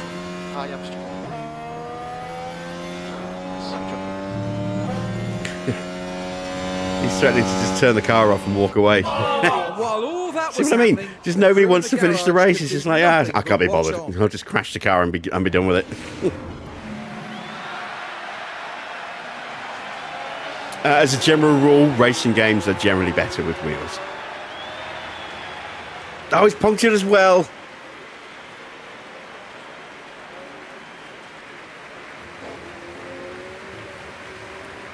He's punctured as well.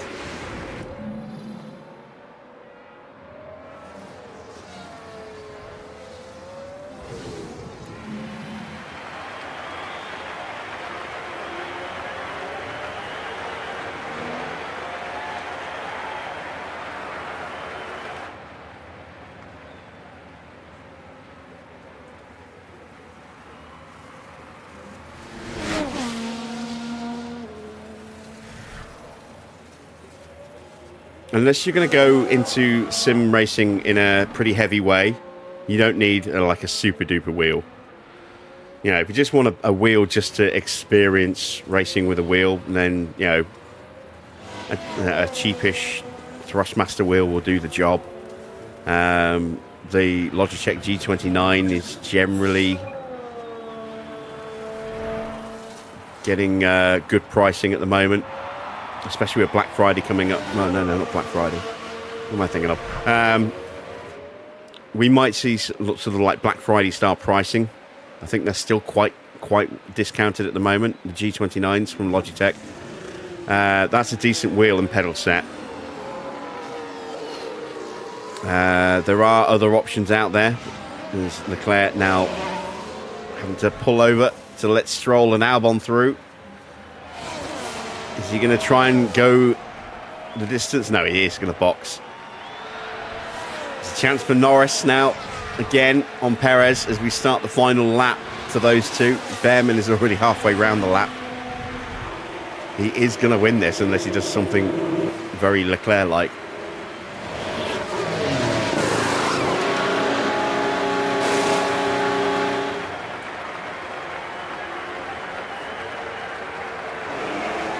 There's not going to be trouble in the pit stop times with that one.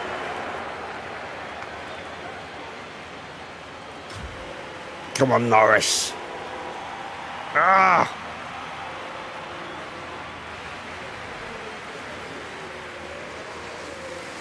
And if you do decide you want to get into, you want to go down the racing route, get really into it, then you know, at some point you're going to want to invest in a direct drive wheel.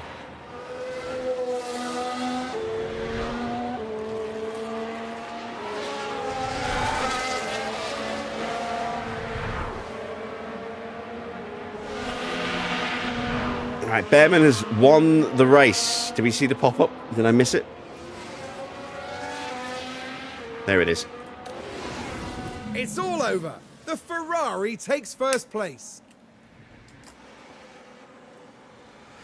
That's Ferrari's first win of the season. It might even be their first podium. I don't think anyone could be disappointed with a race like that. A consummate professional through and through. Come on, Norris. Last chance. Because you're not going to win a drag race up to the line. It's got to be here if it's going to happen. Russell takes second place. That's 18 points for him to close the gap in the Drivers' Championship. Ferrari have taken a bite out of our championship lead. It's just as we scored some points in the sprint to minimise that damage. Norris might win the drag race.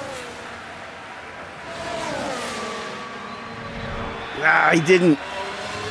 He just missed out to Perez. 0.08 of a second. Lawson 9th, Tsunoda will take 10th, and Charles Leclerc coming up to the line with a new wing and a new set of wheels. New set of boots. And there we go. 11 runners.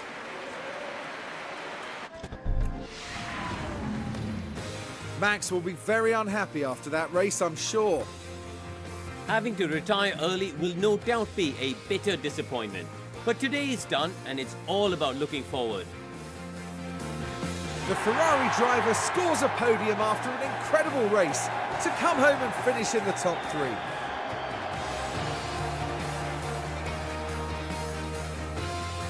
Their first win in Formula One, and hopefully a bright future lies ahead of them. And there's not much that rivals the Las Vegas Grand Prix when it comes to the podium presentation.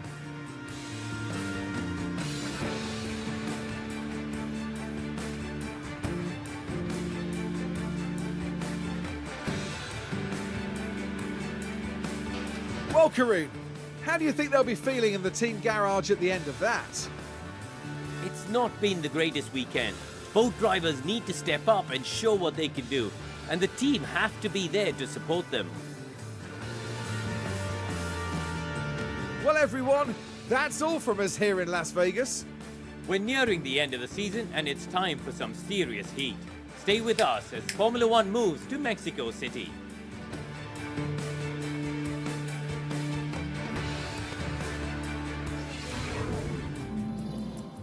Oh, there we go then. Confirmation of the final results. Ollie Bearman gets a win for Ferrari, annoyingly.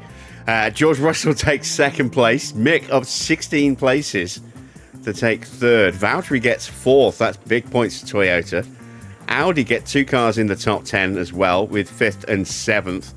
Albon and Lawson both get a double finish for Williams as well. Norris gets 4 points for Mercedes, and Yuki gets the final point for Aston. Charles Leclerc, the only driver to finish outside of the points and actually finish. And then 11 retirements. Yeah, just what's going on with the end of this season? Are we gonna see any more of this? We've got an almost certainly wet Brazil to come, and well, we could see all sorts of lockups at Mexico, whether it's wet or dry. In the Drivers' Championship, 21 points earned across race and sprint for George sees the gap come down to just 51 points. A reminder, Brazil is double points. So, given that Oscar has not scored any points of any real note for quite a few races now, George could theoretically steal this championship from him. Antonelli, in third place, picks up another 4 points. He's on 213. Then it's Leclerc. No points this weekend. He's on 195. 4 points for Norris. Puts him on 180. Then Yuki Tsunoda, 1 point earned. Moves him an extra point away from Ocon. Those two continuing to stay glued together. Then Hamilton with 5 points this weekend from the sprint. He's on 117 now. Bearman jumps up 2 places into 9th with his win and a point in the sprint. So that's 26 points. So Ferrari outscored us by 13 today. And then Max with 8 points, up to 87 points now, but down into 10th place. Colapinto also drops down a place. No points for him. Doesn't deserve points. He's on 75. And it's Gasly, Valtteri, Albon, Sainz. Gets very tight now. 40 points for Sainz, 39 points for Bortoletto. Schumacher up 3 places on 38 points with his 17 points earned this weekend.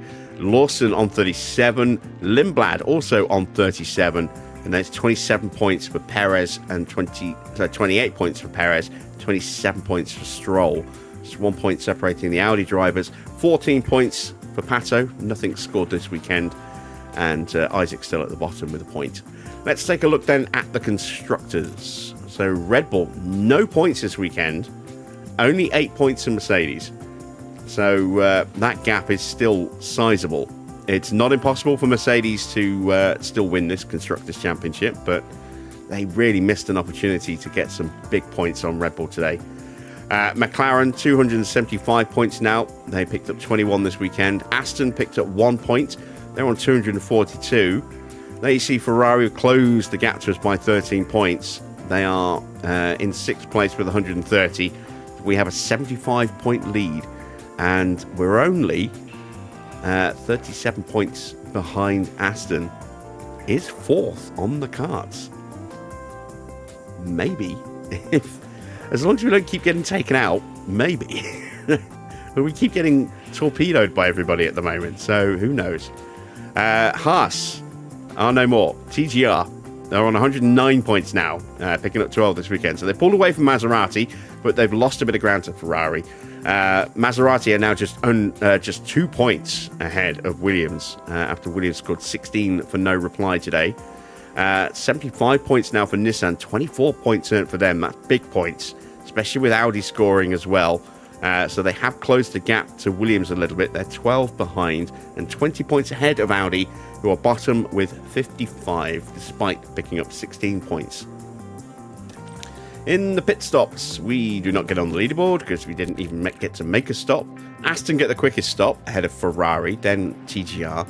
Red Bull in 4th, Williams 5th, 6th for Nissan, 7th for Mercedes, 8th and 10th for Audi, with McLaren in between in 9th. Almost a complete break there, or a complete set of cars in the top 10, not including us. But we got 9 separate constructors, not 10. Let's take a look then at the standings. Red Bull stretched their lead over us again by another 12 points, and we're now just 3 points ahead of Aston because we keep getting screwed over. Mercedes on 210 points. Even they are potentially becoming a threat now. And Ferrari are up to 5th on 197 points. Nissan down 1 into 6th on 190. Realistically, anybody down to Nissan could still jump us at this point. I think McLaren are probably a little bit too far behind now. In fact, they are too far behind. There are 2 Grand Prix left, so that is a total of 86 points available. And McLaren are 96 points behind us. So we're safe from McLaren, but Nissan could get us. Ferrari, Mercedes, Aston could get us. We could still get Red Bull. It's not looking likely, though, unfortunately. Then it's Williams with 117, 110 for TGR, 89 for Audi, and Maserati still can't score any more points. They're stuck on 8. No pit stops for us. No money for us as well. And I am absolutely terrified about the damage we're about to see in the inbox. Please don't be as bad as I fear it's going to be.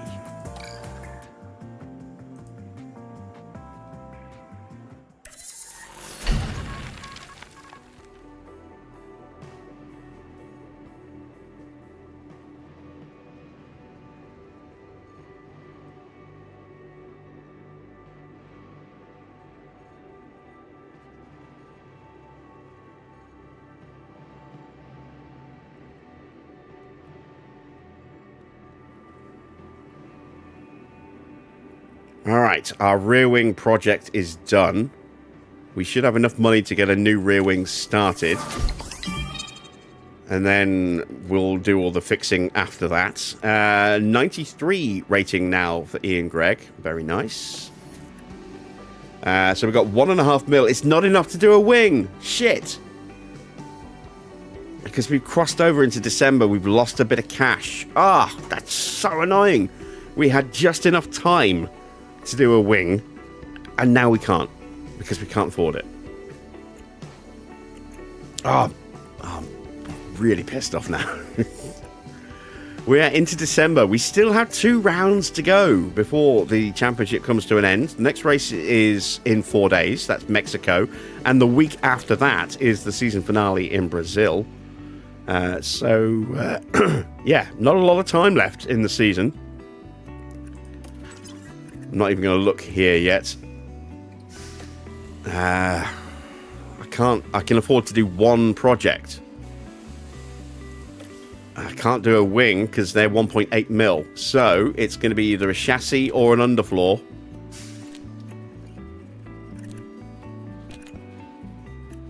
I think it has to be an underfloor, doesn't it?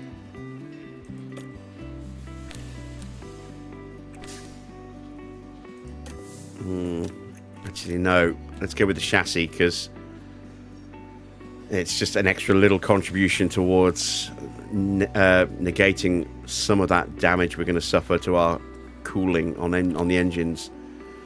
All right. Let's have a look. Let's whack that all the way up. Let's whack that all the way down. You get an extra 2.5% or 2.25%. It's not a huge amount, but it's something.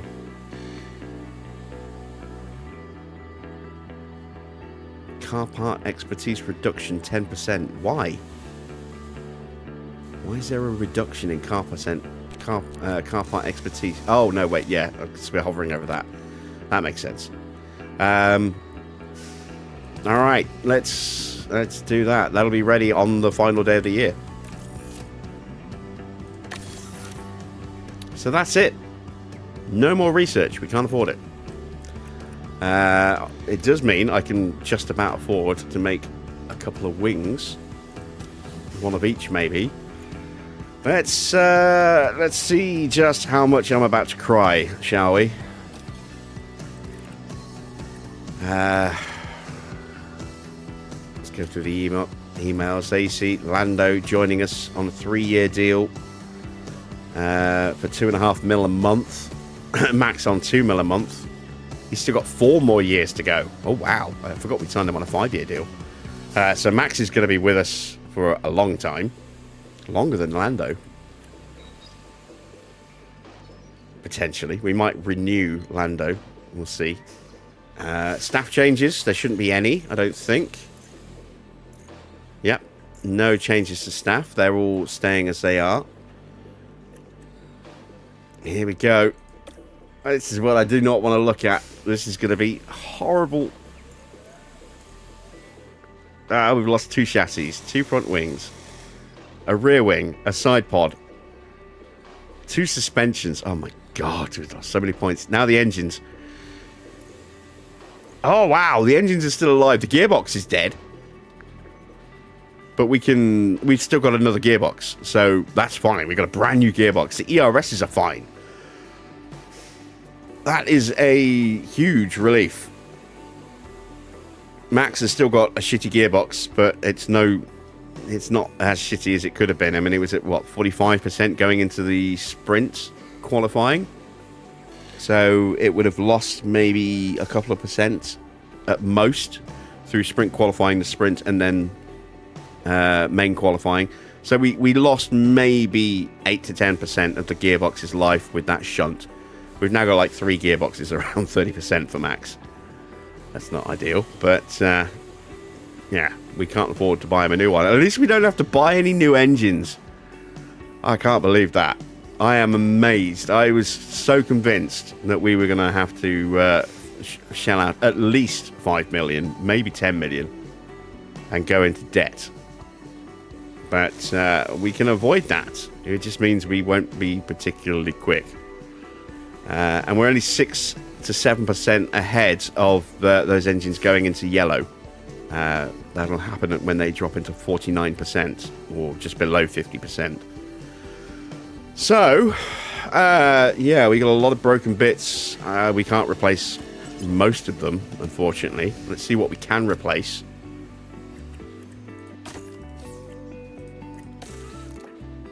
I've got 1 spare chassis for Lewis, who has the better gearbox, which will be significant in terms of pace, which is why we're favouring Lewis here.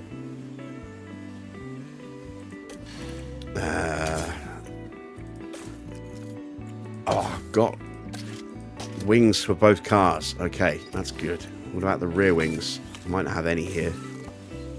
I've got 1. Let's make a new one for Lewis.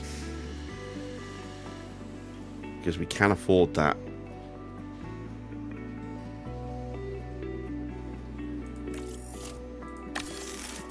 And just to give us a spare front wing, let's make a spare front wing as well. That's it for cash. We have a whopping $44,000 left. Side pods. Okay, so we'll have to roll back onto max there. Underfloor. We are still alive on underfloors. Ooh. Suspensions. Oh my god.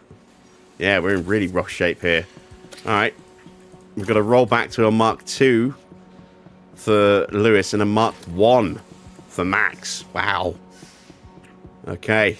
Not ideal at all. There we go.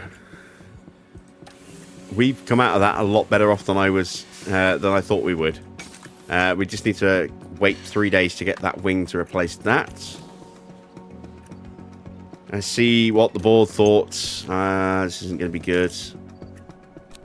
Yeah, disappointed. Well, no shit. They're disappointed. Brings to an end our run of 4 delighteds in a row. It should have been 5.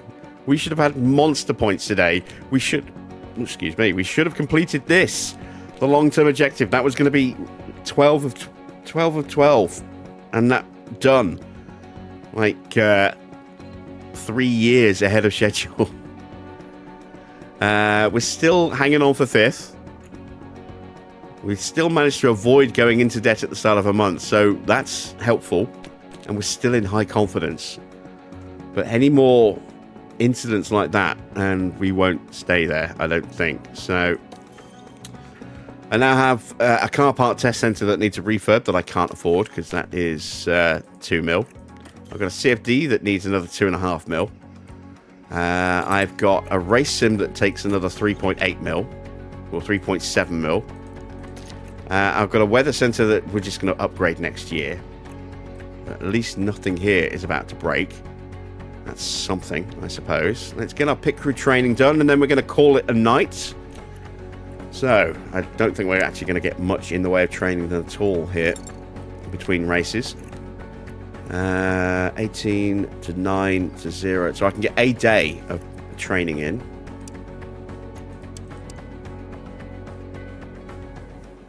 Maybe not even a day.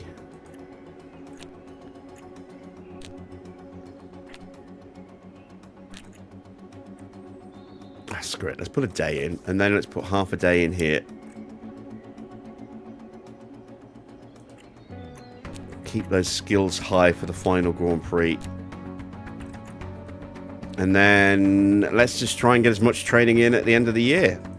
So let's work on car building and gym training.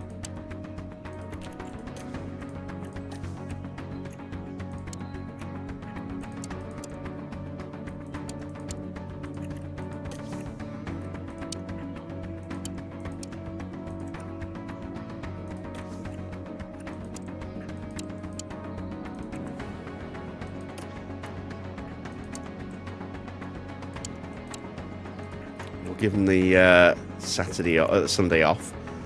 We'll get him in on Christmas Eve.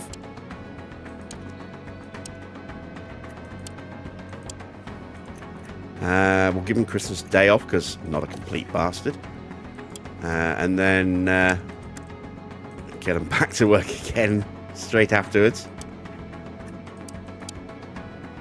And now I want to make sure my stats, if possible, hit 94, because we are going to lose some skill points over Christmas and New Year, or over the New Year itself. So we want to make sure we're as close to maxing them out as possible to minimize what we are potentially going to lose.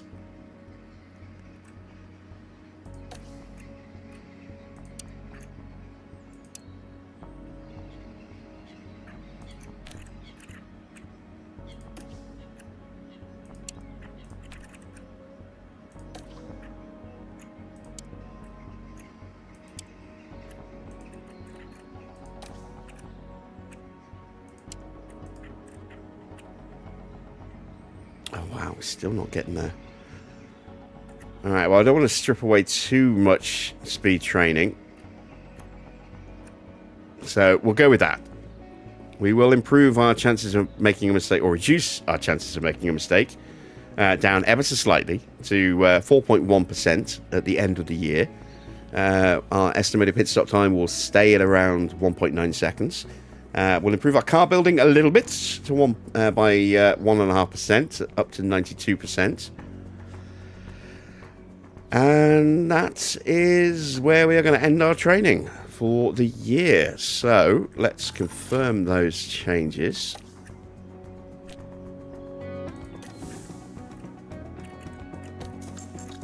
And there we go. I need to take a screenshot of the race results so I can I can follow up on yesterday's post. In fact, actually, let's create a save.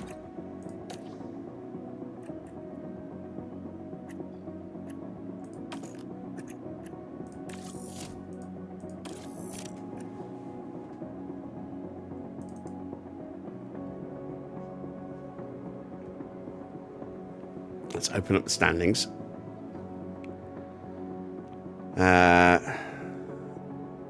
So this is Canada. This is yesterday's race.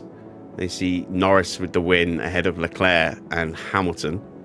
Hamilton got driver of the day. 6 overtakes, 17 defends, 11 positions gained. Top performers, Pato for not killing anybody. Valtteri for not killing anybody. Lando for winning the race. And Leclerc for getting on the podium. Yeah, look at that, look. All those DNFs. And now, let's take a look at tonight's race. Oh, it's not there. Why isn't it there? It should be there.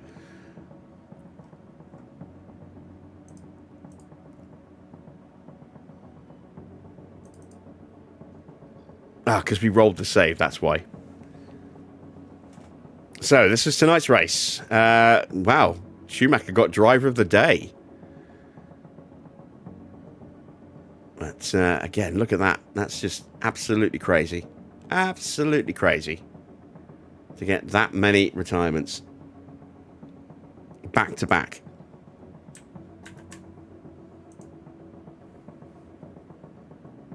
So, yeah, Bearman with the win. George second. Mick third. Top performers. Valtteri for not killing anybody. Bearman for winning his first Grand Prix. Albon and Lawson for not killing anybody. And Leclerc got the fastest lap. Yeah, very, very disappointing result. We were on for so many points today. So many points. And wrapping up our long term and earning some cash and paying for research, which we now can't do. So disappointing. All right, well, that is it for tonight. Who knows what's going to happen tomorrow now? I did not think we would see another race like Canada in a while, and it happened twice in a row. So maybe tomorrow will be the hat trick. We'll be back at the usual time tomorrow of 8 p.m. for round 19, the penultimate Grand Prix of Season 4, as we head to Mexico for a normal Grand Prix weekend with very limited parts and not the best powertrains left. Can we do something? Hopefully. Will there be chaos and carnage? Quite probably. Based on the last two races. Yeah, anything could happen. So hopefully I will see you there. If you have enjoyed tonight's race, a thumbs up, as always, is much appreciated. A big thank you to everyone who's popped the super chat again tonight. Wayne and Army, very much appreciated. And yeah, hit that subscribe button. Hit the bell for notifications on starts of live streams, etc. I will be back tomorrow with more at the usual time, as I said, 8 p.m. Until then, that's it from me. Thanks for watching. I am Jim Bob, and I'll be back with more F1 Manager very soon.